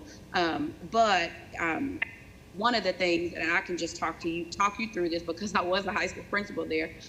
If you go back and really study our data, there has been an increase every year since 2017-18 in just about all areas on our ESSA indicators and through our subpopulation. They aren't astronomical growth. You don't see a jump from 15% to 20%, but we are seeing a steady growth in our students. And so that's why we wanted to highlight those components there on that college going rate. Our goal is to continue to increase the college going rate, but we also want to make sure that we focus on being career ready as well, which is why we have the other indicators in our conversion charter goals for the following 5 years. Okay. So that helps me answer that. When you said that, I was just trying to get a connection of what you were Yes. referencing there. So I guess my next question is, so it looks like you guys are doing, you've done some really great work with trying to figure out where you were getting off on reporting and getting that information inputted. And it sounds like that you were also trying to provide some more PD opportunities for your staff with PLCs and things like that. Can you speak a little bit about what are some of those other tangible pieces that you're trying to implement to address where you currently are with your outcomes for your students and how you are doing some things beyond the PLC or beyond just, trying to retune how you're reporting? What are some of the tangible things you're doing to help your students to see that growth? Sure. I mean, and I will tell you, I believe the professional learning community process is the only process. I started that work reluctantly from the staff when I became principal in that building. And Ms. Sims can tell you, we spent a lot of time with job-embedded professional development on instructional practices that really work. And so that following year, we really fine-tuned our curriculum, which was knowing what our essentials were, teaching to those essentials, and really identifying how we're going to measure student achievement. As the 3 schools before us have stated, I was very disappointed in the spring, because I do feel like the work that we have been doing at the high school with our professional learning community and just the targeted work that we've done in mathematics and literacy, that would have shown on state testing in the spring. So to give you some examples of some tangible things that we've gone back and put into place this year, we added in the strategic and academic reading courses for literacy. We have really, our math teachers are on an extended contract, and that has been something that has happened in Hot Springs over the last 5 years. With that extended contract, they have 10 additional days to identify how they're going to focus in on mathematics achievements for students. I know that after we get finished with this call, you are also going to see the reference document that I sent in for another conversion charter school in our district. Being very transparent, the students that are at our high school right now were not necessarily exposed to grade level content. They were using a program at our junior academy, and I don't really want to identify that program because some schools are still using it, but what was happening was our students were put into this program and it was growing them, but they weren't getting grade level skills. So we've really worked hard at the high school on focusing in on power standards, essential standards, and working through the plan, do, act cycle of the PLC process, identifying what indicators need to happen. The high school right now is working through the RTI process. Since we are on a 90-minute block for the most part throughout the day, Mrs. Sims and her 2 assistant principals have put in a pretty structured protocol of when RTI needs to happen within the course of the class period. So that targeted intervention happens between 20 and 30 minutes of the 90-minute block. They have a pretty structured direct teach, I do, we do, you do plan cycle for their students in the classroom, and they check up on that daily. We, and by we, I mean my superintendent and the other assistant superintendent started to implement monthly meetings with all administrators across our district that are data focused and data centered. And so they talk to us about that data monthly. I send them the agenda ahead of time, and we really target and specifically have conversations about student achievement centered around the S of school accountability. But I also go out and do those sessions for their individual school teachers so that that's not left up to our building principals. I do that presentation from the district perspective to ensure that everybody is educated on why it's so important for us to move our students, not just academically, but socially. Can I add to that, please? Sure. We also use, we developed as a district an instructional model based on Marzano's, work, collaboration, the HRS and high reliability schools model. And we have refined that to our model. We use those classroom walkthroughs to target problems of practice. And so that becomes our data cycle for our educators in our process through identifying where we need to target instructionally. So that has really helped to have our whole staff, our teaching staff, become accountable for what is going on in the classroom, and they are involved in identifying the problems of practice and writing solutions for them. We have also implemented Kagan processing strategies for students. We did recognize a real need for students to take what they were learning in direct instruction and then to process that aloud and then prepare to do that more formal assessment work. Okay, thank you. Yeah, you named all the great things. So thank you for walking me through that. I appreciate it.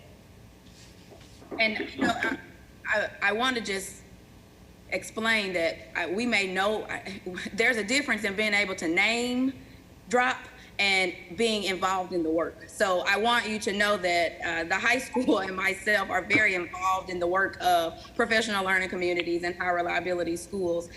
We have made it a district, not necessarily an initiative, but if it does not align with professional learning communities and high reliability schools, we don't incorporate it into our day-to-day, not into our budget, not into our professional development analysis. It's not something that we spend our time on. And obviously, when you have been a D school for 3 years in a row, something is not happening. And so we have identified those areas, and we are pressing forward with making sure that, you know, our staff still feels like they are doing the right work, but we're helping lead them in that right work. Yep. No, you named enough details to where I knew you weren't just name dropping. you got below the surface enough to where I know it wasn't just a bunch of name dropping. Thank you. Yes, ma'am.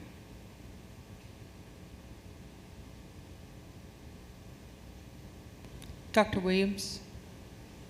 Oh, yes, thank you. A couple of things. I want to make sure I have the proper context for this. You know, I use an analogy. We could stand in the same room, but if we look out different windows, we'll see different things. Mm-hmm. So I'm taking that this is the only high school for the Hot Springs School District? Yes, sir. Okay, that really helps me out a lot. How many principals have y'all had since the conversion charter school? 3, 4. 3, 4, okay. And there's a lot of things first of all, let me just say leadership matters. Yes. I mean, that's just the way to sum it up, because as I listen to you, it's like, and I see the superintendent's on the call here, so I think that's great too, because I'm glad that she could hear this also. 1, leadership matters. 2, it sounds like you all are rebuilding the foundation. You know, you got the right bricks and you got the right mortar, but it's like you're relaying the foundation of expectations, not only for students but for teachers also. Is what's coming through on the presentation. Also, when I used to work at the University of Florida before coming back to Arkansas, and had a chance to get very familiar with the IB program at one of the schools in Gainesville. And I see that the number of students taking IB courses has increased. Really, the next level to me is how many students are passing the courses for the IB program. So as I listen to this, I'm just going to put it out there. I just wonder whether the IB program is the right program. It is fairly rigorous. To get an IB degree, it takes more than just one class. So that's just food for thought there. I was trying to put the IB piece in the proper perspective here. You all will get there. As I listen to you and you, Dr. Echols, and Ms. Sims, I'm sure that just listening to you, you all are going to get to where you need to be. But that's something that also just kind of stood out to me, whether the looking at your student population and all the work that you have to do just to get them on track is whether the IB program is the right program. Matter of fact, I would like to hear your comment on what you all think about that. Absolutely. I'm pulling up information for you right now as I speak about our IB program. I can speak, I'll start, and then Ms. Sims, if you want to follow up with me. Hot Springs has had the International Baccalaureate program in the district for some time, probably more than 15 years. The PYP program at Park Magnet School has received numerous accolades. Part of the struggle that we had as a district was the continuation of that program through the middle years program, MYP. So when we had our last visit, IB allowed us to do a school within a school. And so right now our IB program is middle years, 7th grade through 10th grade, because we reconfigured our district. I think this is the 2nd year that we've been under the reconfiguration. So all of our elementaries now are K-6. Those 4 elementaries feed into our, I said K-6. The 4 elementaries feed into our junior academy now, which is 7-9. And then our high school, we actually came last year to do an addendum to the high school for it to be 10-12. So students take those courses the MYP classes starting in 7th grade. That is an area, and I will have to agree with you, the IB program is the right program, but you are absolutely correct that leadership matters, not necessarily to the standpoint of the building principal, but to the standpoint of the teachers who are teaching that curriculum. So we have done, this is my 2nd year in my role as assistant superintendent, and we've done some very intentional work on making sure and ensuring that our teachers understand the MYP program and curriculum with fidelity as that relates to our IBCP program and IBDP program. So what we were seeing in Hot Springs is that not many students were taking those DP courses once they got to 11th grade, which is why we wanted to branch off to the career-related program. We have such a strong partnership with National Park Technical College that a lot of our students can't do both. They can't do DP and do the college courses at National Park, so they were having to choose. And obviously a lot of them were choosing National Park. So for us, the CP program was an addition that supported our students, because if our students leave us in 12th grade with that certificate from National Park Technical Center, they can attend National Park for free. And that is a huge impact. Oh, huge, yes. Yes. So I do feel like the IB program is worth it for us. We are working currently on increasing the number of students who are in the diploma program, but ultimately we want our students to be exposed to that college level course. So for us, the number measurement is not 50% of our students to graduate with that IB diploma program. It's for our students, like Mrs. Sims said, to be exposed to that rigorous level of college coursework. Excuse me. You asked me a question, I'm looking for the data all at the same time. So I'm trying to make sure that I'm talking through it all at the same time. So last year, we had 23 students go for our IB diploma program, and we had 13 out of the 23 earn their diploma. We had 13 students go for an IBCP certificate. 10 of those 13 earned their certificate. So yes, we have increased the number of students that are exposed to the courses, but really, you know, it takes a finite type of student to really want to do the diploma program. Absolutely. You know, we have real school here in Hot Springs, and so we want to make sure that we're educating all of our kids. And if IB, the diploma program, is not for them, we do have that extra option of the CP program, or we have the option of them going through National Park to do the tech center courses or concurrent credit. Okay, I hope good that answer. answers the question. Yes, knowing that it's the school within the school model, and it's not the lead program within the school. The schools I was familiar with are ones that they are really IB schools.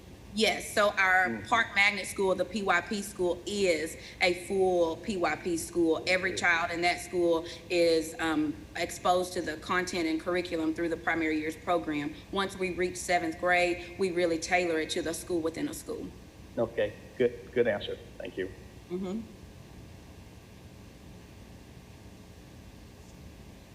Mr. Baldwin?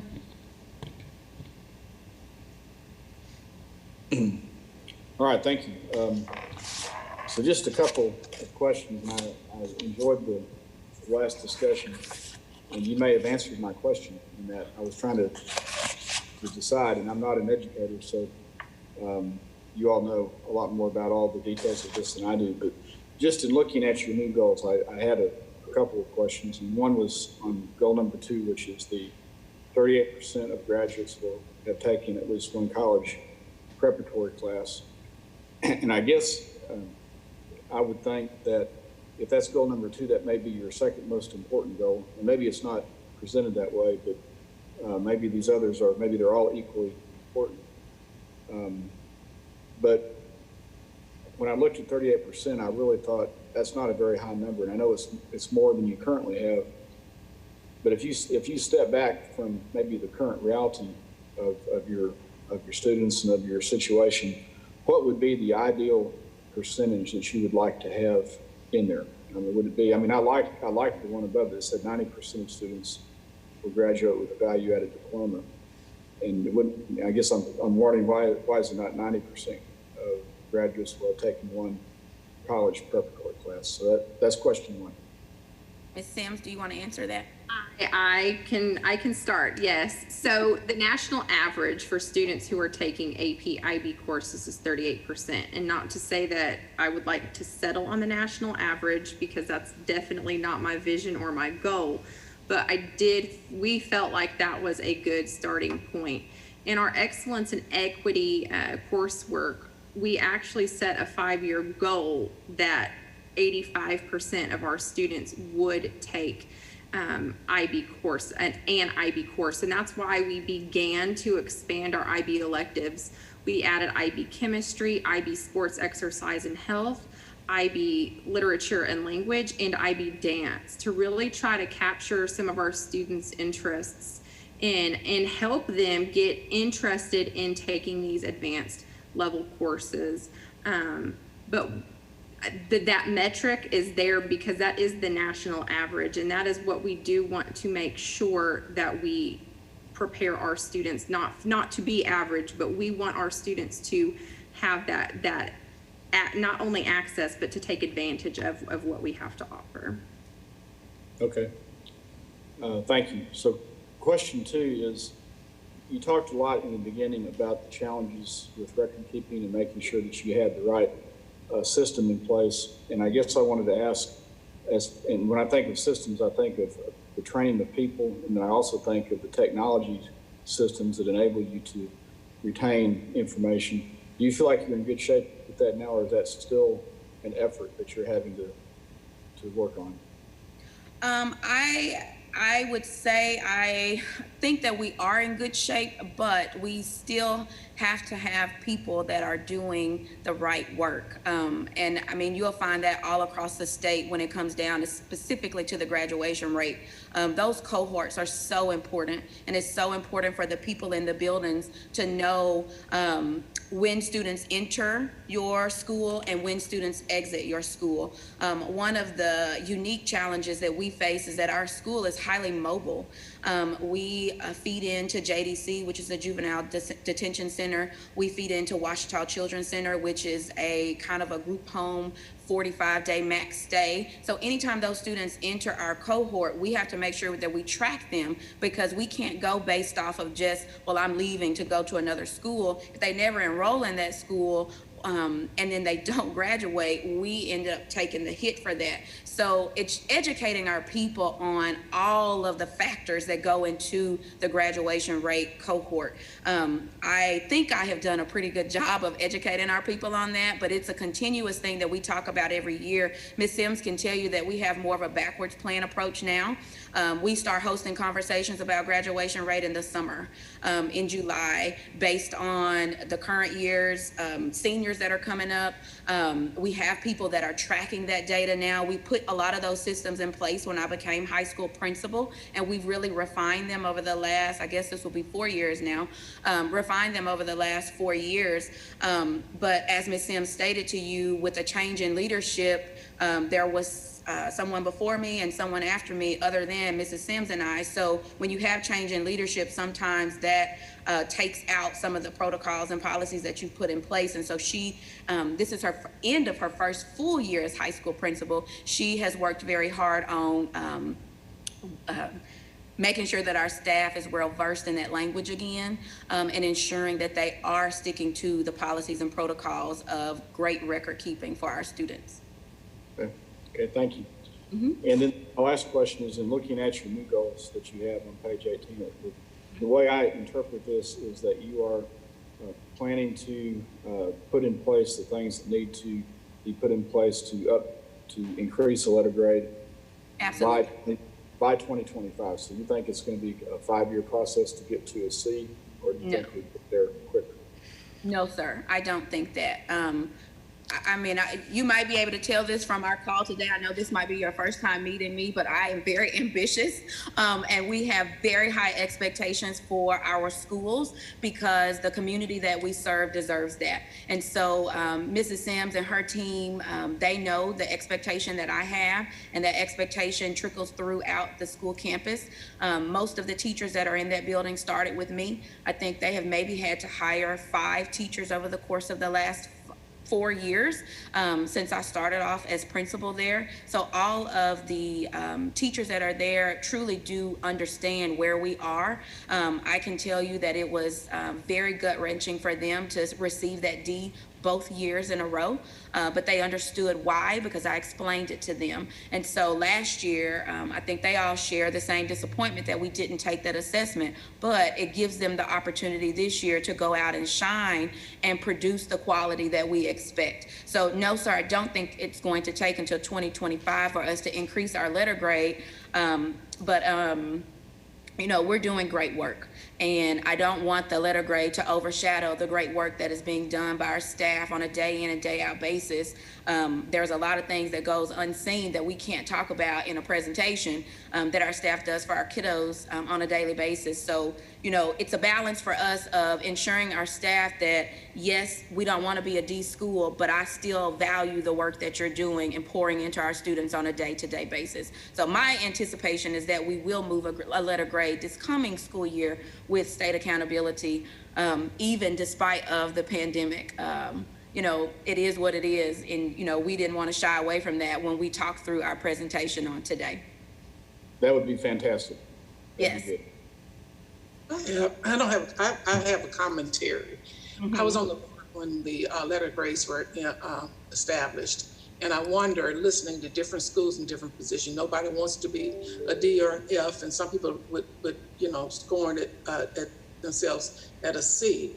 I'm wondering, and I don't expect an answer, but how schools feel, or whether they feel this is really meaningful to them. I know there has to be measurements, there have to be, but looking back, would the department say, with the superintendents or the leadership of the school say, you know, it's capturing some things, but it's not telling the story. So I just wonder, Ms. Kaufman, at some point, if we, you know, somebody would have a dialogue whether or not the letter grades are truly telling the stories for the schools. Is it helpful to some and more of a hindrance to the majority, or, you know, that some can support their existence by the letter grade maybe, and on the same hand, somebody in the same shape could, you know, have different stories. So is it really truly giving us a measure of what, and if it is, what variables or what impactors or what influencers can switch a grade from a C to a D or from a D to a B and not really be the measurement that we're looking for. And like I say, I'm not an educator. A lot of things, I come from a social work background, so I think that comes through with the questions I ask. But I'm truly concerned to know if I look at my child's report card, it may reflect what the town I live in, but is it apples to apples and oranges across the state, or is this as close as we can get? So that's now, I'm not asking for an answer, just some thought. If somebody could give me some hints. Can I give an answer? You know, they may say you just don't really understand and you never understand, or this is what it is, and go and do social work and let us do school stuff and data. But I'm wondering if it truly gives, if I'm a parent and I get, I'm thinking my son's doing really well, but the school he's in gets a D or an F, or, you know, so not to respond, or the opposite. So I can respond to what I need to do, and I can say, well, he's doing good because he's got an A, but he's in a D school, but he's got an A. What does it mean generally, and how do lay people understand and evaluate? You know, people will say, go online and you can read these graphs and this, you know, that never hit me. Or I will send you a report and you can see what your child does in comparison to other kids. And you can't, you just don't get it. So I'm thinking you school people get it, maybe, but the lay people have a more difficult time in understanding this. And what does it really, earlier we had an A school, and they really look good, but is that compared from that school to this school?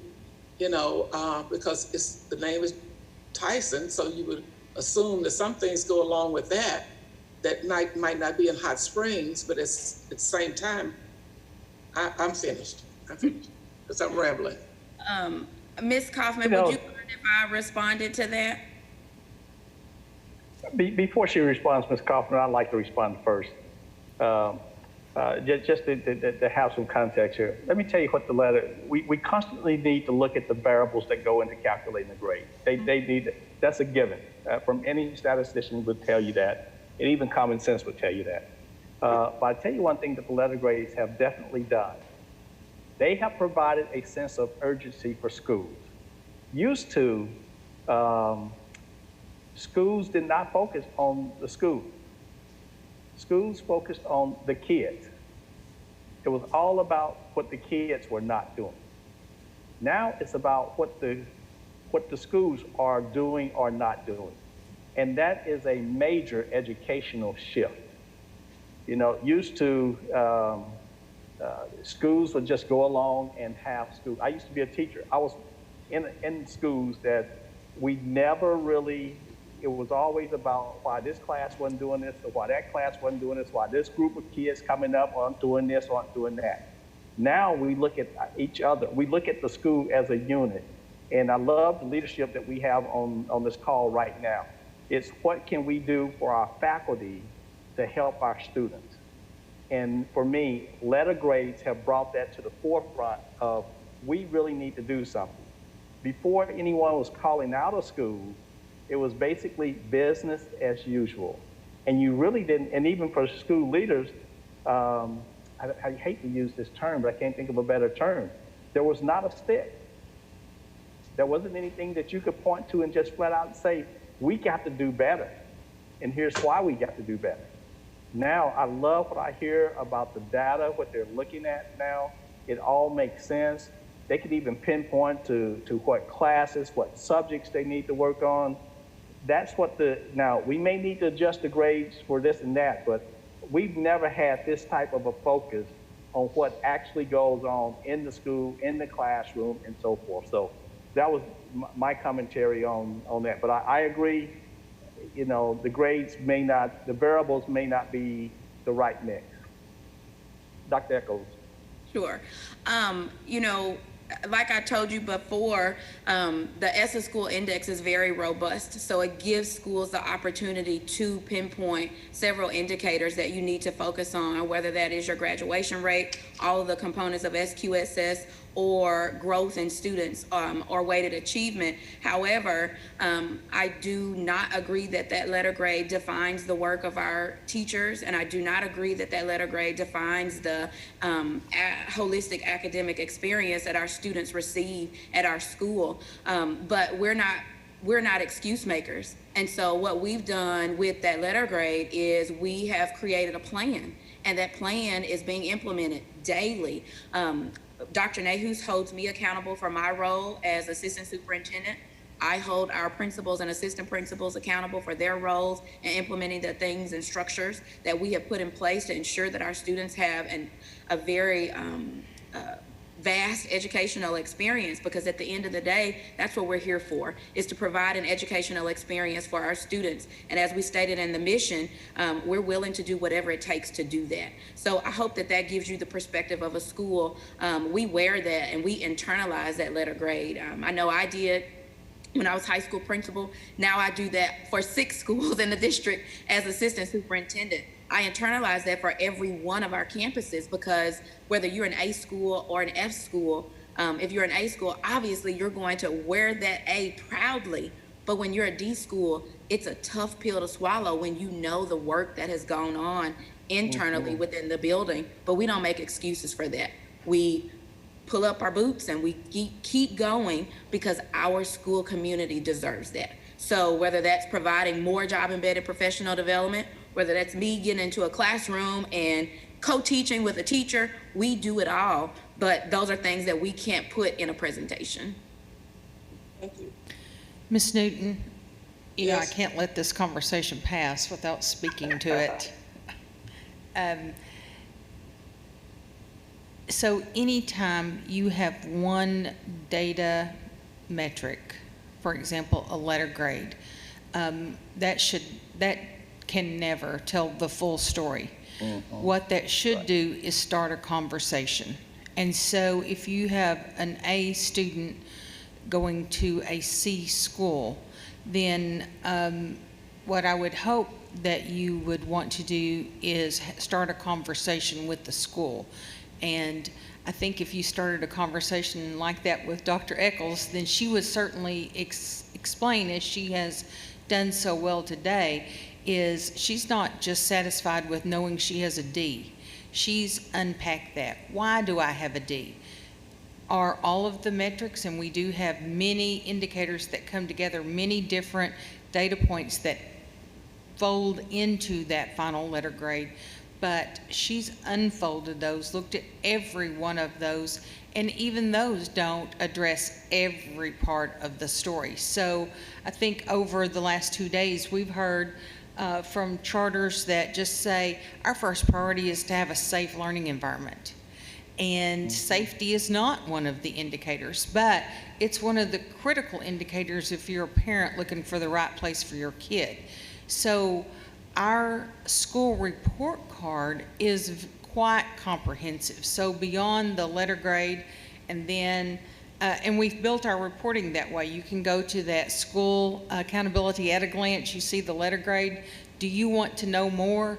You can look at the equity going on in that school. Do you want to know more? Open up the full ESSA index.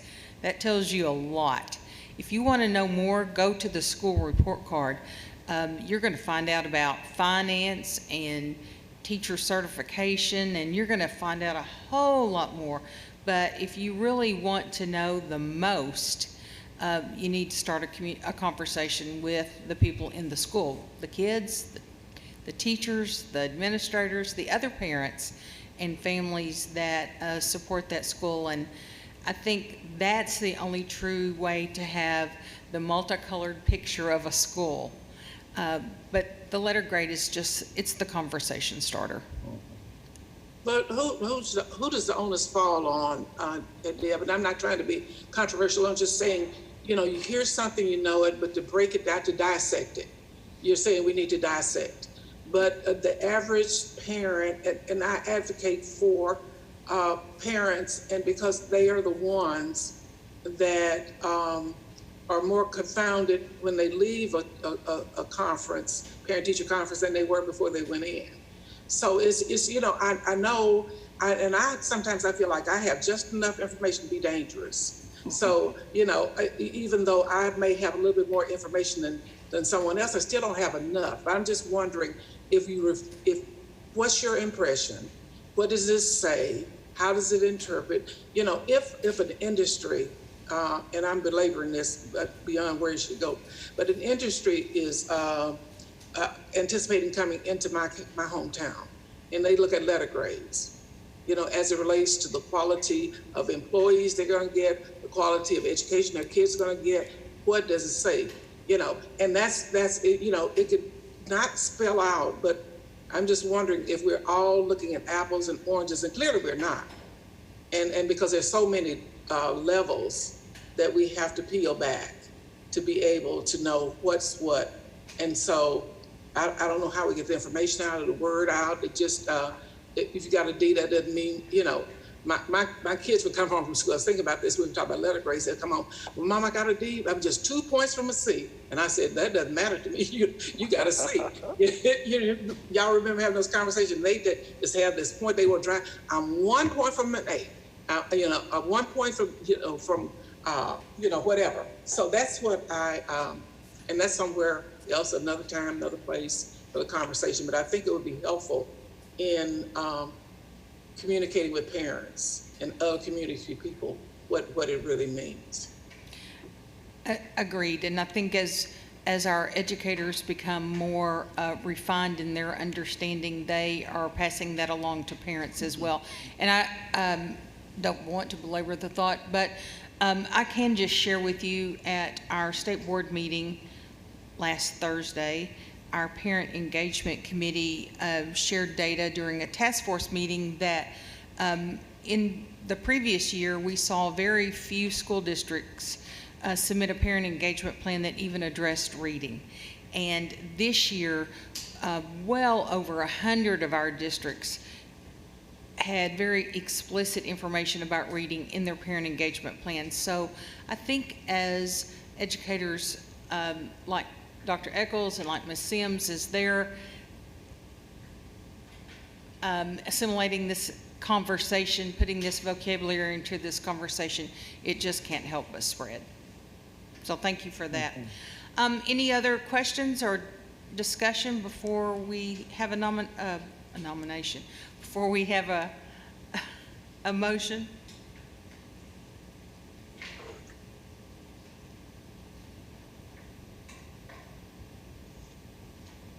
All right, I will accept a motion then. I move to approve. I second. Second. I have a motion from Ms. Newton and a second by Ms. Wright McMurray to approve the Hot Springs World Class High School charter renewal for 5 years. Any discussion? All those in favor? Aye. Aye. Aye. Opposed? All right, motion passes. Thank you so much. And we'll pause for a moment for our panel members to put in their comments.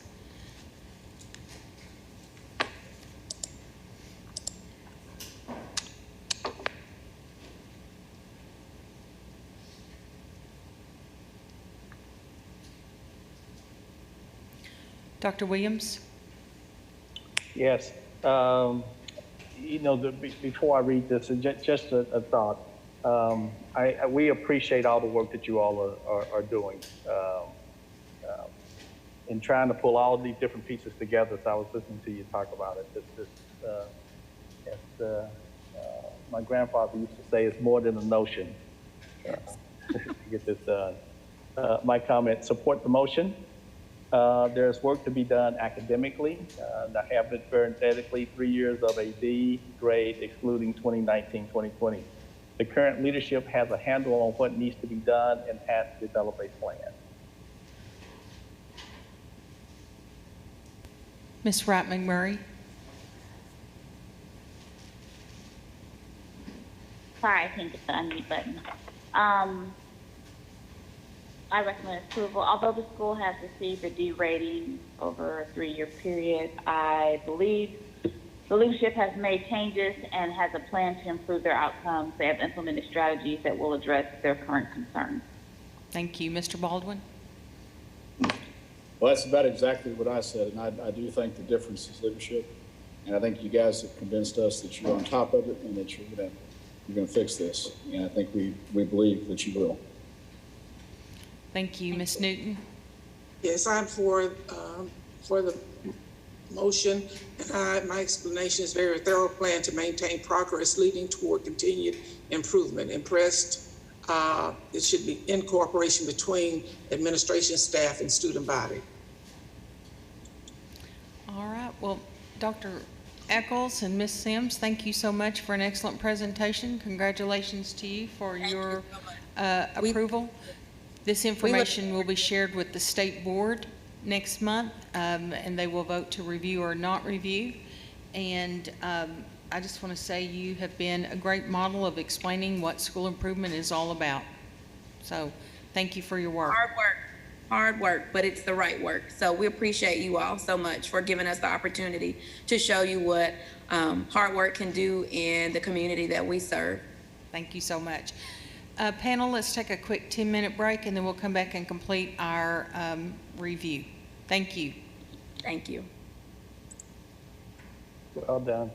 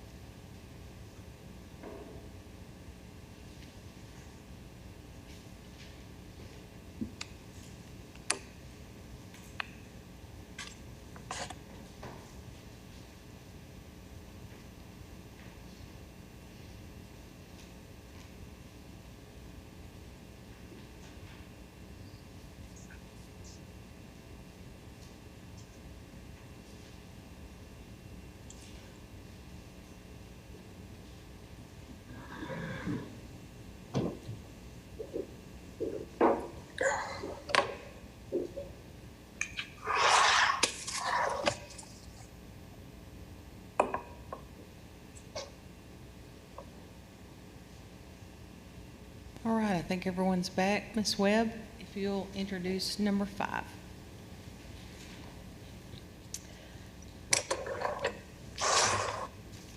So last month, we did a review of charters, and when looking at the data on the spreadsheets, we had 7 district conversion schools that were identified and 13 open enrollment schools. That was 8 charters, but they had 13 schools between them all that were identified as having at least 2 Ds or Fs, consecutive Ds or Fs in the last 3 years.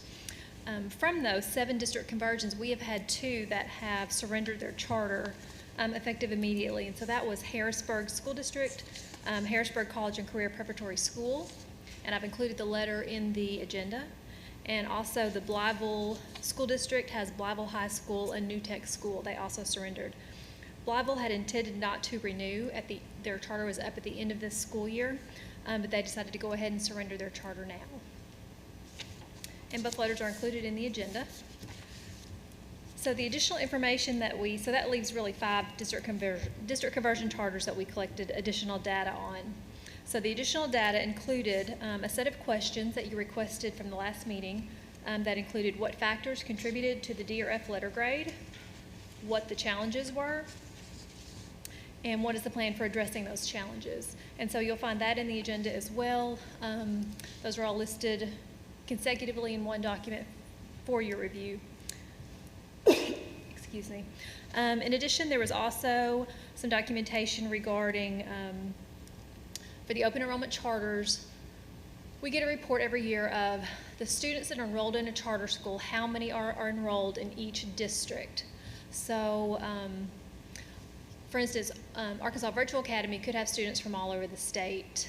And so they had lots of different school districts. So we chose the ones that were the most students lived in and included those in the sheet to show you the letter grades for those school districts. So we did that for each of the open enrollments that were identified. So there were 13 schools that had that information in the agenda for you to review. So if they only had 2 or 3 students that lived in a district that attended that charter, we did include those. We only included those that were above, I believe it was 10. They had to have 10 or more students attending the charter from a district to include that in the review information. Does all that make sense? Okay. Thank you, Ms. Webb. Panel, if we'd like to start with the open enrollment charters, there are 8 listed for review. 2 of those, the Future School of Fort Smith and the Imboden Area Charter, we have already talked to them, and hopefully you got all your questions answered, so that would leave 6 for you to look at today.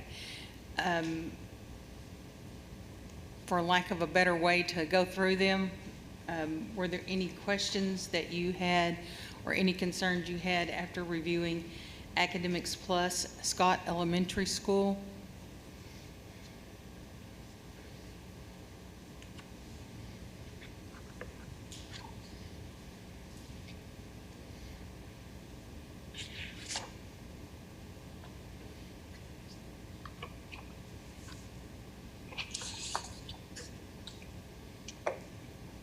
And probably the 2 documents that you'd be looking at is the open enrollment comparison data and the open enrollment response to questions.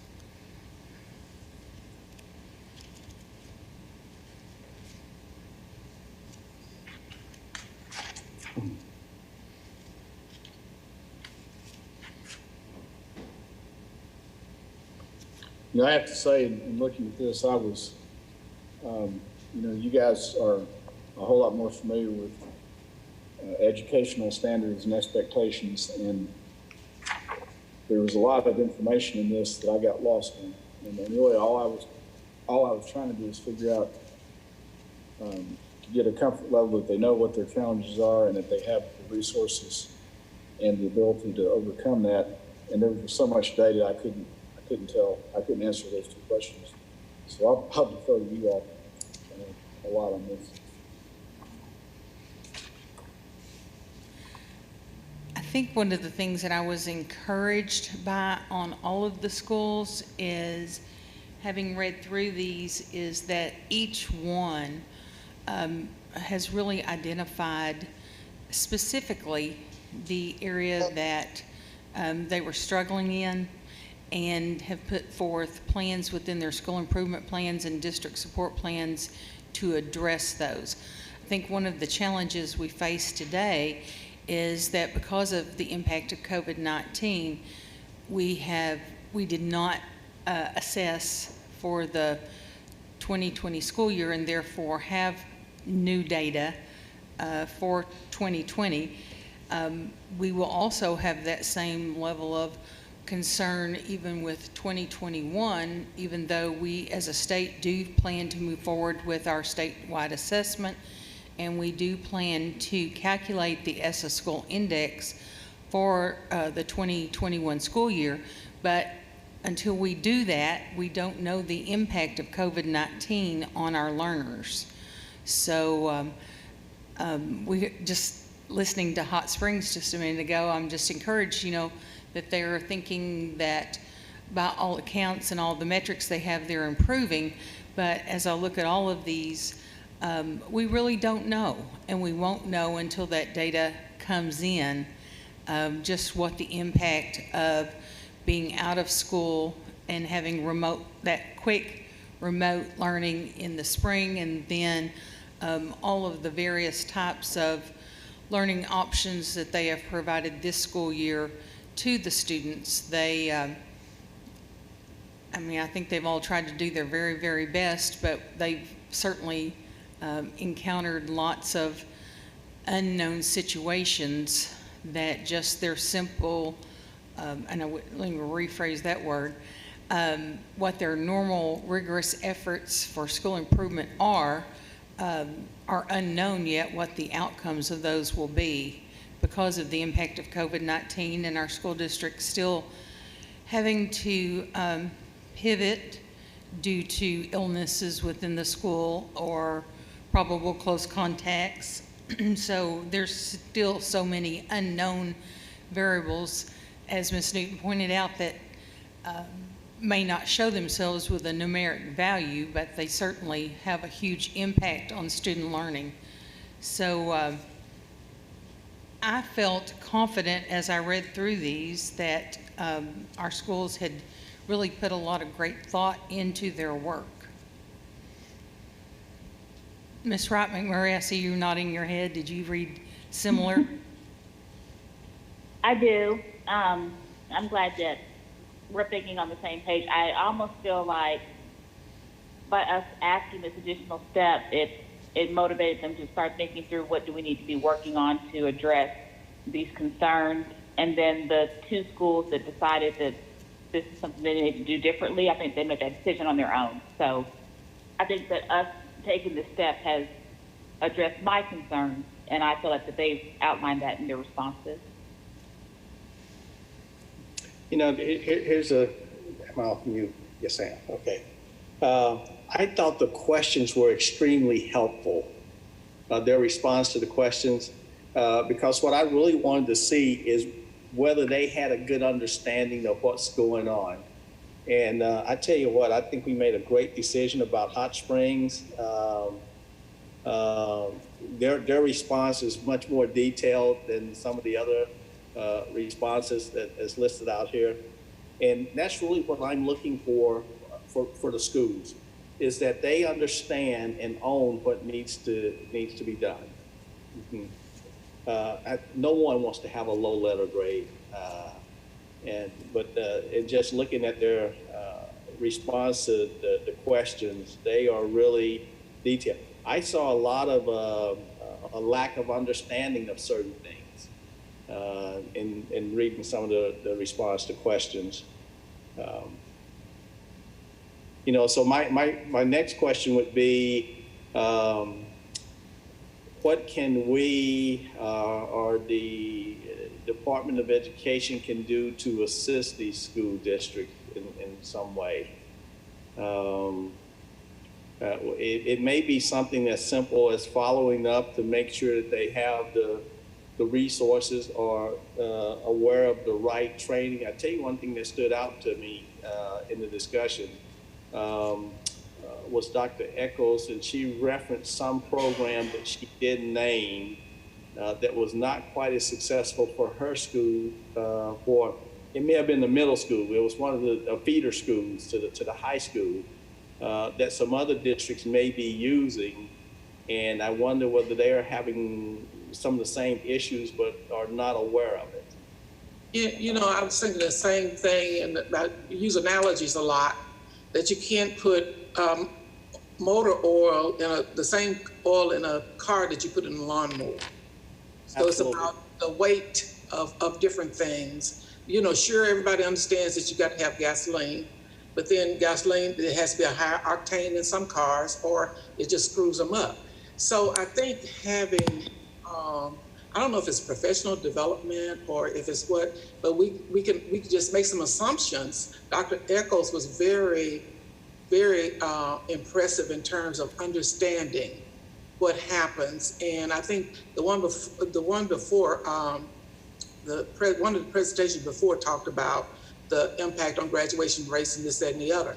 But do you understand all of it? Like I say, the weight of the oil, the octane of the gasoline, and just what it takes to make something run, you know, because if your car is sputtering, it may be that you need to raise your octane, and you may be overdoing something on the other end. So I think just having a well-run machine as it relates to, there's some basics, and I'm completely out of my expertise, but there are certainly some basics that apply to everybody.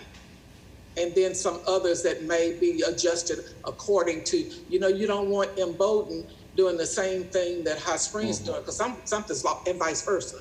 But somewhere out of that, they can pull, and that's what the technical assistants, I think, could say, is, you know what, M. Bowdoin, you really don't have to worry about this, because, you know, you're okay with this part, but you need to concentrate on that. So it's just where you put your energies, where you put your resources, depending on, you know, what you're driving. So that I think would be helpful in just in response to the question. See the differences. You know, the seriousness of the response is one thing, but the appropriateness of it based on where you need to go is something totally different. I don't know where that comes from, or how, you know, I don't know whether it's one school, this class school mentoring this class school with the number of students and the courses. You know, culinary. You'd be hard to find another school in the state that offers a culinary certification program. So, you know, who are they going to talk to if they have a problem?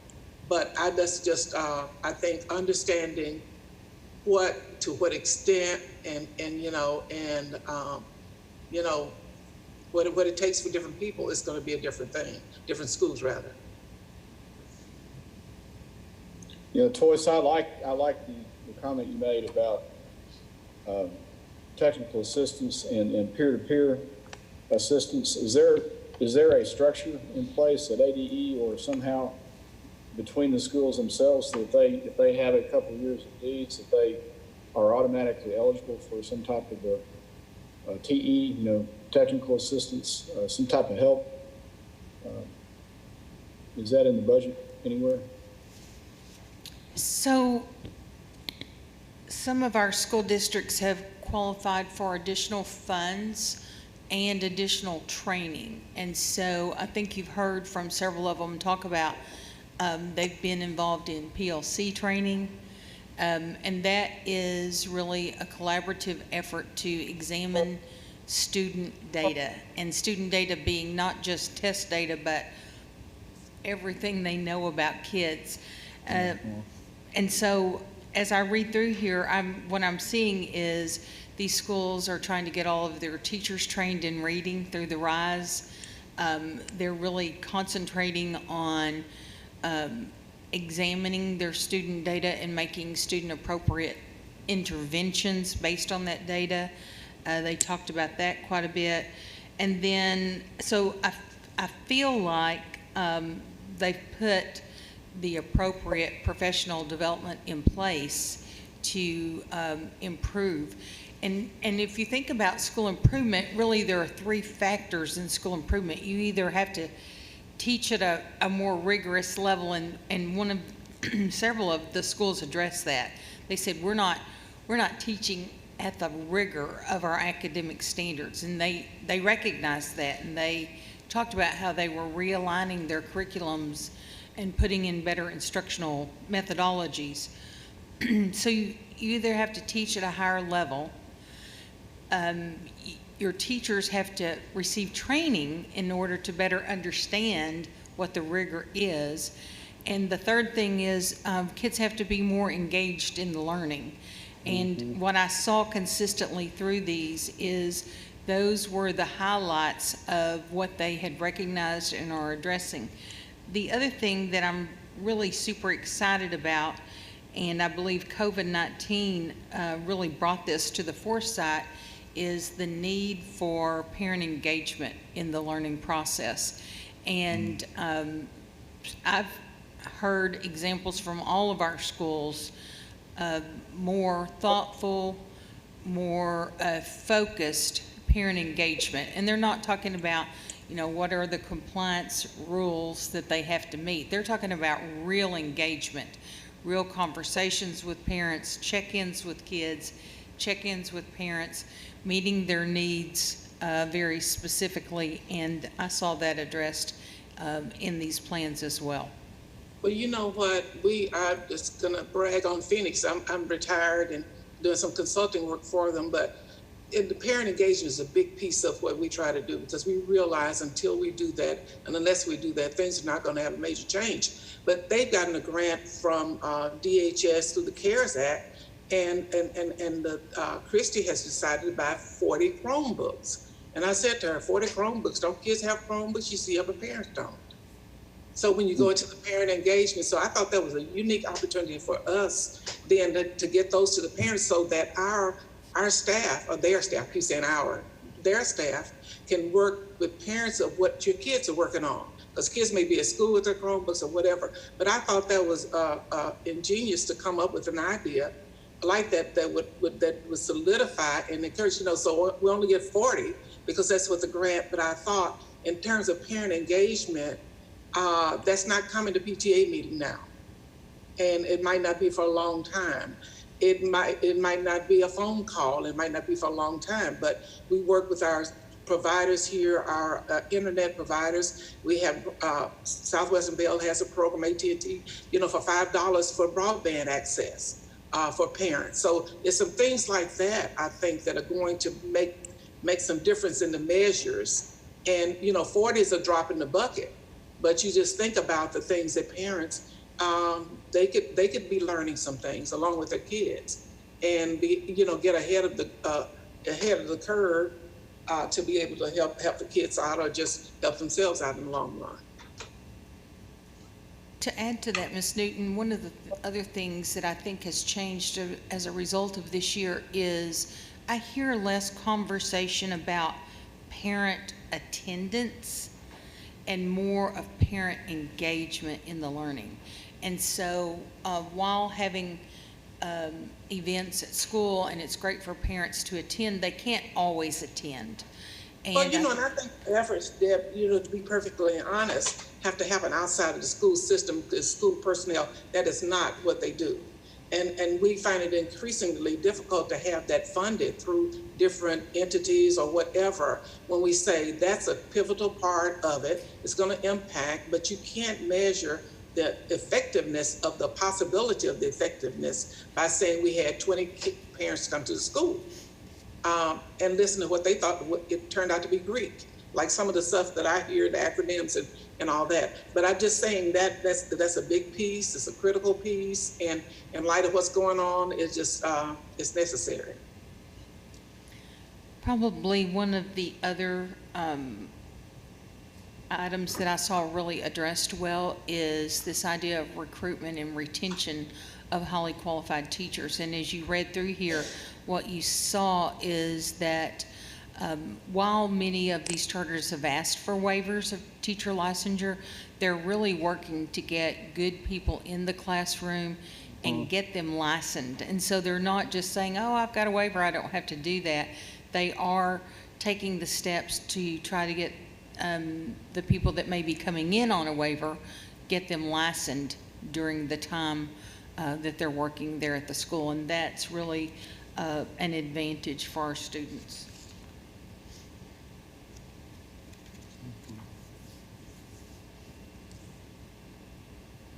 So given this information, what are our options of just really, I tell you, getting this information is extremely helpful to me. One, it kind of validates the fact that the districts are doing the things they need to do to improve education, is what really comes out. They understand what they need to do. So as I read some of these, especially the kind of, well, they all have these here, I'm trying to figure out ways to help versus looking at whether they need to continue with their charters or not. That's kind of where I've moved. I was thinking if they're not getting it done with a charter, then can we justify them keeping a charter? I just try to call it the way I see it. What I see now in reviewing this information, especially their answers to the questions, is that they understand, they have a decent handle on what's going on. I would like to know maybe from ADE in the future can they validate, are they in agreement with what the districts are saying? It is nothing we need immediately, but when you read these answers, does that make sense to the Department of Education? Well, the other side of the coin too is how do you measure it?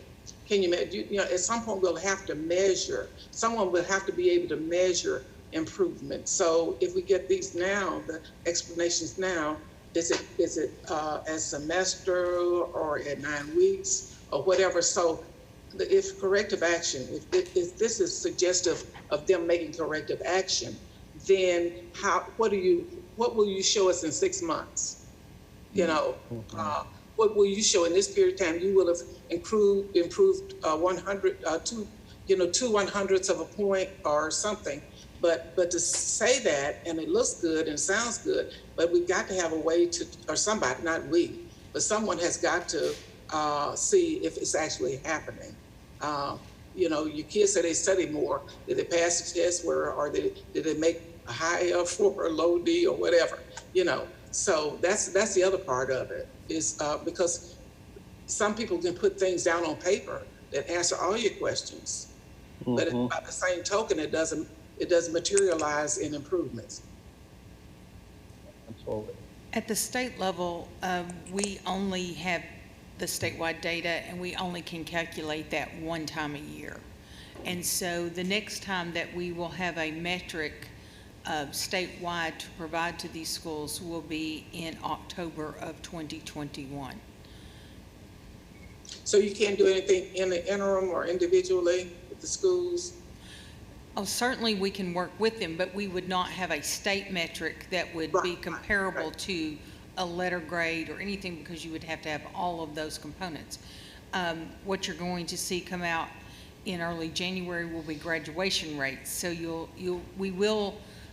we have continued to calculate graduation rates, but the other components of the ESSA School Index are not calculated again until October of 2021. And my fear is that it's going to get worse before it gets better. Yes. Then what? Given some of the stories you hear or the frustrations you hear from teachers or students or parents. So the idea that the situation that we find ourselves in will improve our concerns is not likely, as far as I can see.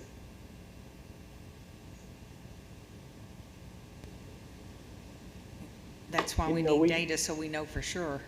Sure, absolutely. I can't remember which district it was that I remember talking about looking at them in 2 years. 1 year is going to be for a true measurement of improvement. This year, we just going to probably, when we test this year, is just find out what the loss is more than anything than necessarily what the gain has been. And then the following year is going to kind of get things back to normal almost. And then the next year would be the year that I really expect to see some changes just to be fair. If you're going to give folks a letter grade, we got to at least be fair about how we go about doing it. Now, doesn't mean we don't assess now. That's not my point. But I mean, we just need to take it into proper consideration of what we're doing. And I want to give this board, this panel, credit. I think that we've been doing a great job of finding that right balance between, even though the grade says this, Hot Springs is a great example. We understand. We got into the details with the leadership in such a manner that we have confidence in what the leadership can do. But speaking of the grades, even with these districts, there's almost three things that could jump out at me. One, when they get a D, graduation rate is usually an issue, and how well that they are performing from a percentage of proficiency in reading in the math areas are kind of the three things that really jump out at me when I see a D grade. So I tend to go straight to what are you doing, what causes it, where are the deficiencies, and what are you going to do to improve it is what I'm looking for. I think they are understanding what's missing. It would be great to know that they have a plan in place to address these issues. Would be my next step as a panel member, would be some type of validation that they have a plan that reflects what they put down in their answer to the questions, that they are addressing the issues and any other issues that ADE may also identify. As you read through these, most of these also link their school improvement plan and their district support plan. And what we do see is that they are consistent in what they've said they're going to do with what they've submitted us as well, in addition to this. So I think that alignment is already there. Okay, good. In that case, then, is there anything else for us to do from an action related to individual schools other than reviewing when they come up during their normal cycle? Well, and we will review again next year after we have a new set of data. So in November of 2021, we will come back and look at all of these charters again. Ms. Hott, if you want to come up and address the rest of that question. Mary Claire Hyatt, Arkansas Department of Education. In the past, if there were particular schools that you were concerned about, you've called them in for a review. So you don't necessarily have to wait until their renewal hearing to call them in for a review. We have done that with a couple of schools in the past. You can just state the kind of things that you want to know about at the hearing, any major concerns that you have, any information you want them to present. And then at the next panel meeting, we could bring them in for a review where they could give you a presentation that addresses those things. And then, of course, you have a wide variety of actions available to you at that time, including putting them on probation, accepting the presentation and doing nothing about it, asking them to work closely with the department in particular areas, and revoking the charter. Ms. Webb, if you would come up as well. Ms. Webb works directly with our charters. She oversees that office, but she oversees our state and federal monitoring as well. And so I know that you've started doing risk assessments and starting with monitoring. Do any of these on either list, open enrollment or district conversion, stand out as something that is beyond our normal risks or things that we'll be monitoring for? Any that you're like, oh, I have heartburn about these? No, I mean, there are probably a couple that were identified on our risk assessment at the top that we have currently done a desk review on that we can dig deeper on to look at those. given the situation, I don't know that we're ready to send a full team on site to those campuses, but we've collected the data that we could from our desk. We could also do some virtual monitoring where we could ask some deeper questions, maybe not be on site, but we could ask those questions to the charters to gather some more information. But if you saw something, then certainly we could bring it back to this panel. Absolutely, absolutely.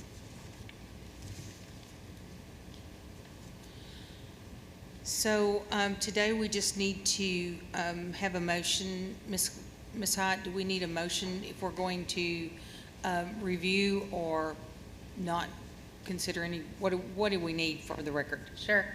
So if you're not going to do anything, you don't need to make any motion. If there's the school that you would like to call in for a review, that would need a motion, as well as you to state kind of the general things that you would like to hear or have them address at a review. And you would need to do that by school if there were multiple schools. Otherwise, nothing. So at this time, panel members, what is your will?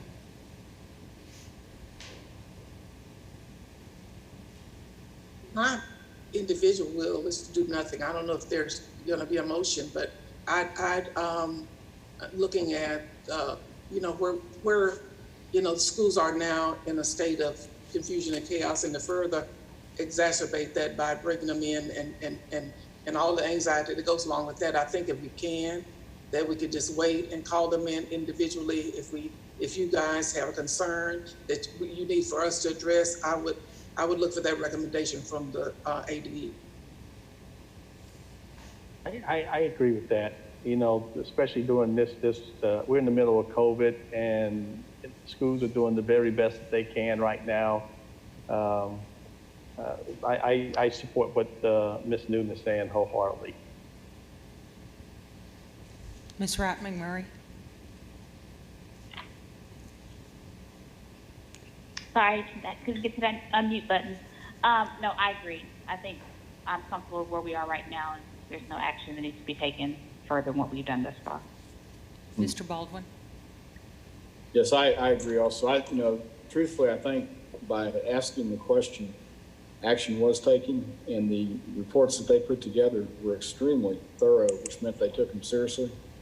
And then you had Blytheville and Harrisburg that probably made a decision that needed to be made on their own because of our questions. So I think we have shown good oversight, and I agree with the panel that anything else is probably not needed right now. All right. Any further conversation or discussion? If not, I'll accept a motion for adjournment. So moved. Second. A motion by Ms. Newton and a second by Dr. Williams. All those in favor? Aye. Aye. Well, that's Thank the you. fastest motion we got all day. Merry Christmas, everybody. Happy Nobody holidays. had a problem finding it, but that one. Thank you so much for your work over the past 2 days. I think we've made excellent decisions and been extremely thorough. So great work. See you. I have to say, this is extremely taxing to do this online. For me, other people might be more comfortable, but I'd much rather see people, and maybe that time will come soon again. I agree. Thank you all. Thank you so much. Have a happy holiday.